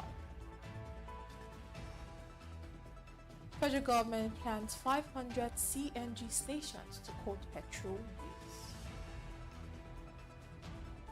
Analysts project inflation to drop below 17% in October. Trump has bought over $80 million in bonds since August. DR Congo ends Nigeria's 2026 World Cup dream. Let's begin the news in Nigeria, where the country's crude oil imports from the United States more than doubled in the first 8 months of 2025, rising 101% from a year earlier. According to reports, the country imported 31.69 million barrels between February and August, up from 15.79 million barrels in the same period of 2024, while there were no recorded U.S. crude imports in January of either year. Monthly imports fluctuated but trended sharply higher through mid-year as Nigeria brought in 3.11 million barrels in February, down 13.8% from the 3.61 million barrels recorded a year earlier. Imports also climbed to 5.25 million barrels in March, marking a 53.5% increase from 2024, and rose 32.3% in April to 2.04 million barrels as May imports reached 3.79 million barrels, up 82.4% from the previous year. The rising intake of U.S. crude, however, highlights Nigeria's dependence on foreign supply amid inconsistent domestic crude availability and a slow ramp-up in local refining. Moving on, the federal government has revealed plans to establish 500 compressed natural gas refueling stations across the country within 3 years as part of efforts to accelerate Nigeria's transition to cleaner, cheaper fuels and ease pressure on petrol consumption. This follows the conclusion of discussions between the Midstream and Downstream Gas Infrastructure Fund and Chinese equipment manufacturer Endurance Group on the rollout of large-scale CNG infrastructure. The executive director of the MDGIF, Oluwole Adama, in a statement on Sunday, revealed that the Midstream and Downstream Gas Infrastructure Fund has concluded discussions with leading Chinese manufacturer Endurance Group to make available 500 CNG refueling stations across Nigeria for the next 3 years. Adama says the talk resulted in an agreement to create a government-backed special purpose vehicle promoted by the MDGIF, Bank of Industry, Endurance Group and Secure Investment Partners to drive the project. According to him, the SPV, to be known as Compressed Natural Gas Automobility Infrastructure Company, will deploy 500 integrated CNG refueling stations, develop LCNG gas supply infrastructure, and provide CNG and LNG transportation trucks with truck-mounted cascades, forming a virtual pipeline across all states nationwide. The director noted that the initiative would help eliminate the long queues currently witnessed at existing CNG stations by expanding access to refueling points and improving logistics to ensure uninterrupted supply. Still on, analysts have agreed that a moderation appears to be the only way forward ahead of the release of the October inflation data by the National Bureau of Statistics. This was contained in multiple macroeconomic updates from investment houses on the inflation numbers. The September 2025 inflation figure printed at 18.02% marks the 6th month of consecutive deadline. Analysts at Cowrie Asset Management projected that headline inflation would further ease to 17.83%, supported by continued naira stability, improved FX liquidity, and sustained food supply from the ongoing harvest season. The analyst added that while the upward adjustment in PMS prices in early October introduced mild constant cost pressures, the overall impact on headline inflation should remain limited due to petrol's relatively low weighting in the CPI basket. The research firm added that with the sustained decline in headline inflation and the rate cut by the Monetary Policy Committee of the Central Bank of Nigeria in September, an additional cut may likely be when the MPC meets later this month. Also, the National Pension Commission says it has fully completed pension payments for all retirees who exited service in November, reaffirming that the era of delayed entitlement for workers in Treasury-funded ministries, departments and agencies has come to an end. Head of Corporate Commissions at PENCOM, Ibrahim Buwai, confirmed the development, revealing that the Commission's reforms and strengthened remittance processes have resulted in consistent, on-time payment of accrued pension rights. Buwai attributed the improved efficiency to ongoing reforms in the pension administration framework and the federal government's recent release of the 758 billion naira in bond proceeds to clear long-standing pension liabilities, including arrears of pension increases dating back to 2007. In his words, this progress demonstrates PENCOM's dedication to ensuring that no retiree under the contributory pension scheme suffers hardship due to delayed benefits. To end the local news, the faction of the People's Democratic Party, loyal to the Federal Capital Territory Minister Nyesom Wike, has rejected Saturday's expulsion of prominent party leaders at the convention in Ibadan, the Oyo state capital. This is even as 4 state chapters of the party have rejected the outcome of the convention in what observers see as a revolt against Governor Seyi Makinde's bid to exert his control of the party. According to reports, 3,000 delegates gathered in the ancient city of Ibadan on Saturday to elect the new leaders for the main opposition party, despite conflicting court orders. The Federal High Court sitting in Abuja had on Friday ordered the PDP to suspend its national convention, restraining the Independent National Electoral Commission from monitoring the process.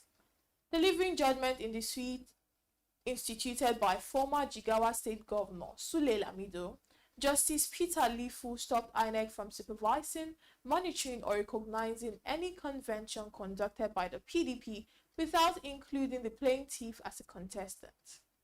Justice Lifu held that evidence before the court established that Lamido was unjustly denied the opportunity to obtain a nomination form to contest for the position of the national chairman of the party in violation of the PDP constitution and its internal regulations.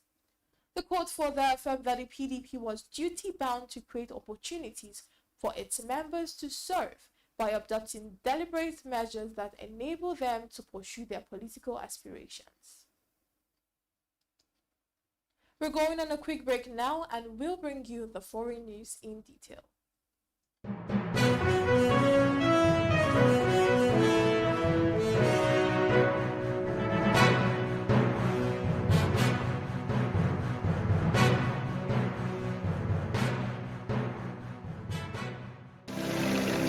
They say money never sleeps. Wake up to clarity, insights, and the stories driving business in Nigeria and beyond. From the heartbeat of small and medium enterprises to the pulse of national economic policy, this is where business meets perspective. With expert guests, real-time analysis, and stories that matter to you. We go beyond headlines to bring you the full picture.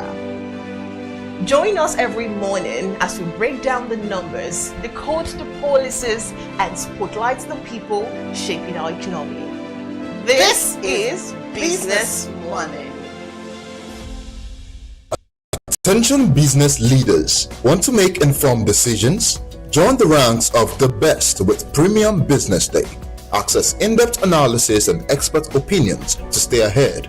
Subscribe now at premium.businessday.ng and unlock premium content. Plus, you get 50% off your first subscription. Don't miss out. Make smarter choices and seize new opportunities. Sign up now and elevate your business game. Visit premium.businessday.ng today.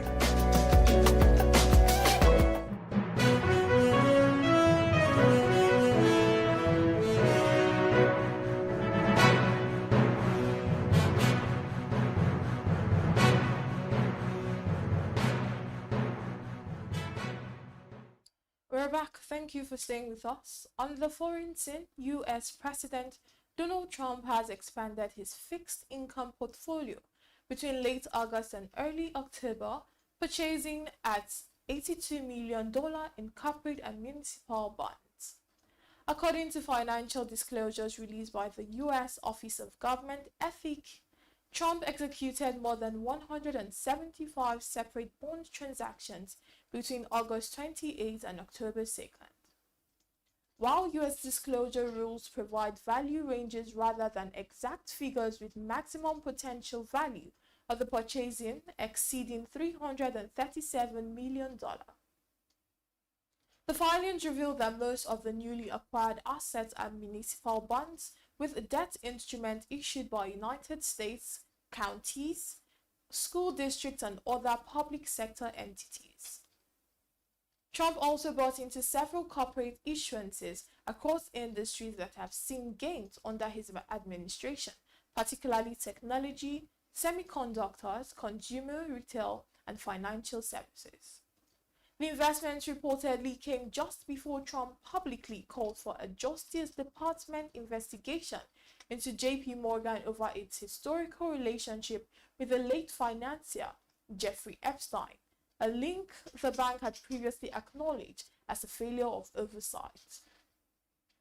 Also, Austria will launch a new work permit in December 2025, targeting people who live in neighboring countries but commute regularly for work. According to reports, the initiative is designed to make cross-border employment clearer and more structured while helping Austria manage labor shortages in key regions. Beginning December 1st, 2025, the Frontier Worker Permits will be available to workers who live in countries that share a border with Austria, such as Germany, Italy, Switzerland, and Czech Republic, but travel into Austria daily or weekly for their jobs. These workers, referred to as frontier or cross-border workers, will however maintain their residence abroad while working in Austria. Now to sports. Nigeria's dream of reaching the 2026 World Cup in the USA, Canada, and Mexico ended on Sunday in an agonizing 4-3 penalty shootout defeat against DR Congo in the final of the African playoff in Rabat, Morocco. Both countries were seeking a good spot at the Intercontinental playoff after coming through the battle of the best second-place teams from the qualifying series. Eric Shell made 2 changes to the winning team against Gabon, dropping Akko Adams and Bright Osayi Samuel for Semi Ajayi and Frank Onyeka. Onyeka formed a midfield trio with Alex Iwobi and Wilfred Ndidi, while Ajayi's inclusion into the heart of the defense saw the impressive Benjamin Frederick move to right back as Onyeka repaid Shell's trust by firing Nigeria ahead in the 3rd minute. The Super Eagles was quick to react to a field clearance by the DR Congo's defender from Izaldu Sanusi's cross as the shot took a deflection to beat Lionel Nkpasi Nzao in goal for the Leopards. To end the news, Norway qualified for their first World Cup since 1998 after Erling Haaland struck again in a 4-1 thumping of Italy on Sunday, which sealed a spot in next summer's finals in the United States, Canada, and Mexico. Haaland scored the decisive brace in the space of seconds at a soaking San Siro for Norway, who completed Group 1 with a perfect 24 points from their 8 qualifying matches. Norway would have had to lose by 9 goals or more in order to be overtaken by Italy for the group's only automatic place for the next summer's finals in North America. The Manchester City striker will be one of the players to watch the North America after smashing in 16 goals during qualifying. The 25-year-old is averaging more than a goal a game for a club and country this season and was typically ruthless when presented with his opportunities to both put Norway ahead and then double their lead in the 78th and 79th minutes. This is where we wrap it up this afternoon on Business Day Television News at noon. I am Amanda Amosibue. Keep watching BDTV.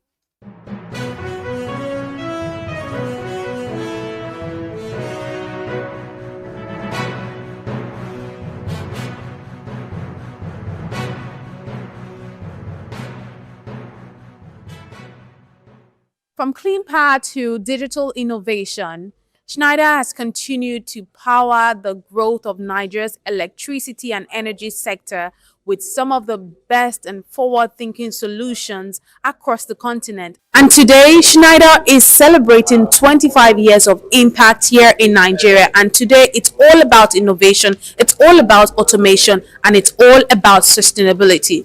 Join me as I walk you through the conversations we'll be having right here today. My name is Elizabeth Musa, and this is where innovation happens. I just heard here that we are deploying 100 megawatts solar across different states. And I think that conversation should be had basically with the discourse if we are going to make such investments viable. So I think that brings before the fact that more needs to be done in terms of collaboration. At the heart of this year's event is a powerful theme: competitive advantage through automation and sustainability. For Schneider Electric, it's not just a slogan, it's a reflection of how the company has evolved over 25 years in Nigeria, helping industries improve efficiency and build smarter, more resilient systems. In terms of automation and sustainability, these are probably two of the most important topics for businesses, not just in Nigeria, not just across Africa, but globally, right? We had seen the increased use of automation right from what we call Industry 3.0, and they started happening around the 80s with a lot more automation. And the idea behind the use of automation is, first of all, to drive efficiency, to drive reliability and accuracy in business operations, and ultimately to produce for people to produce more, and to also do that at a lower cost. So automation was meant to drive efficiency, increase production, and also lower costs. But the second topic, which is sustainability, is something that has now become very important, maybe in the last 20, 30 years, particularly. Right, organizations and industries are now very, very conscious of how their activities impact the environment. Right, so a lot of the global organizations have committed to net zero, net zero goals, and we are talking to them and helping them achieve these goals. Some of the sectors that we cover, and most of the sectors actually have some kind of environmental impact.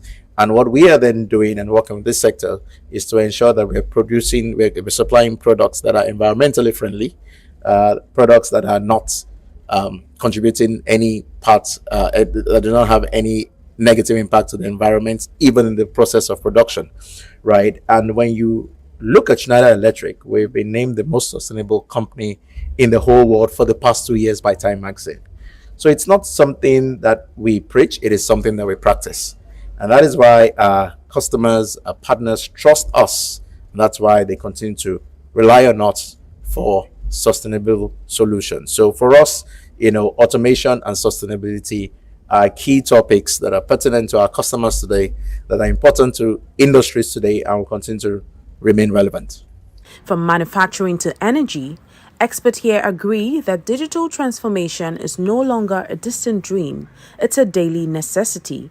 And as industries automate, the conversation around sustainability is taking center stage. What stands out most for us is our ability to create an ecosystem of partners in the region, in Nigeria, to drive access to energy, to drive electrification, and to drive technology into homes, buildings, data centers, infrastructure, and industries. The biggest ambition of bringing access to energy to everyone, the innovation landscape in Nigeria, the vibrant community, and the strive towards technology, innovation, and electrification has kept us in a solid development mode. The level of partnership we have created in the country and the growth that we have seen in the country have been exceptional. We've heard about the new act, you've heard about the mini good regulation. There are a number of regulations that support private sector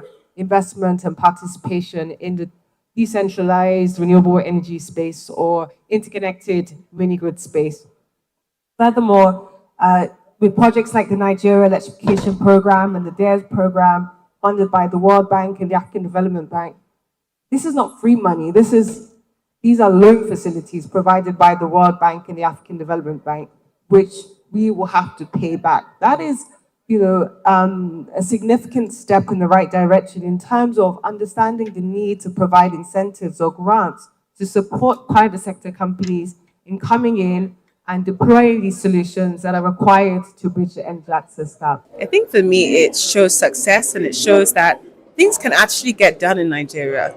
For a business, a global international business, to be in Nigeria for that long, that shows that something is going right in our country. A lot of companies struggle with making that investment decision as to whether to invest in Nigeria or not. But if a company like Schneider Electric can do business in this country with all of the challenges that it faces and still be successful, I think that speaks a lot to the type of market and economy that we have in our country. The event also highlights the growing role of public-private partnerships in driving innovation, ensuring that policy aligns with technology and investment to deliver tangible results. What we reward is what we get. I think there needs to be a lot of more focus on our universities such that we're able to support research and development, such that these technologies are built in country. That's one way we can reduce our exposure to the necessity, you understand, of external financing, because we have the market, we have the intellect, we have the resources, and I think we can make it happen. You see, that's part of what I mentioned during the panel session, that one of the things we are missing out is the partnership between industry and our academia. I think we need to do a lot more in promoting real research that results in innovative products that can be taken to the market. So you need the enabling environment, but you need industry to work with academia, because every technology that is used probably starts from the academia and then it gets industrialized in terms of its utilization. So I think that's a bit where I think more can be done, such that we can have homegrown technology in the country. Yeah. The policies government put in place to unlock gas is very important. It will help that reliability and sustainability. The second thing is about policy around the energy transition itself. We need to be very careful in the way we set up that policy, such that it will not stifle industry, it will encourage people to come in and invest. And the last thing for me is around security. Security is a very big issue for us in the oil and gas industry. Government is to find a way to sort out the security. Schneider has been a very sustainable company, and today means a lot, given the fact that they are also celebrating their 25th anniversary. Schneider has been a partner with NLNG even before they came into Nigeria. So our first trains came into operation in 1999, and we've been partnering with Schneider on automation as we were designing those trains. So today for me is really a victory for not just Schneider but for Nigeria as a country, and for all the companies that are partnering with Schneider in Nigeria. Is victory for us today. And I do know that Schneider is going to do more going into the future. 25 years on, Schneider's story in Nigeria is one of consistency, collaboration, and commitment to innovation. As the company looks to the next 25 years, the hope is that automation and sustainability won't just be buzzwords, but the building blocks of a stronger, smarter Nigeria. It's been 25 years of innovation, of automation, and sustainability here at Schneider Electric. And it was lovely to capture some of the voices and some of the people who have been a part of this story for 25 years. My name is Elizabeth Musa, reporting for Business Day Television.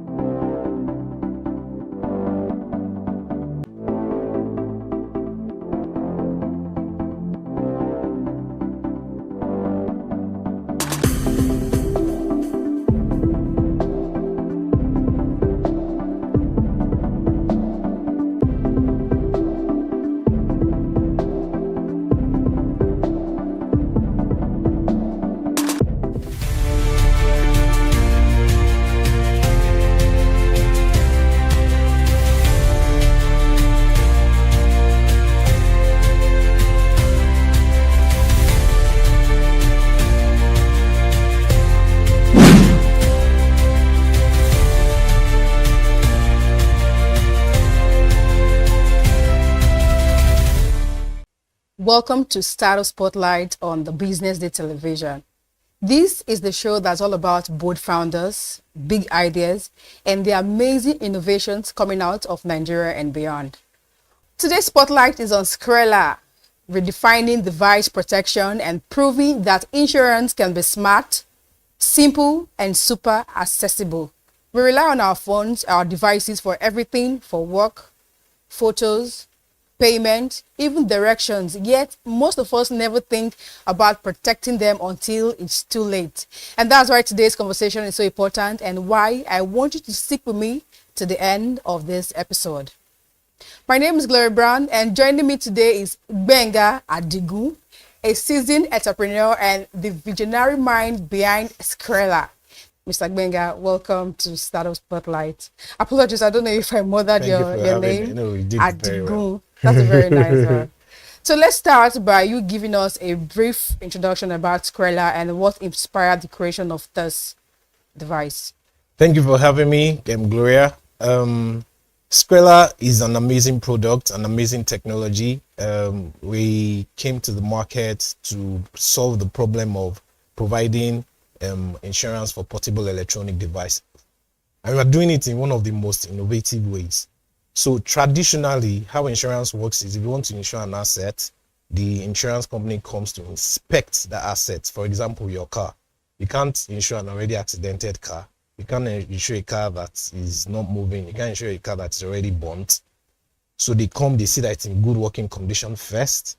Then if that happens, then they say, okay, pay a premium, which is the amount you pay to enjoy a cover for a particularly defined risk. For example, you can insure your car against theft, loss, fire.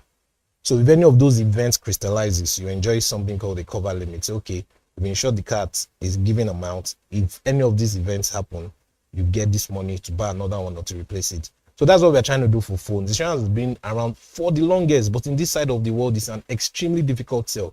People are not really interested in insurance because more often than not, you're competing against cultural and religious nuances. You're competing against blood of God. It is not my portion. Blood of Jesus. It will not happen to me. I'm careful. I've never broken a device before.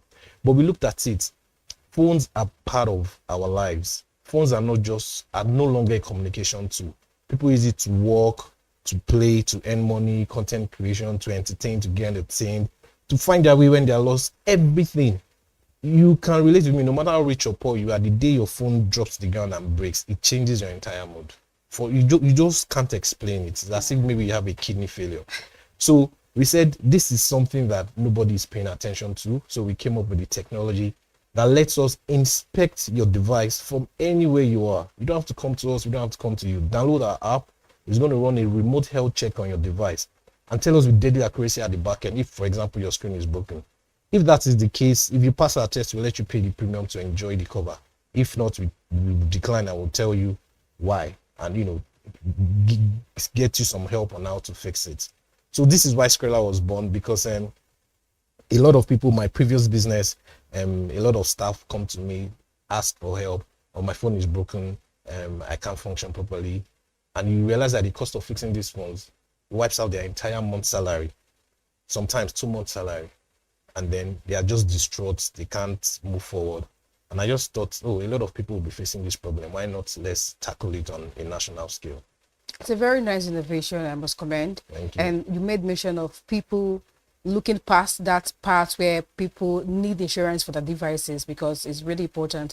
Can you tell us how you were able to move that idea concept to reality? Fantastic question. So that's what technology does for you. Technology gives you access. Look at it the way banks started. In the 90s, if you went to the bank, there's something called a tally number. I remember very clearly. Yeah. They will give you that tally number. Maybe your number is 052. You can wait on a queue for hours. And whenever it was time to pay you, they will bring out literal ledgers, literal books, and start turning the page and doing the accounting. Oh, how much did you have? How much do you want to withdraw? Do you have a number? You see all of that. But when technology came, it changes the whole game. Technology gives you access. Technology gives you skill.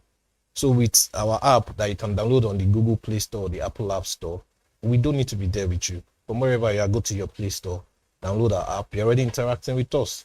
Immediately, you sign up, and then the health check happens on your phone. So you see that from this being an idea and infusing technology, being in the middle, being in the center between the insured and the insurer, I'm going to talk later about our business model and how we are set up.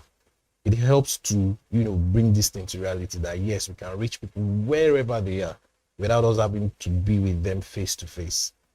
So yes, technology played a big part, and we don't know if we'll be able to achieve that without the use of the apps that we have today and everything we built back end and the ecosystem we built for everybody involved in the process. With technology playing the big part of Skrilla, how have you been able to identify the key difference between the traditional insurance companies when it comes to device protection?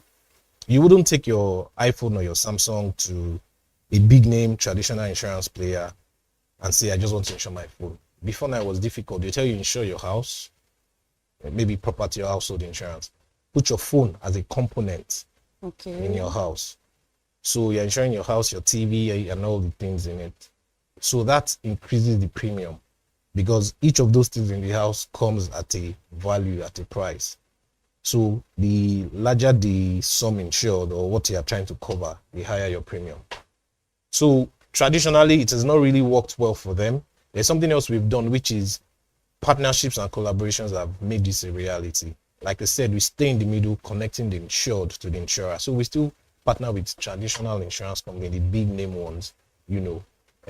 We try to protect the insured, which is a client like you, from them, and then protect them from you. I'm saying this because it's not exactly a trust field we are playing in this economy. A lot of people have not trusted that industry for a long time, and that's why there's apathy towards insurance in this side of the world. There's something called insurance penetration. It's about one of the lowest in the world. Where the insurance penetration on the continent is about 0.5%. If you remove South Africa from that mix, that 0.5 can drop to 0.1, because South Africa has a very high insurance penetration rate, even more than some countries in Europe. So we are trying to let people know that this is a service that serves as, that can give you financial protection, a financial protection mechanism. It should be a way of life, a financial way of life. It should not be optional. People spend a lot more on buying phone cases than they would rather spend on insuring their phone. You can buy the most expensive phone case, your phone can still drop and break and crack or fall into water and get bad. An insurance premium that we, for example, are collecting is way less than what you will spend in buying a very decent phone case. So it's a cultural thing. There's an education gap. There's a customer or consumer behavior part of it that we are trying to change to let people know that this should not be optional. As you're buying stuff, not just even phones, look for a financial protection mechanism that can protect these assets, especially when these assets are part of your life. It's part of what you do to make money, to stay in touch with people, to communicate, to entertain yourself, to get entertained, and find your way and all these things. So yes, that's the vision that we're trying to sell. Then in regions where we have people with low literacy when it comes to insurance, what are the strategies that you as a founder have used to bring those people on board? The challenges are deep. There are a lot. More are still coming. Yes. So when you thought you've surmounted, let me even start from the most recent. For example, there was a policy pronouncement end of July that seeks to regulate. No, not the regulation has always been there. The framework for the regulation changed totally with capital requirements, partnership requirements, and the rest of it. So no matter what you've been planning, you are not there. You may not have been part of the policy formulation. And one policy pronouncement can change how you do business overnight. It can either die or evolve. So there's been that, and no amount of strategy could have brought in, especially when, as industry players, you may not have been part of the policy formulation. So there's that. But besides that, that is even at the later end. In the beginning, it's the challenges are enormous. It's to really identify that your product would solve real problems. Your product is painful enough to a lot of people.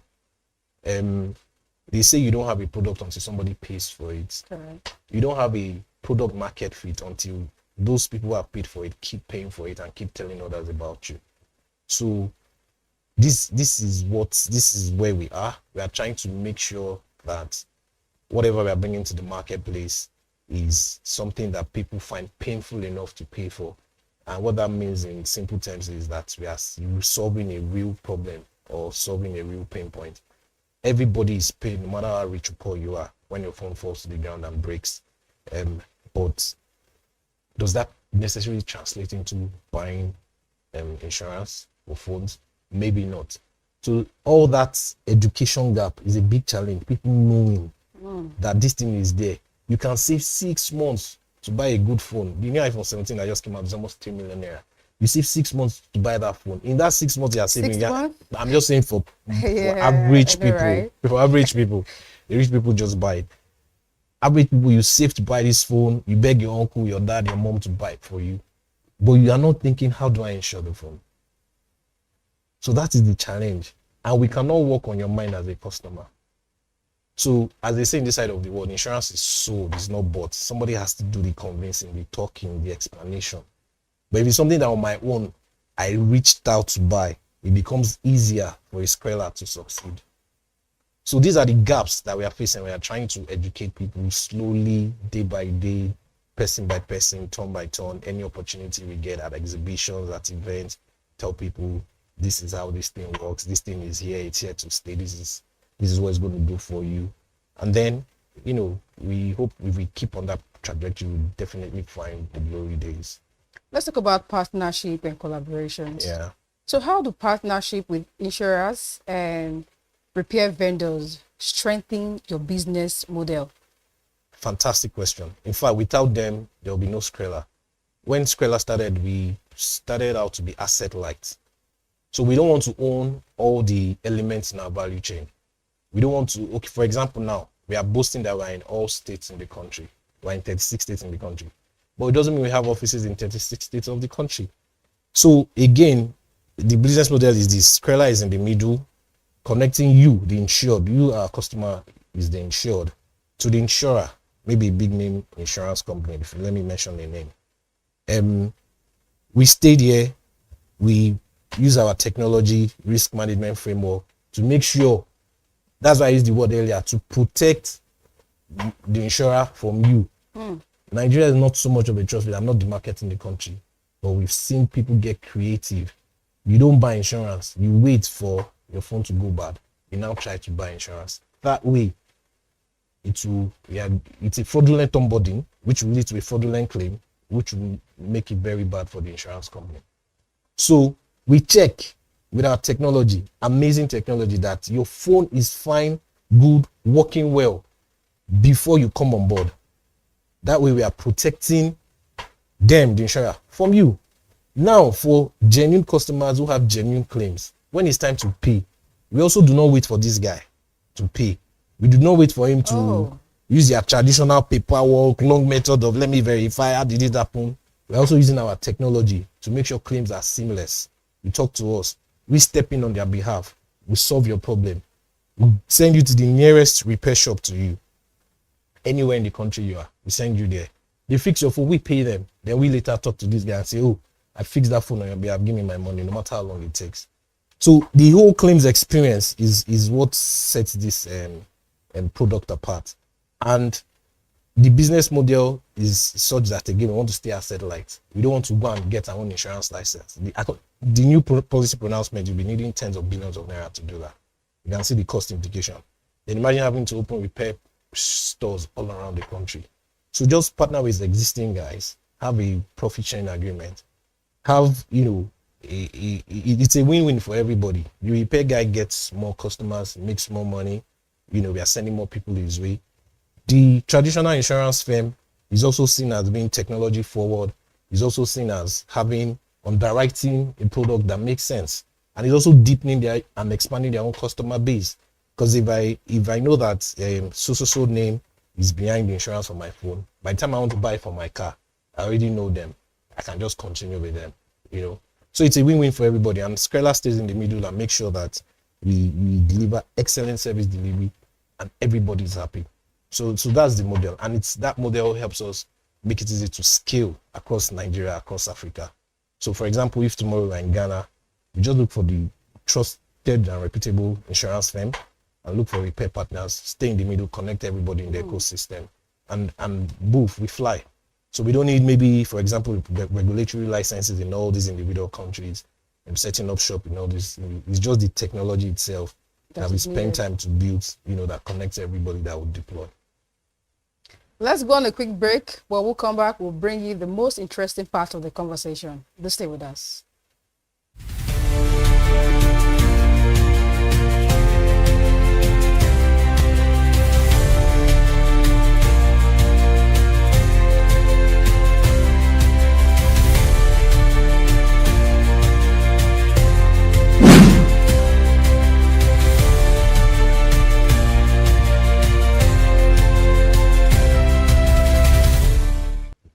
Welcome back to Startup Spotlight. If you're just joining us, we've been having the discussion about Skrilla, redefining device protection with Mr. Gbenga Adigun. Back to our conversation, Skrilla leverages on AI-powered diagnostics. How has this helped Skrilla to move forward, and where do you see Skrilla in the next 5 years in such a competitive market? So the way our AI-powered diagnostics works is using, there are many branches of AI. We use a branch of AI called computer visioning. That is training the computer to recognize images. I can train the computer with thousands of images to know what a broken screen looks like, to know if what's that thing called, the thing you put on top of the phone, screen guard, is cracked and the main phone is not cracked. You can train a computer to see all these things, to check the edges, to check that all the pixels in the screen are working fine.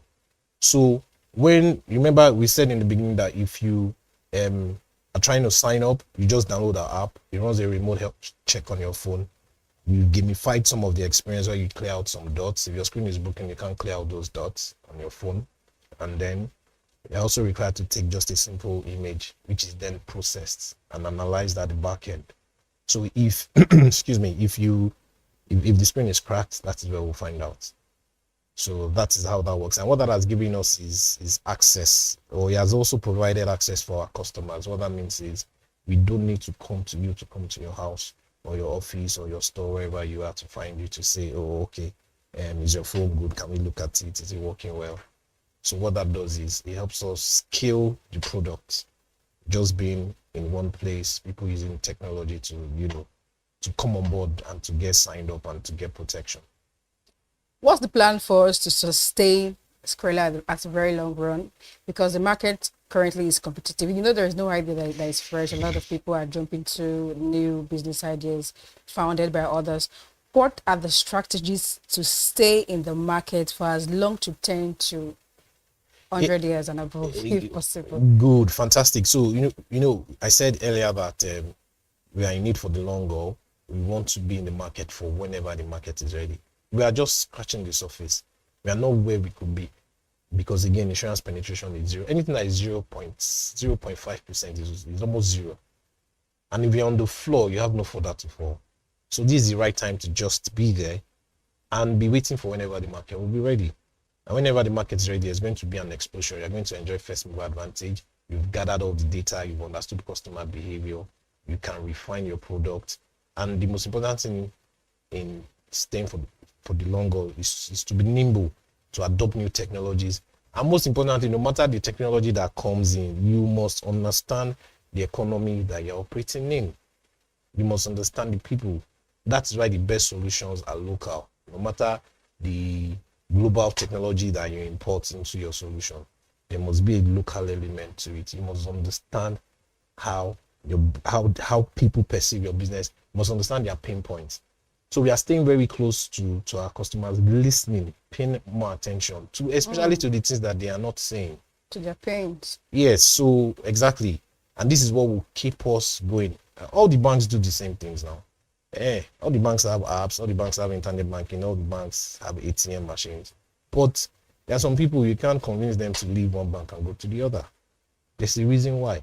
So you must have a unique differentiating factor that appeals to your customers, and that means just continue to solve their pain and evolve with them. And we are going to take this product to the next level, to evolve beyond covering just phones. We'll go into other elements of micro insurance, like health, like property, and the rest of it. And it's going to be technology driven, not the way the industry has been doing it for the past 50 years. Lastly, as a founder, what advice can you give to aspiring entrepreneurs looking forward to jump into the insurtech or digital financial space? Fantastic question. First of all, entrepreneurship is for everybody, but not everybody is for entrepreneurship. And what that means is you may just do well, keeping a professional career. But if you have now decided that you have an entrepreneurship bone in you and you want to continue, then you must be ready for tough times, especially in this economy. Capital has always been a huge part, but when they tell you, maybe in business schools, in accelerator programs, that when they try to downplay capital, it's fine, but for as long as sometimes you need to stay the course before you find the glory days. In that moment, you're burning a lot of capital. So I'm just trying to say there will be challenges, and the only thing that can keep you going is the readiness. I don't want to use that word passion, it's been overused and overflowed, and it's almost sounding cliche. Is the readiness, the commitment, the discipline to stay through the course. To stay through the course. If you believe you have a solution, you also have to convince yourself that it is a real solution that is painful enough. It must be painful enough. So if everybody is used to eating rice and there is no longer rice, but spaghetti is there, and you come and you say you want to do a third thing. Okay, I miss rice, but I have spaghetti and I'm happy with it. Do I need that third thing? Maybe, maybe not. So you have to be sure that the problem is painful enough for people to want to look to your solution as well as take their pains away. Yeah, so for upcoming entrepreneurs, they just have to have that resilience, and that is missing a lot in today's generation. And that's why many businesses fail. Some businesses you've heard have stayed 5, 6, 7 years, they've not made any profits. They didn't turn any profit in the 7th, 8th year. So these are the things that they must understand. It's not going to be easy. And sometimes you may just be lucky. You come to the market with a product and poof, it flies and everybody adopts it. So, but you have to keep it going. You have to be an operator. You must understand the basic principles and elements of running a business. Like liquidity management, for example, it's very important. So there are just too many things to recount, but if you think you have a solution, you're solving a real problem, then just go for it. Thank you for the advice. It's really valuable, and also thank you for speaking on Skrilla's redefining device protection. It's a pleasure to have you join us. Thank you very much for having me. And that's a wrap on another exciting episode of Startup Spotlight. Today we explored how Skrilla is redefining device protection and showing that insurance can actually be smart and super accessible. My name is Gloria Brand, and it's been amazing having you join us. If you enjoyed today's episode, don't forget to hit that subscribe button, drop a comment, and share with a friend. Until next time, keep watching Business Day Television.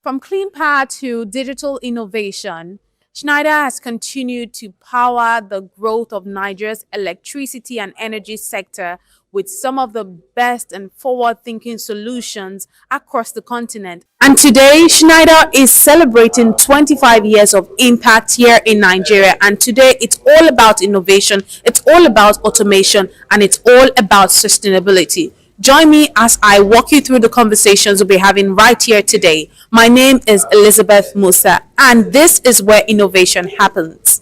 I just heard here that we are deploying 100 megawatts solar across different states.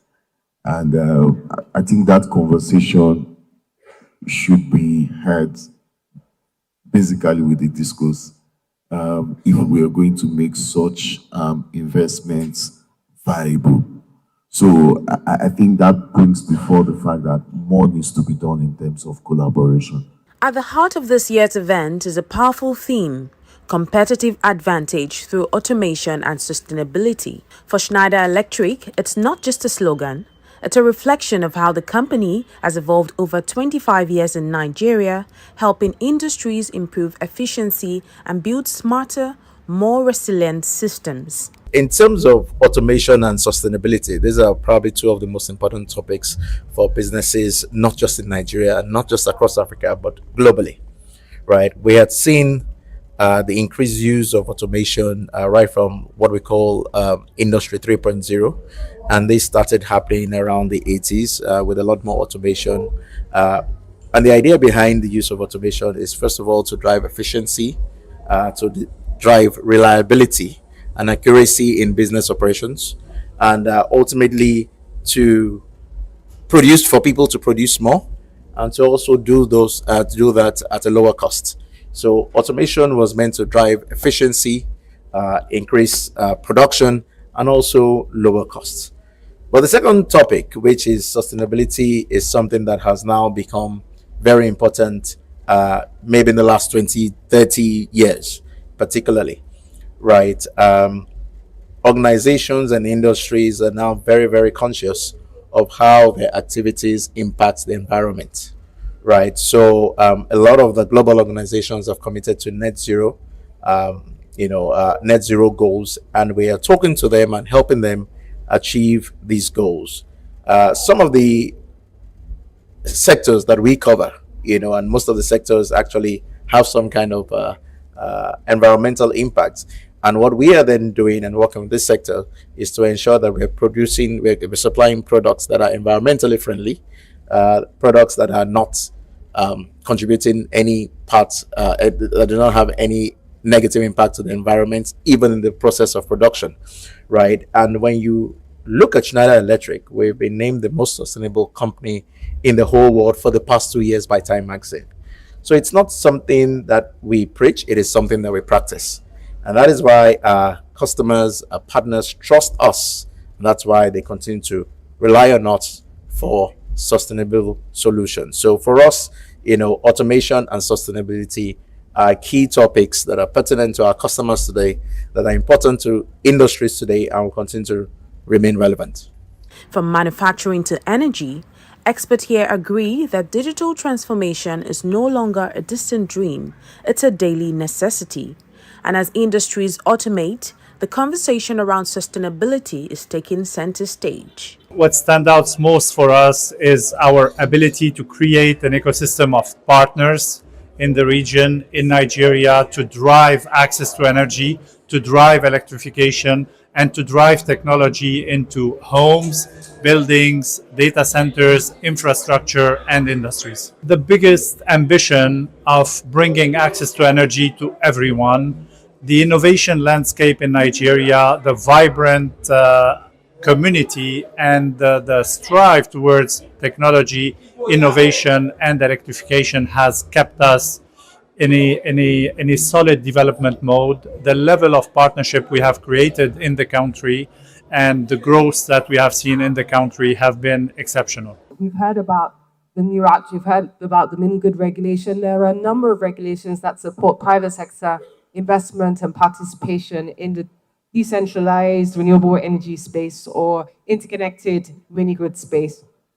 Furthermore, with projects like the Nigeria Electrification Program and the DARES program funded by the World Bank and the African Development Bank, this is not free money. These are loan facilities provided by the World Bank and the African Development Bank, which we will have to pay back. That is, a significant step in the right direction in terms of understanding the need to provide incentives or grants to support private sector companies in coming in and deploying these solutions that are required to bridge the energy access gap. I think for me, it shows success, and it shows that things can actually get done in Nigeria. For a business, a global international business, to be in Nigeria for that long, that shows that something is going right in our country. A lot of companies struggle with making that investment decision as to whether to invest in Nigeria or not. But if a company like Schneider Electric can do business in this country with all of the challenges that it faces and still be successful, I think that speaks a lot to the type of market and economy that we have in our country. The event also highlights the growing role of public-private partnerships in driving innovation, ensuring that policy aligns with technology and investment to deliver tangible results. What we reward is what we get. I think there needs to be a lot of more focus on our universities such that we're able to support research and development, such that these technologies are built in country. That's one way we can reduce our exposure to the necessity, you understand, of external financing, because we have the market, We have the intellect, we have the resources, and I think we can make it happen. You see, that's part of what I mentioned during the panel session, that one of the things we are missing out is the partnership between industry and our academia.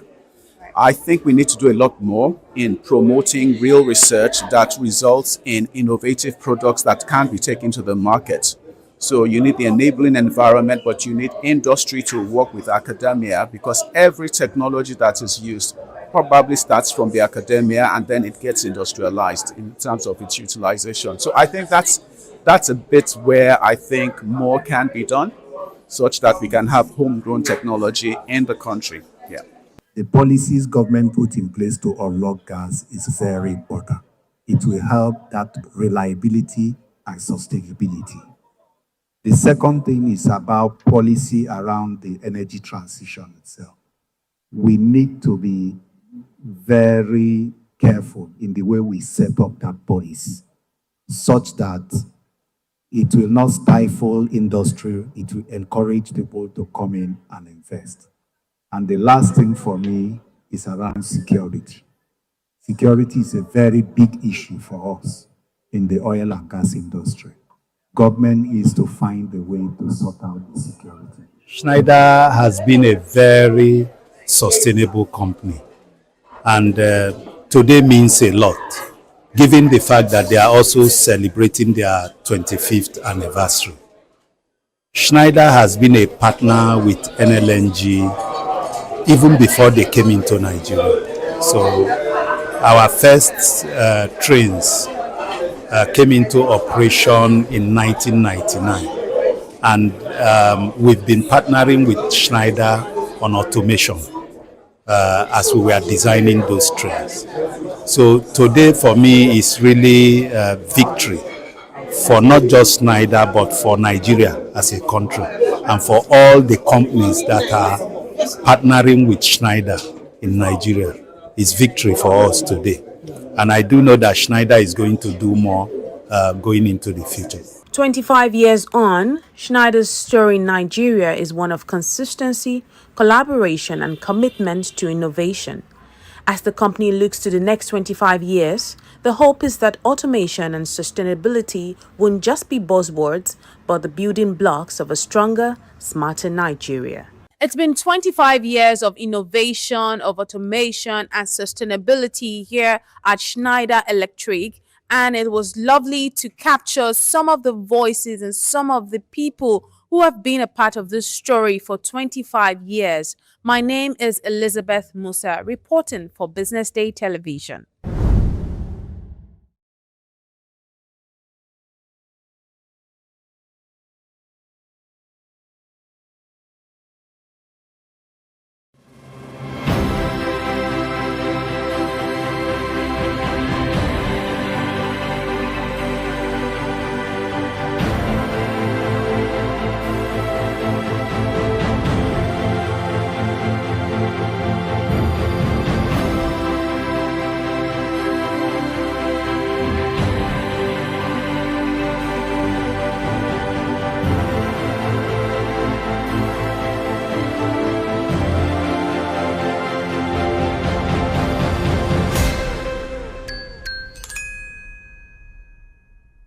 Hello and welcome to another episode of Triumph Against Odds, where we speak to amazing leaders who talk about, how resilient their businesses are despite economic challenges.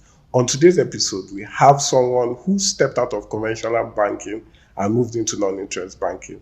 He moved into a field that is still new to a lot of people, but he has made it his own. Him and his co-founder made it their own, and they are making a huge difference, making an impact not just in one part of the country, but across the nation. With me today is Mr. Hamid Joda of Taj Bank, co-founder and CEO. I hope you stay tuned as we go right into the interview. Thank you. It's nice to meet you, sir. Like I told you earlier, to be honest, it's a pleasure meeting you. You've been warm, welcoming. I'm guessing that's, for me, I believe that's one of the reasons why you're a leader, being warm and welcoming is a very big attribute for leadership. So the first question I want to ask is, how did you growing up across diplomatic postings and schooling in northern Nigeria, how did it shape the kind of leader you became? Okay, thank you very much. Thank you very much for coming. It's truly an honor to be on the show. Growing up in the North was an interesting experience. You know, my father was in the diplomatic service of the federal government of Nigeria, but my father took an early retirement. So when he retired, he settled in Kaduna in the North, and that's where I grew up. At least I did my primary school. And it was an interesting experience because at that time, the economy in Kaduna State was a bit vibrant, and I had a very interesting childhood, and it was a very cosmopolitan city at that time. So in my primary school, we had kids from different backgrounds. And of course, the experience that my father had in the foreign service, moving from one country to another, also helped in shaping the kind of person I am. And I think the most important aspect of it is accepting people without necessarily placing emphasis on where they come from, tribe, religion, and so on and so forth. So just accept people for who they are. Human beings are human beings. And so I think that's the most important value, and it's a value, an attribute that I hold till today. So, and I think it has helped in terms of shaping the kind of person I am. Because when I finished my university, I came to Lagos, I got a job, started in Lagos. And it was also a very interesting experience because in the bank I started, in fact, that was City Express Bank. I was the only person who could speak Hausa. So it was an interesting experience, but because I'm so used to diversity, so it was an interesting experience, and that also shaped the kind of career that I've had to today. So very interesting experience, very interesting childhood. From Kaduna, we moved to Yola. So it shaped my childhood in terms of what I've just said, which is accepting people for who they are and not necessarily looking at differences. You mentioned working in banks. What are some of the lessons you've learned from your past experience in finance, and how did you apply them in non-interest banking?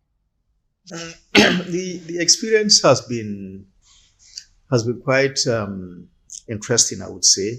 Very eventful years.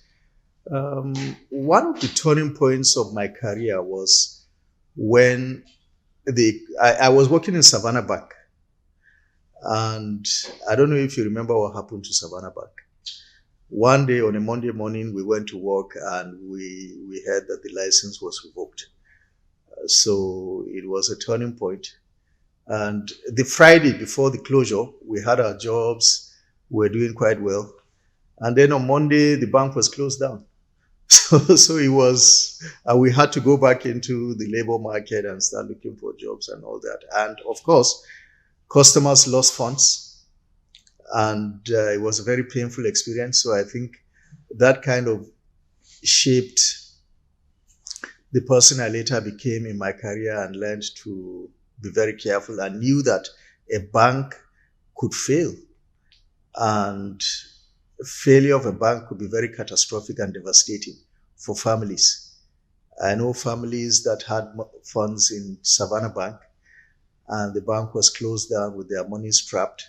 I know people who sold houses, all kinds of things. I know traders who lost funds in that bank, and that was the end of their trading businesses and so on. So it was really an important experience to run a bank professionally, so that you don't run into crises and you don't prompt situations where the bank would be vulnerable and the bank would crash. So I think that experience became a turning point in my career journey. Okay. When you reflect on your switch from conventional to non-interest banking, do you see it as a professional pivot or a personal calling? Well, I would see it as both professional and personal, because I've always, to an extent, had interest in non-interest banking, but I've also had the burning desire to set up a bank, because when I started my career, I saw some bankers, some very successful bankers. You talk about Tedo Peterside, Jimovia, Tony Elumelu. They set up banks and they were very successful, and that kind of inspired me. And I felt that one day I could also, step into that kind of role. So that burning desire has always been there. And then at a point, I was in First City Monument Bank. I was the head of public sector. And then during the Buhari regime, the government took a decision to return public sector funds to the central bank. So as head of public sector, I felt that my job was threatened, and I felt I didn't want to continue in the bank anymore or go to another role. So I started the journey of setting up Taj Bank. That was when I said, okay, this is it. This is time to go and do it. So that was when we started the journey.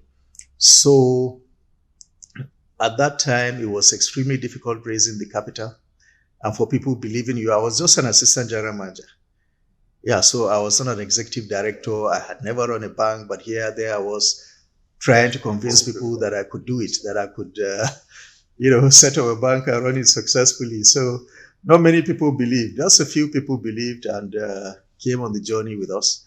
And thank God we were able to succeed. So it was a person. So I saw an opportunity in non-interest banking. And I felt that the demand was there. There was pent-up demand for it. People were yearning for it.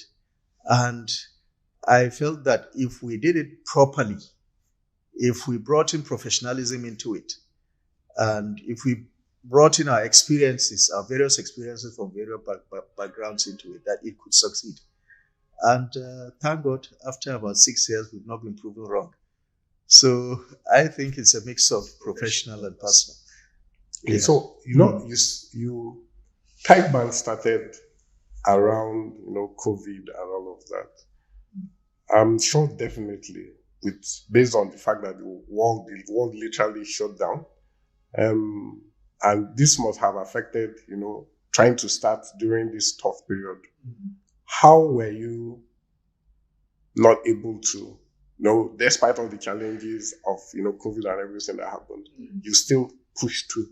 What, gave that determination to push through despite everything?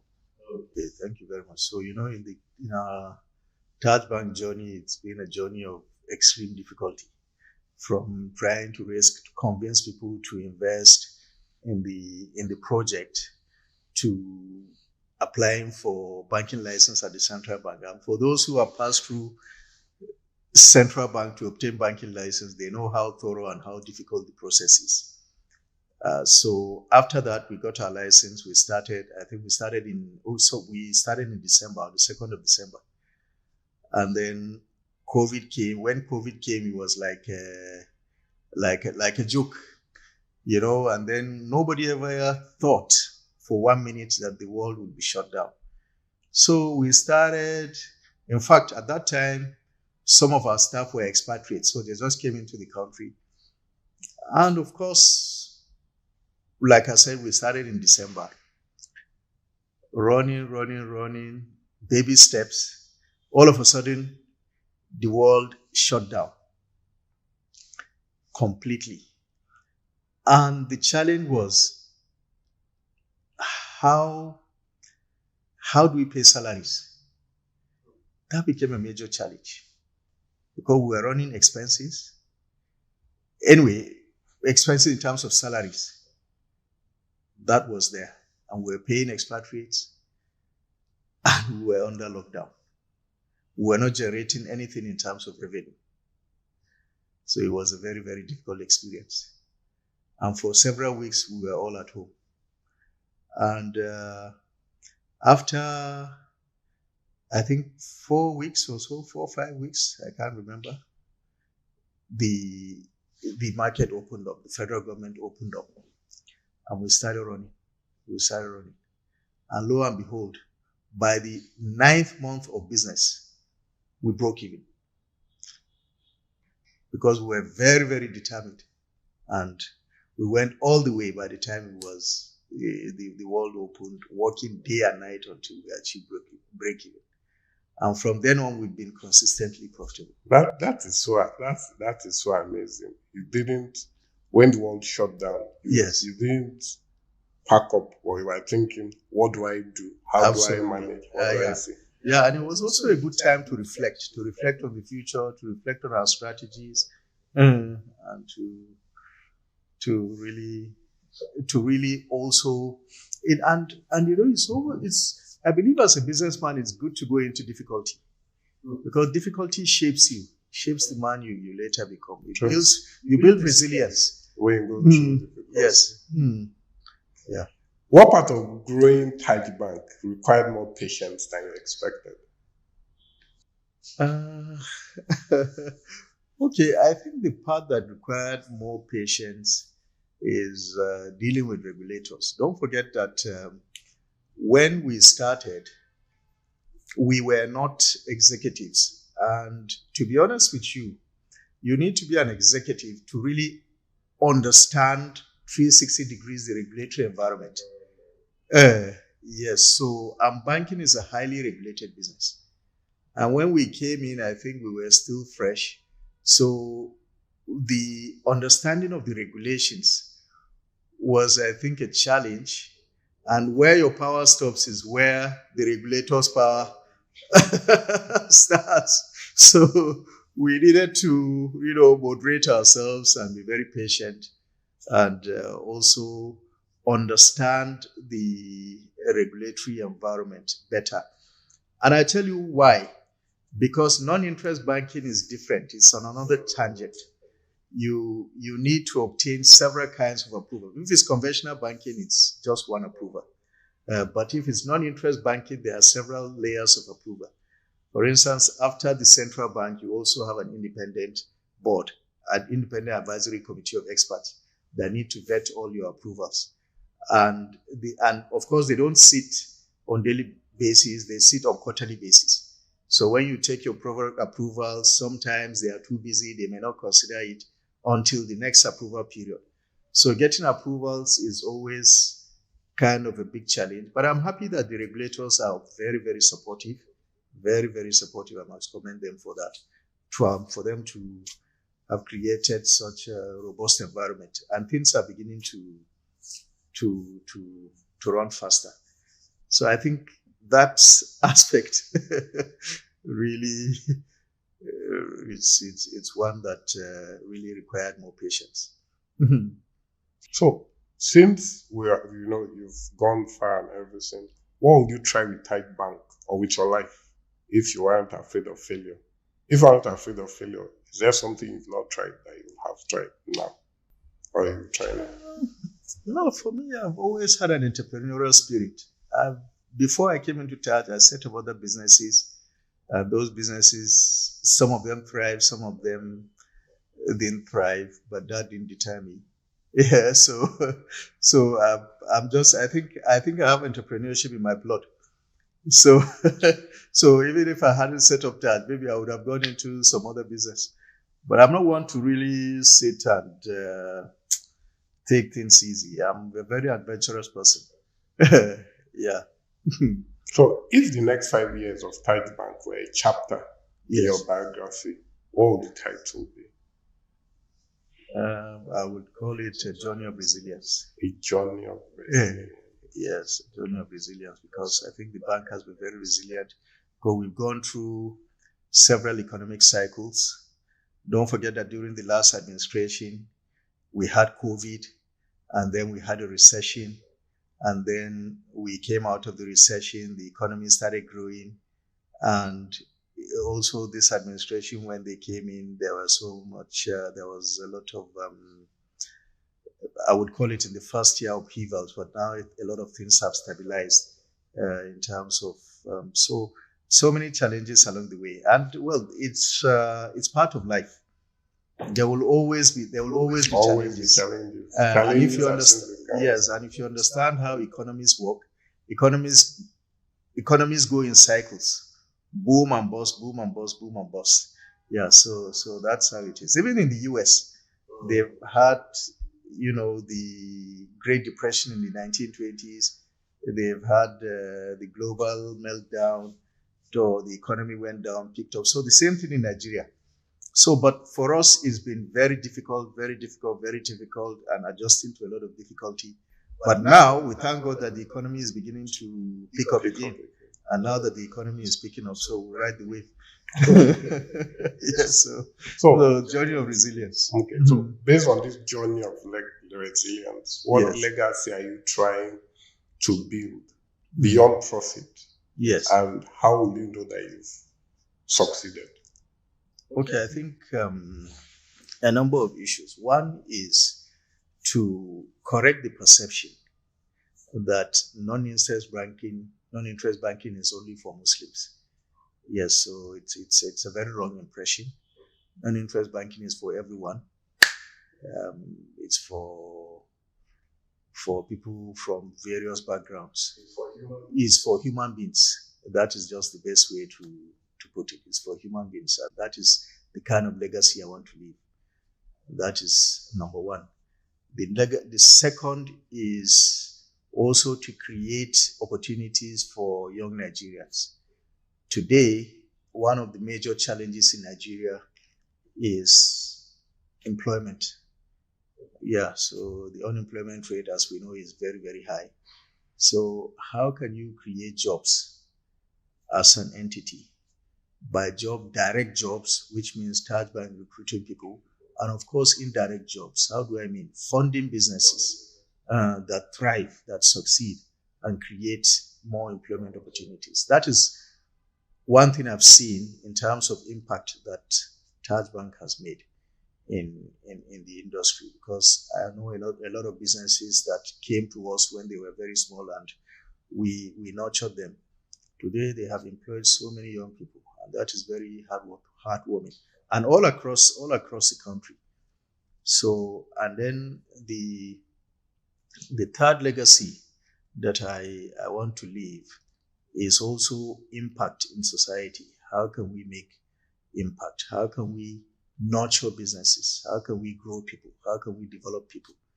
How can we create an environment where an institution such as Taj Bank rises and then uplifts a lot of people from poverty or from just the base level to success? So, next question. This question has been close to my heart to ask you because it raises a lot of curiosity. You mentioned wanting Nigeria to become a reference point, like Malaysia. Yes. For, Islamic banking. What will it take for us to get there? Okay. Well, if you look at the Malaysian experience, there is a lot of government involvement in it. Like in Malaysia, the government was deliberate, and successive governments have been deliberate in terms of promoting non-interest banking. And today, Malaysia has become a hub. In fact, the industry is almost 50-50 in terms of asset size. And the government made a deliberate attempt to say, we have to, and set a target to say by 2023, I think, I'm not sure, the industry must be 50-50 in terms of assets. Conventional banks having 50%, non-interest banks having 50%. And they came out with a lot of policies and initiatives to drive it. So I think government has a role to play. But if you look at Nigeria, I think the central bank, well, they've done very well. I must commend them, because when they introduced the new capital requirement, where a national conventional bank was pegged at 200 billion, they pegged non-interest banking at 20. So I think that's an advantage, and that's a step in the right direction to encourage more players to come into the industry. And with that, I think today there are about 3 more banks coming on stream, 3 more non-interest banks. So gradually, we'll get there. But I think the most important thing is government support. Let me expose my ignorance. Okay. Every time I'm coming to work, I see a big signboard that is written Sukuk. Okay. I always thought Sukuk was the name of a company. To be honest. So I'm just telling you how speaking to you is revealing the importance of non-interest banking and how it also affects, you mentioned government. Yes. So outside of giving banks giving non-interest banks the opportunity, when it comes to the capitalization and all of that. Yeah. They are also taking bonds. Yes, absolutely. And all of that from absolutely. So I think that is, I think based on what you've said, I think we'll get there. Yeah, gradually. Yeah. If you look at the Sukuk issuances, when we started, it was a bit controversial. But today, people drive on Sukuk roads. I drive on Sukuk road. Yes, yeah. So we've all driven on Sukuk roads and we've seen the positive impact of Sukuk. And also, I believe private sector players would also issue Sukuks. For instance, Taj Bank just issued its second Sukuk, and it's been massively oversubscribed. And when we issued our Sukuk, we deployed the money into high impact sectors. We funded factories, we funded a lot of initiatives that created a lot of jobs. We funded, there is a detergent factory we funded here in Lagos, in Lekki.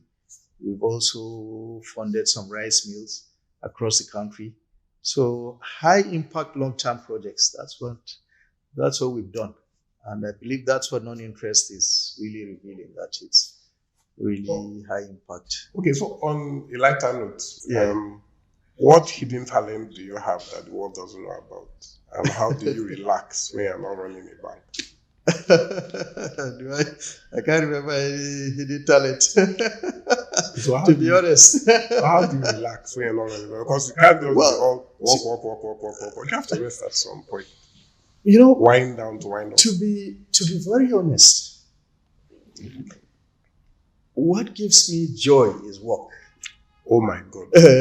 Honestly, believe it or not, we need to help you find believe me or not, wherever I am in the world, whatever I'm doing, the moment I just don't feel very happy if I'm outside the office. But the moment I step into the office, I just come alive.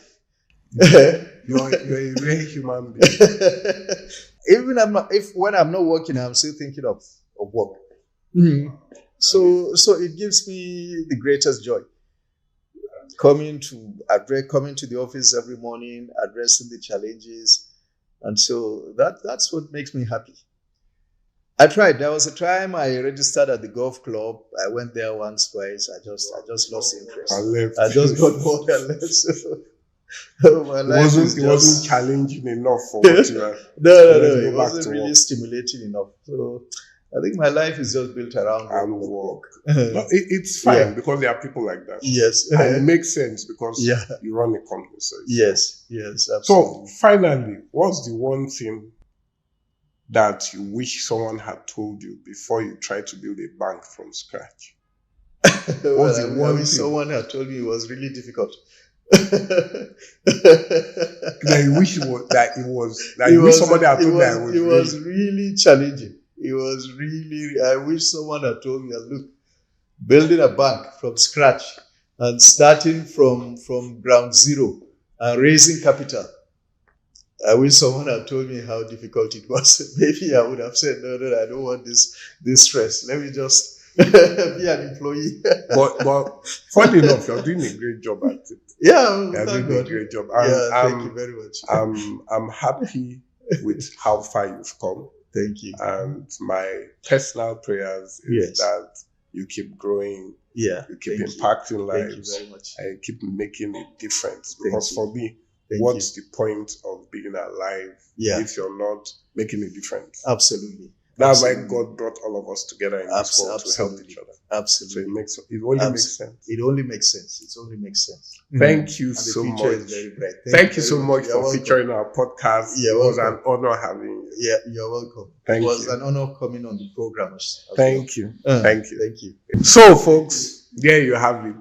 If you want to know more about non-interest banking, you can know where the nearest Taj bank is, or you can reach out to me. I can give you more information.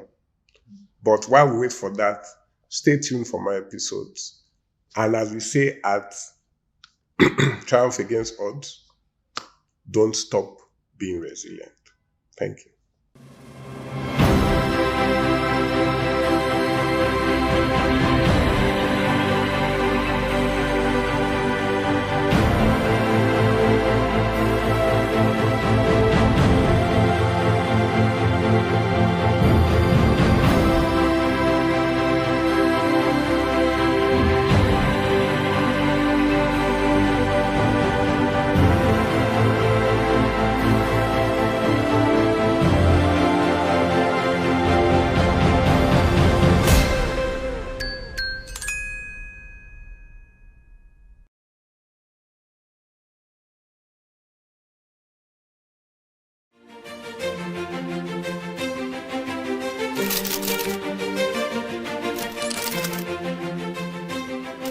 I am, of course, a great admirer of the impeccable credibility, professionalism, and business savviness of BusinessDay. If you really mean business in Nigeria, start your day with BusinessDay.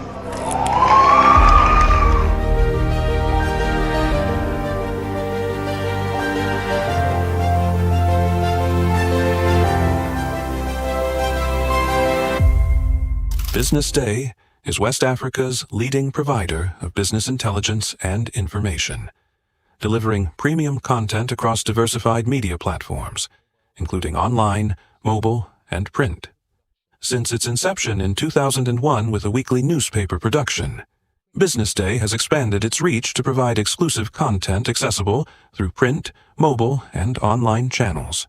Our premium offerings are further enriched with syndicated content from esteemed sources like the Financial Times, The Economist, and the Harvard Business Review. At BusinessDay, our mission is clear: to be the foremost provider of business and financial content, empowering readers to make informed decisions in Nigeria and Africa.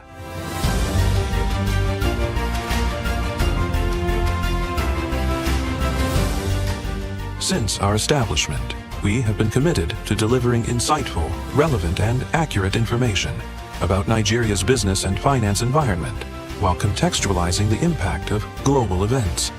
We monitor the stock market, analyze the companies driving it, and report on government policies and their economic implications. For being consistent in organizing these CEO forums for almost the last 14 years, I think this was a commendation, and I think something that will encourage them to continue. From decoding market trends to dissecting economic shifts, we offer actionable investment ideas and serve as a compass for decision makers navigating complexity. Beyond headlines, BusinessDay fosters discussions on critical economic issues through impactful conferences and events. These platforms bring industry leaders together to share narratives that drive innovation and spark meaningful dialogues. Our events galvanize connections, bridging the gap between inspiration and achievement. For businesses seeking visibility, our strong digital presence offers unparalleled opportunities, with millions of followers across social media and a dynamic website attracting visitors from within and outside Nigeria. BusinessDay is the ideal platform to boost visibility for your products and services.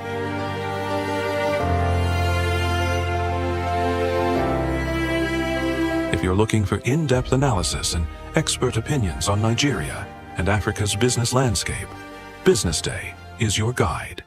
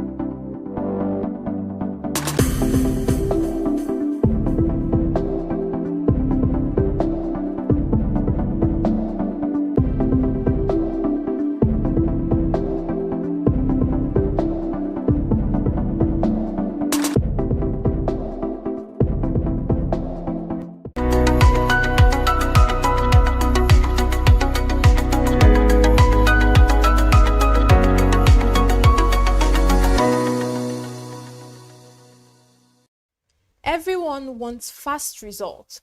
But when it comes to weight gain, fast isn't always safe because not every pill that promises more gives better. This is Health Matters, your number one guide to health and wellness. I am Amanda Imosigoe.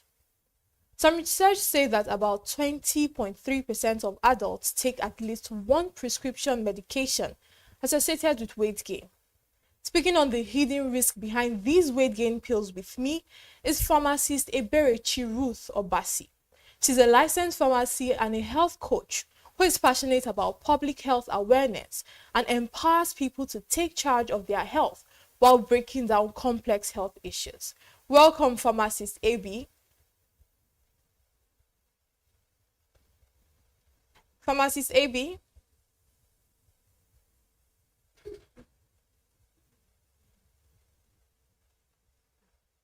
Can you hear me, pharmacist AB?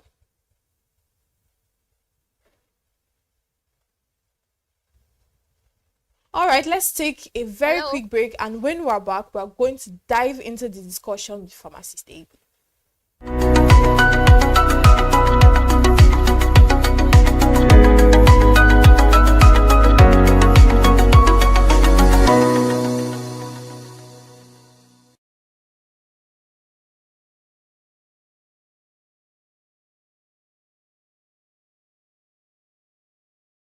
Good afternoon, Amanda. Good afternoon, everyone listening right now. Okay. So let's dive into the topic. Yes, let's quickly go in for our eager viewers. Now, from a pharmaceutical standpoint, what are the active ingredients commonly found in weight gain pills and gummies, and how do they biologically stimulate weight gain in the body? That's a very important question. Let's start from the definition of weight gain. What is weight gain? And let's see the motive behind the people who go for weight gain medications and supplements. You know, I work in the community pharmacy most of the time, and one way to actually help people is to know the motive behind the choices they make. So let's talk about weight gain and why people want to gain weight. So weight gain is basically adding weight. Yes, it's just a very simple definition. So adding weight gain. Some people think they are too slim. Some people think they need to be as big or as curvy as their friends or families. Some people have low self-esteem, let's say that. And so those are the things, or one of the things that drive weight gain supplements. All right, so there are so many weight gain supplements in the market. And the truth is, weight gain supplements were, or let me say, weight gain drugs were originally designed for specific kinds of people, right? Might not necessarily be healthy people, okay? So let's say people with chronic diseases like cancer, they're always throwing up, they have nausea, and they're losing weight. So you need to give them something to help them gain weight, because we need them to actually maintain a healthy weight to survive. Then let's say people who are depressed, and depression leads them to staying away from everyone, and then they don't want to eat anymore, and they lose weight. We need them to gain weight. So that's where we have weight gain medications for them. Then other cases, people suffering from chronic malnutrition, they also need weight gain medications. So weight gain medications actually serve a purpose. So right now, weight gain medications are important, right? But most people who go for weight gain medications, or most people who publicize the supplements, the gummies on TikTok and other social media platforms, they do it for competition. They want people to compete with each other, especially in this era of BBL, cosmetic surgeries. People want to look a certain way. So it drives people to seek for more. All right. So now, weight gain is not bad. Weight gain is actually beneficial. For example, for a woman, you actually need to be in a specific weight scale for you to have your hormones working optimally, right? So weight gain is very important. Now, what are the ingredients in biological in weight gain medications, okay? And how do they actually cause or result into weight gain? Let's see. Let's do the herbal ingredients, the non-herbal ingredients, and of course, food sources, because nature just has a way of giving us all that we need, okay? So if you really want to put on weight the natural way, using food, it is very possible. There are certain foods that can help you gain healthy weight naturally. So let me talk about some herbs that actually contribute to weight gain. You have ashwagandha, you have licorice, you have ginseng, you have so many others. They contribute to weight gain. Then let's talk about the non-herbals. That's where you get cyproheptadine, L-lysine, B-complex, and so many others, right? One major thing that these weight gain medications do is to stimulate appetite. Okay, so the reason why we have different types of weight gain medications is because they act through different pathways, right? Some of them stimulate appetite. That's where the cyproheptadine comes in. That's where others come, L-lysine come in, B-complex come in. So they stimulate appetite. So stimulating appetite means it makes you so hungry that you have to eat more than you usually eat. Because if you notice, some very lean people are lean because they don't actually eat, or they don't eat enough, or they burn more than they eat. Because if you think about weight gain, think about calories. The reason why you retain weight is because you are not burning what you are consuming. So you eat this amount, but what you are burning is less than what you are eating. So the extra is what is stored in your body as weight. I don't know if you understand what I'm saying. I believe that you should. But if you have any questions, please feel free to ask me. So moving on, if you eat more than you burn, you have weight, you gain weight. So some weight gain medications just helps you to eat more. So if you eat more, you don't burn everything, right? So the rest, the parts that you don't burn, is what is stored as the extra weight. That's one way. Another way is by hormone modulation. Let me call it hormone modulation. So hormone modulation means there are certain hormones, for instance, the stress hormone, even insulin. So the stress hormone, that's cortisol, when that hormone is raised, you lose weight fast. That's why you hear some people say things like, I've just been eating and sleeping and I'm adding weight. Yes. Yeah, eating and sleeping means you are eating more and you're also resting. So there's less stress, right? So if you have less stress, you will definitely add weight. So some of these weight gain medications work to help you reduce stress. So it's reduce this cortisol, which is your stress hormone. So if that hormone is reduced, you are more relaxed, you can now add weight. So other ways that weight gain medication work is by helping you with protein synthesis, right? Another way is by slowing down metabolism. I don't know if you have heard of this category of people called fast metabolites. It just means that when they eat something, their body burns it fast, their body digests it fast, their metabolism is really fast. So certain weight gain medications will work to slow down that metabolism. So if you're not always burning everything fast, right, you have some to be stored in your body as weight. However, please permit me to say this. I know that some people want to gain weight, right? And some people are actually like very desperate to gain weight, but we have to be careful because these weight gain supplements also have side effects. And like I mentioned earlier, the weight gain medications or supplements were actually designed for people who actually need them. So if you are healthy already and you are going for weight gain supplement and you're taking it for long term and you're not eating right, chances are you're going to be adding the unhealthy kind of weight. And when you are adding the unhealthy kind of weight, you're definitely going to experience some very bad side effects. Yeah, so thank you very much, Pharmacist Avi. Yeah. So from what I could get, from what we can get from this is that yes, they are weight gain medications, but you can't just take it because we want to change our body to a certain type. From your explanation, there has to be an underlying sickness. Exactly. Okay. Exactly. However, aside from the underlying sickness, some people are just malnourished. Some people don't have a healthy eating habit. Some people don't have, I'm sure you understand what I'm talking about, especially when you live in a very busy city like Lagos. Some people don't even have time to eat. And when some people eat, they eat junks. They don't take in what they are supposed to take in. Their nutrients, like their habits, their food habit is terrible. Okay, and the thing is, when you are malnourished, when you're not eating right, your energy level is not there. Okay, you find a lean person who is always tired, who cannot do like you can't do basic things, yeah, without getting tired easily. At that point, you know that you need to eat more.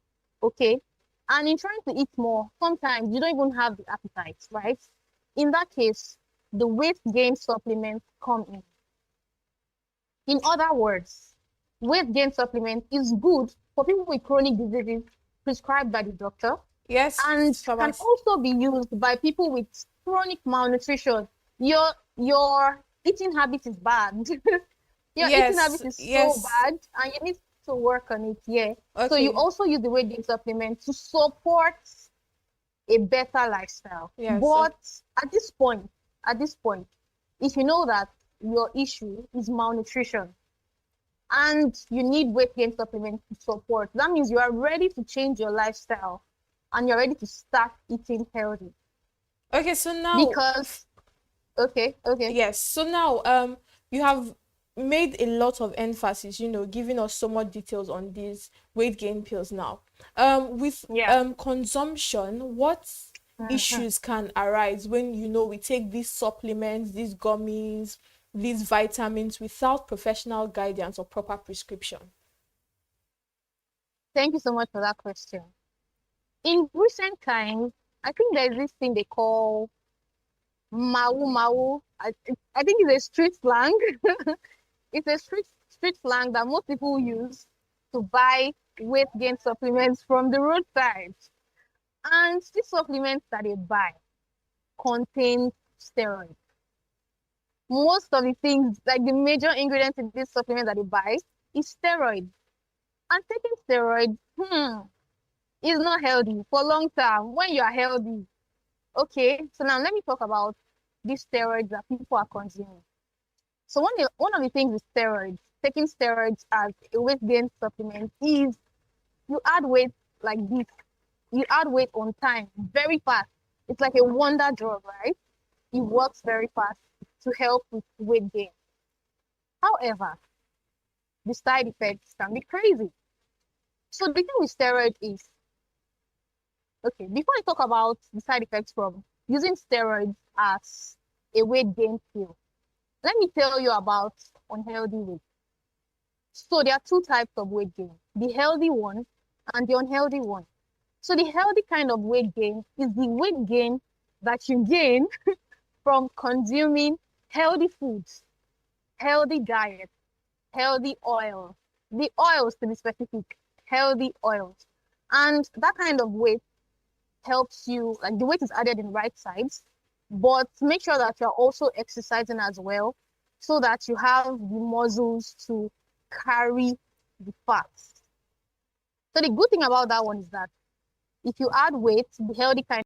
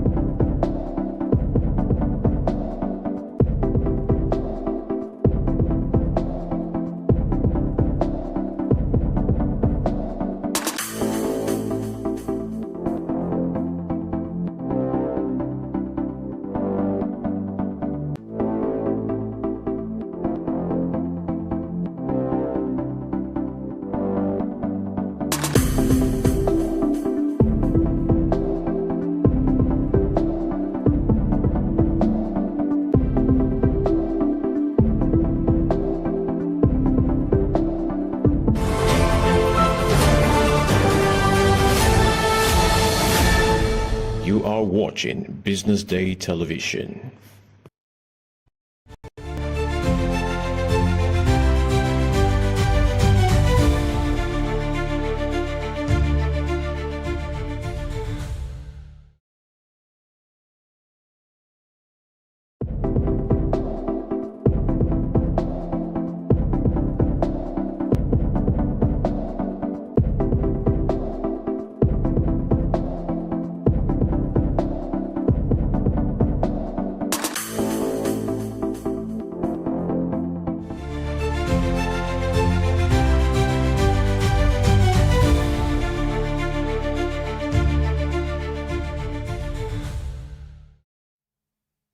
Hello, this is News Update reaching you live from Business Day Television News Studio here in Lagos, Nigeria.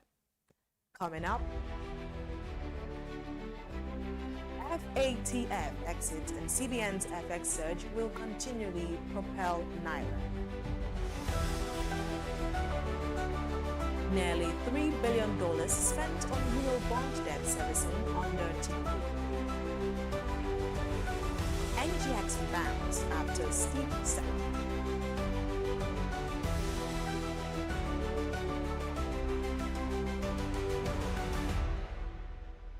Pencom completes payments for November retirees. Thank you for joining us on News Update. I am Norma Obuna. The Nigerian Naira strengthened again this week, trading around 1,441 to the dollar on the official market and up to 1,450 on the parallel market. The currency has now gained nearly 2% in a month and more than 13% compared to last year. Analysts say the outlook remains stable to slightly bullish. The point to Nigeria's removal from the FATF grey list, which has lifted investor confidence, boosted reserves, and pushed the Naira to a 10-month high. The central bank's FX reforms, improved liquidity, and rising oil receipts have also helped narrow the gap between official and street rates. Remittances and fresh investment inflows are adding further supports.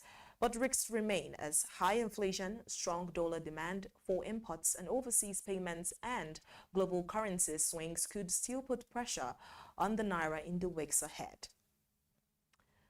And now moving on, Nigeria spent $2.93 billion servicing Eurobond debt across 8 quarters under President Bola Tinubu, accounting for 31.5% of the country's $9.32 billion total external debt service.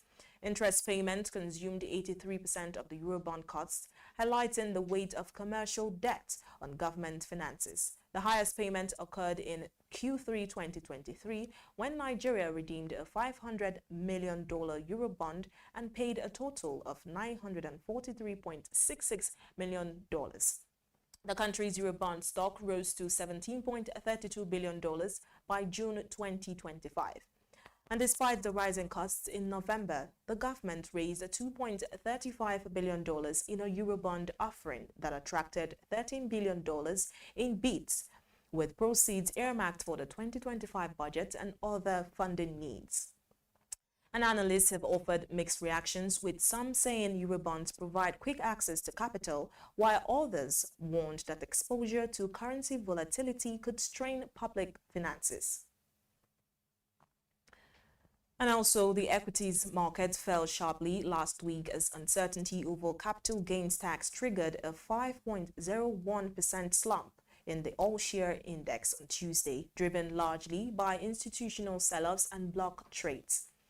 The drop pulled major stocks, sending the ASI's year-to-date return down to 42.8%. The market regained some ground from midweek, narrowing total weekly losses to 1.58% in market capitalization, while the ASI closed 1.68% lower. The turnover rose to 7.325 billion shares worth 156.43 billion naira, with Cornerstone Insurance, Access Holdings, and Zenith Bank leading activity as foreign investors maintain interest in banking stocks. And Finance Minister Wale Edun assured the market of a balanced approach to capital gains tax as analysts expect cautious trading to continue as investors await further clarity on implementation with the upcoming inflation data and the November MPC decision. Up ahead, Bencam completes payments for November retirees. We'll bring you more details after this timeout.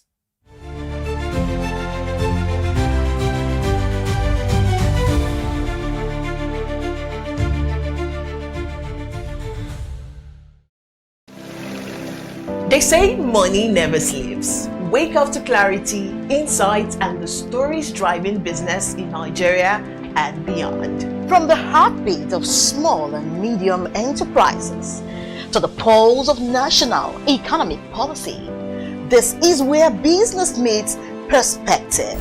With expert guests, real-time analysis, and stories that matter to you, we go beyond headlines to bring you the full picture.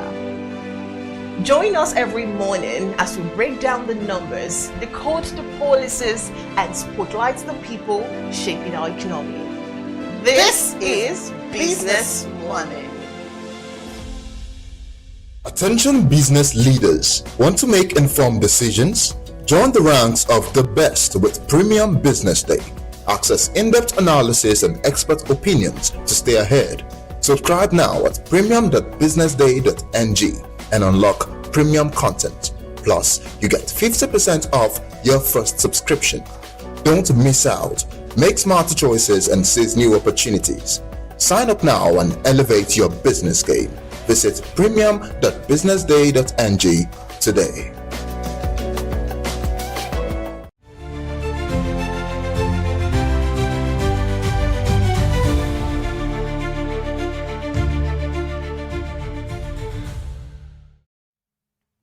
Moving on, the National Pension Commission says it has completed pension payments for all workers who retired in November, ending years of delays for staff in Treasury-funded government agencies. PENCAM's spokesperson, Ibrahim Buwai, confirmed in Abuja that December retirees will also be paid before the 15th. The Commission says the improvement follows recent reforms and the federal government's release of 758 billion naira in bond funds to clear long-standing arrears dating back to 2007. PENCAM is also tightening enforcement on employers who fail to remit workers' pension contributions. A new deal with the ICPC gives the agency power to recover unpaid funds and penalize defaulting organizations. The regulator says more than 552,000 retirees are now receiving regular pensions as total pension assets climb past 25 trillion naira. And moving on, independent oil marketers have welcomed the federal government's suspension of a proposed 15% import duty on petrol and diesel. They say the move shows public concerns are being heard and prevents indirect regulation in a deregulated market. Marketers argue that fuel imports help maintain competition and prevent monopoly by local refineries, which they insist cannot yet meet national demand. IPMAN spokesperson Chinedu Ukadike told Nairametrics that prices must be driven by supply and demand, not taxes that could push pump prices above 1,000 naira per litre. But some analysts have criticized the suspension, warning it undermines Nigeria's long-term energy strategy. They say cheaper imported fuel could weaken domestic refineries, discourage investment, and strengthen foreign traders' dominance of the market.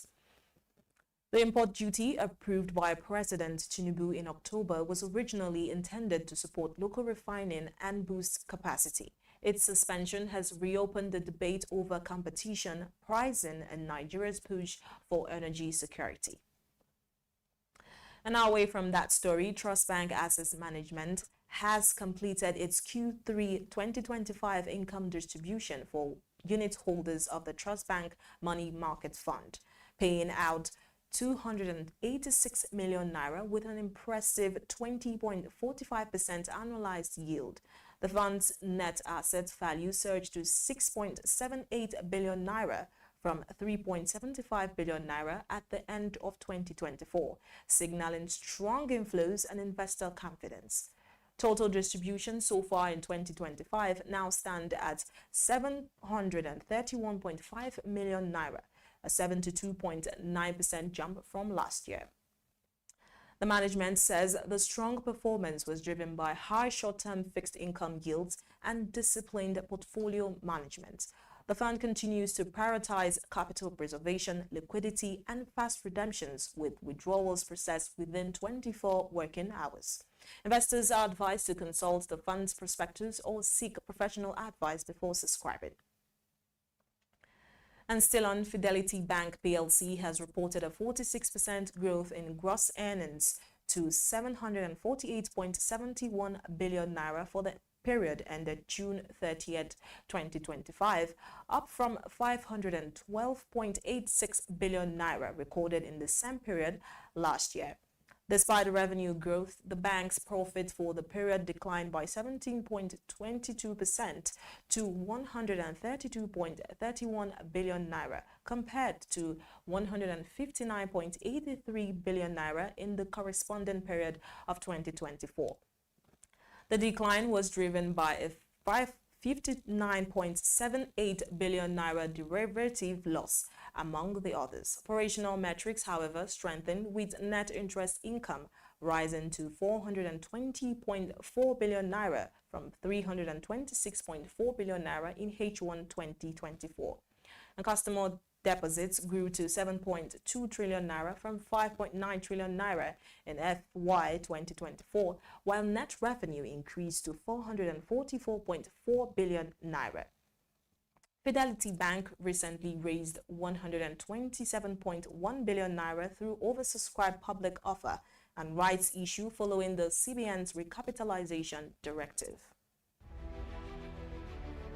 Still to come, Congo produces first 1,000 tons of traceable artisanal cobalt. These are more after this commercial break.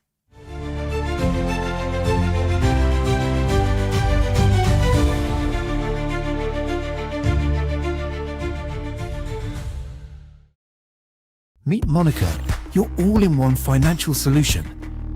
Convert crypto to Naira at juicy rates anytime, anywhere. Enjoy fast withdrawals straight to your bank. Buy airtime, data, and pay bills in seconds. No stress, no delays, just seamless transactions. Monica, the smarter way to move your money. Download now. Okay now, dependable insurance. After God, you are the next insurance. See as the boys the Allah, all the ladies the Allah. Ensure your car protections from accidents. Unforeseen loss, you can see them. Mistakes are meant to happen. If you don't jam the car, they'll jam yours. Will you beat them?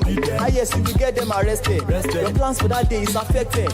You waste your money, you waste energy. With AXA, you can be protected. Get the protection that pays today. Call 0700 AXA Mansa to get a motor insurance that pays.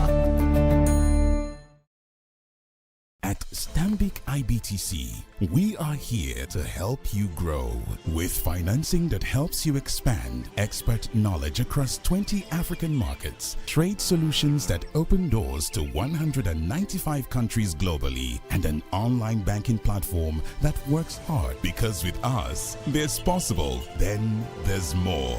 Visit www.stanbicibtcbank.com/business for more. Stanbic IBTC. True strength. What defines it? The brilliance of a player? Or when a team comes together to win? A solo beat? Or the rhythm of many? The flair of one dancer? Or the art of a troupe? One distinct voice, or the beauty of the symphony. At FCMB Group, we build ecosystems, empower communities, and create the future. because we believe it's not just one, but the power of the group that delivers the future we all desire. FCMB, the power of the group.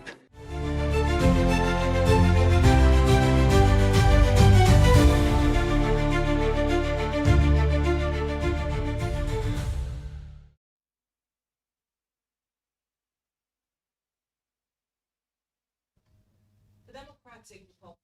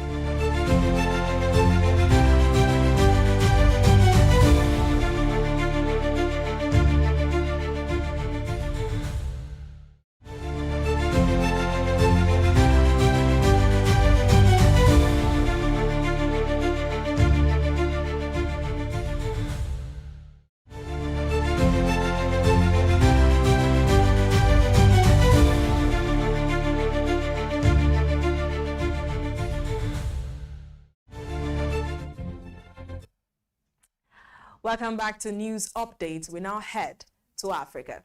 The Democratic Republic of Congo State Cobalt Agency has produced its first 1,000 metric tons of traceable artisanal cobalt, marking a major step in formalizing the sector. Congo supplies more than 74% of the world's cobalt, much of it from informal artisanal mines that employ up to 2 million people. But unregulated cobalt makes tracking difficult and drives up prices for ethical sourced materials. To stabilize the market, Congo introduced export quotas in October, limiting raw cobalt shipments and encouraging local processing. EGC says its plans to expand production and increase refining capacity, though it has not disclosed how the inaugural batch will be sold. And also, credit ratings agency S&P has downgraded Senegal's long-term sovereign ratings to CCC plus from B minus, warning that the country's debt position has become increasingly precarious. The agency also placed Senegal on credit watch developing, meaning the rating could fall further if the government struggles to refinance upcoming commercial debts. S&P says public sector borrowing needs for 2026 are high, and the cost of government debt and the budget deficit leave public finances under severe pressure. Senegal plunged into financial trouble last year after a new administration uncovered $11 billion in previously unreported debts. That discovery prompted the IMF to freeze its $1.8 billion support program, triggered a slump in Senegal's bonds, and led to multiple credit downgrades. And there has been talks between the government and the IMF continued last week in Dakar, but ended without agreement on a new program. And now onto the foreign scene, where Ukrainian President Volodymyr Zelensky is in Paris and is expected to sign new defense deals with France on Monday, including air defense systems, missiles, and warplanes. The agreements come as Russia steps up drone and missile attacks and reports gains in the Zaporizhzhia region. France has already pledged more Mirage jets and Aster-30 missiles, but Monday's meeting could include a 10-year aviation deal that may eventually provide Rafale fighter jets to Kyiv. Talks may also cover additional SAMP-T air defense systems and anti-drone technologies. And moving on, Japan is moving to ease tensions with China after a diplomatic row over Taiwan prompted Beijing to warn its citizens against traveling to Japan. The dispute began after Prime Minister Sanae Takachi said a Chinese attack on Taiwan that threatened Japan's survival could trigger a military response, a remark Beijing strongly criticized. Japan is now sending senior foreign ministry official Masakai Kanai to Beijing to clarify that the comment does not represent a shift in Japan's security policy and to urge China to avoid actions that further strain ties. Tokyo says communication channels with Beijing remain open and has formally asked China to withdraw its travel warning. Takaichi and China's Prime Li Qian may meet later this week at the G20 summit in South Africa. Up next is sports news after this break.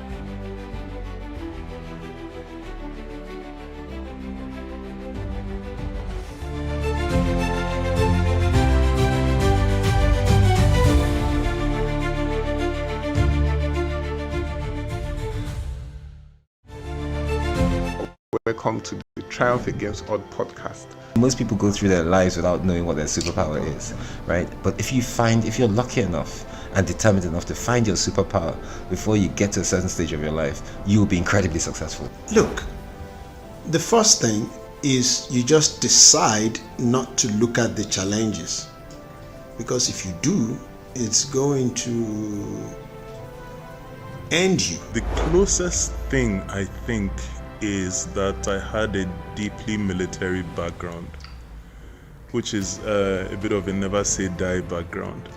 I saw an opportunity in non-interest banking, and I felt that the demand was there.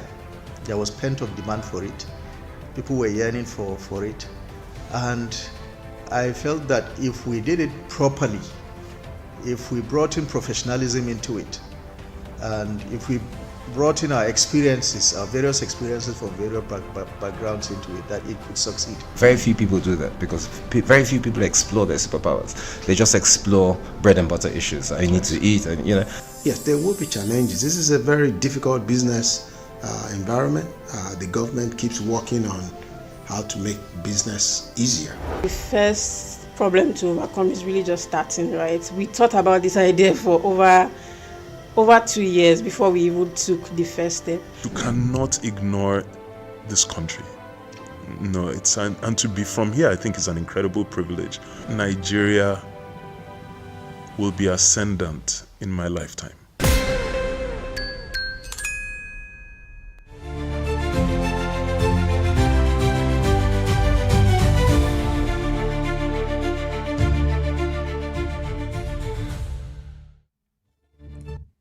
Now to sports, a hurricane double gave England a 2-0 win over Albania, keeping Thomas Tuchel's side unbeaten and without conceding as they wrapped up their World Cup qualifying campaign. England struggled early and produced their lowest first half XG under Tuchel, but the game could change after the break. Bukayo Saka's corner set up Kane for the opener in the 74th minute before Marcus Rashford's cross helped Kane head into his second shortly after. Albania had threatened earlier, forcing goalkeeper Dean Henderson into 3 key saves, equaling the total faced by Jordan Pickford in all previous qualifiers. And now to end the news, Arsenal missed the chance to close the gap in the Women's Super League after a 0-0 draw with Tottenham in the North London derby. The Gunners failed to take advantage of Chelsea's earlier slip at Liverpool despite dominating and producing 13 shots without reward. The results benefits Manchester City, who now move 3 points clear at the top, which is their biggest lead of the season. Arsenal's title hopes continue to fade, with the team struggling for creativity and now having dropped 11 points, a tally no previous WSL winner has overcome in the 22-game season. And that is the much we have for you right now, and news updates at this hour. Remember to follow us across all our social media platforms and on YouTube. to get more updates from Business Day Television. I am Norma Obuna. Many thanks for watching.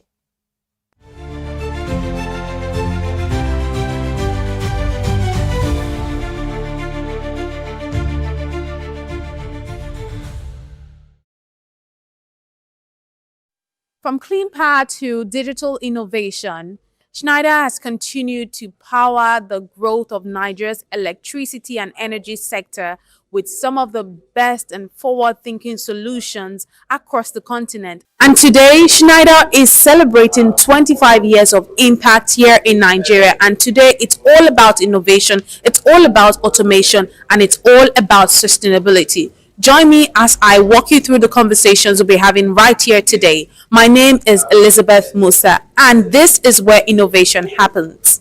I just heard here that we are deploying 100 megawatts solar across different states.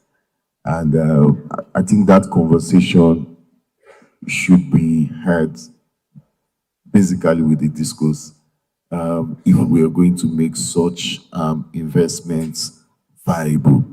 So I think that brings before the fact that more needs to be done in terms of collaboration. At the heart of this year's event is a powerful theme: competitive advantage through automation and sustainability. For Schneider Electric, it's not just a slogan, it's a reflection of how the company has evolved over 25 years in Nigeria, helping industries improve efficiency and build smarter, more resilient systems. In terms of automation and sustainability, these are probably two of the most important topics for businesses, not just in Nigeria and not just across Africa, but globally, right? We had seen the increased use of automation right from what we call Industry 3.0, and they started happening around the 80s with a lot more automation.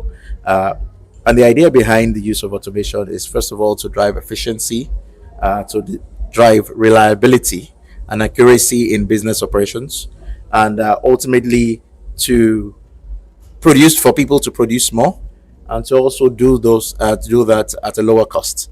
So automation was meant to drive efficiency, increase production, and also lower costs. But the second topic, which is sustainability, is something that has now become very important, maybe in the last 20, 30 years, particularly.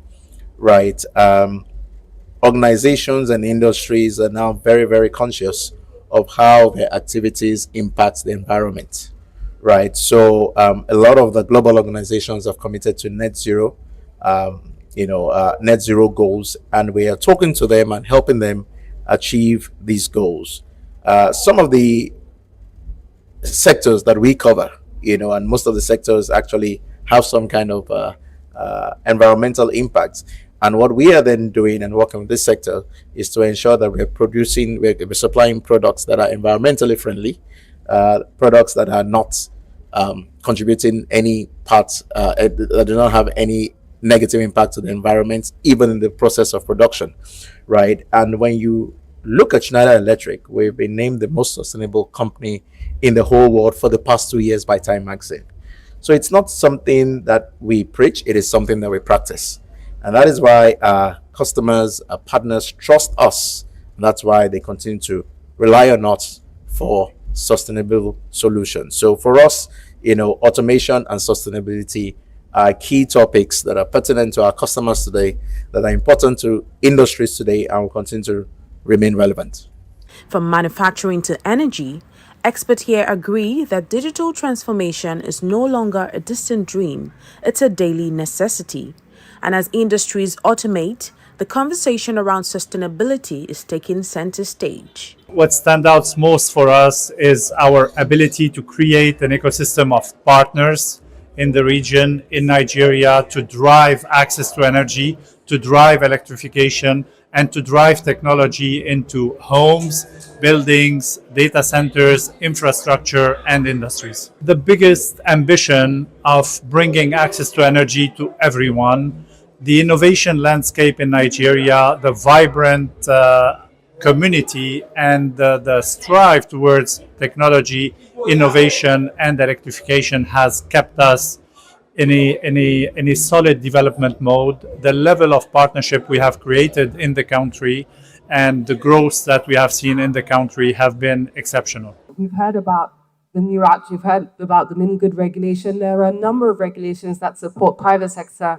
investment and participation in the decentralized renewable energy space or interconnected mini grid space. Furthermore, with projects like the Nigeria Electrification Program and the DARE program funded by the World Bank and the African Development Bank, this is not free money. These are loan facilities provided by the World Bank and the African Development Bank, which we will have to pay back. That is, a significant step in the right direction in terms of understanding the need to provide incentives or grants to support private sector companies in coming in and deploying these solutions that are required to bridge the energy access gap. I think for me, it shows success and it shows that things can actually get done in Nigeria. For a business, a global international business, to be in Nigeria for that long, that shows that something is going right in our country. A lot of companies struggle with making that investment decision as to whether to invest in Nigeria or not. But if a company like Schneider Electric can do business in this country with all of the challenges that it faces and still be successful, I think that speaks a lot to the type of market and economy that we have in our country. The event also highlights the growing role of public-private partnerships in driving innovation, ensuring that policy aligns with technology and investment to deliver tangible results. What we reward is what we get. I think there needs to be a lot of more focus on our universities such that we're able to support research and development, such that these technologies are built in country. That's one way we can reduce our exposure to the necessity, you understand, of external financing, because we have the market, we have the intellect, we have the resources, and I think we can make it happen. You see, that's part of what I mentioned during the panel session, that one of the things we are missing out is the partnership between industry and our academia. I think we need to do a lot more in promoting real research that results in innovative products that can be taken to the market. So you need the enabling environment, but you need industry to work with academia, because every technology that is used probably starts from the academia and then it gets industrialized in terms of its utilization. So I think that's a bit where I think more can be done, such that we can have homegrown technology in the country. Yeah. The policies government put in place to unlock gas is very important. It will help that reliability and sustainability. The second thing is about policy around the energy transition itself. We need to be very careful in the way we set up that policy, such that it will not stifle industry, it will encourage people to come in and invest. And the last thing for me is around security. Security is a very big issue for us in the oil and gas industry. Government is to find a way to sort out the security. Schneider has been a very sustainable company, and today means a lot, given the fact that they are also celebrating their 25th anniversary. Schneider has been a partner with NLNG even before they came into Nigeria. So our first trains came into operation in 1999, and we've been partnering with Schneider on automation as we were designing those trains. So today for me is really a victory for not just Schneider but for Nigeria as a country, and for all the companies that are partnering with Schneider in Nigeria. Is victory for us today.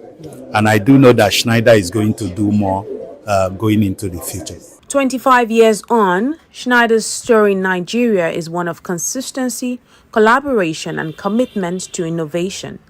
As the company looks to the next 25 years, the hope is that automation and sustainability won't just be buzzwords, but the building blocks of a stronger, smarter Nigeria.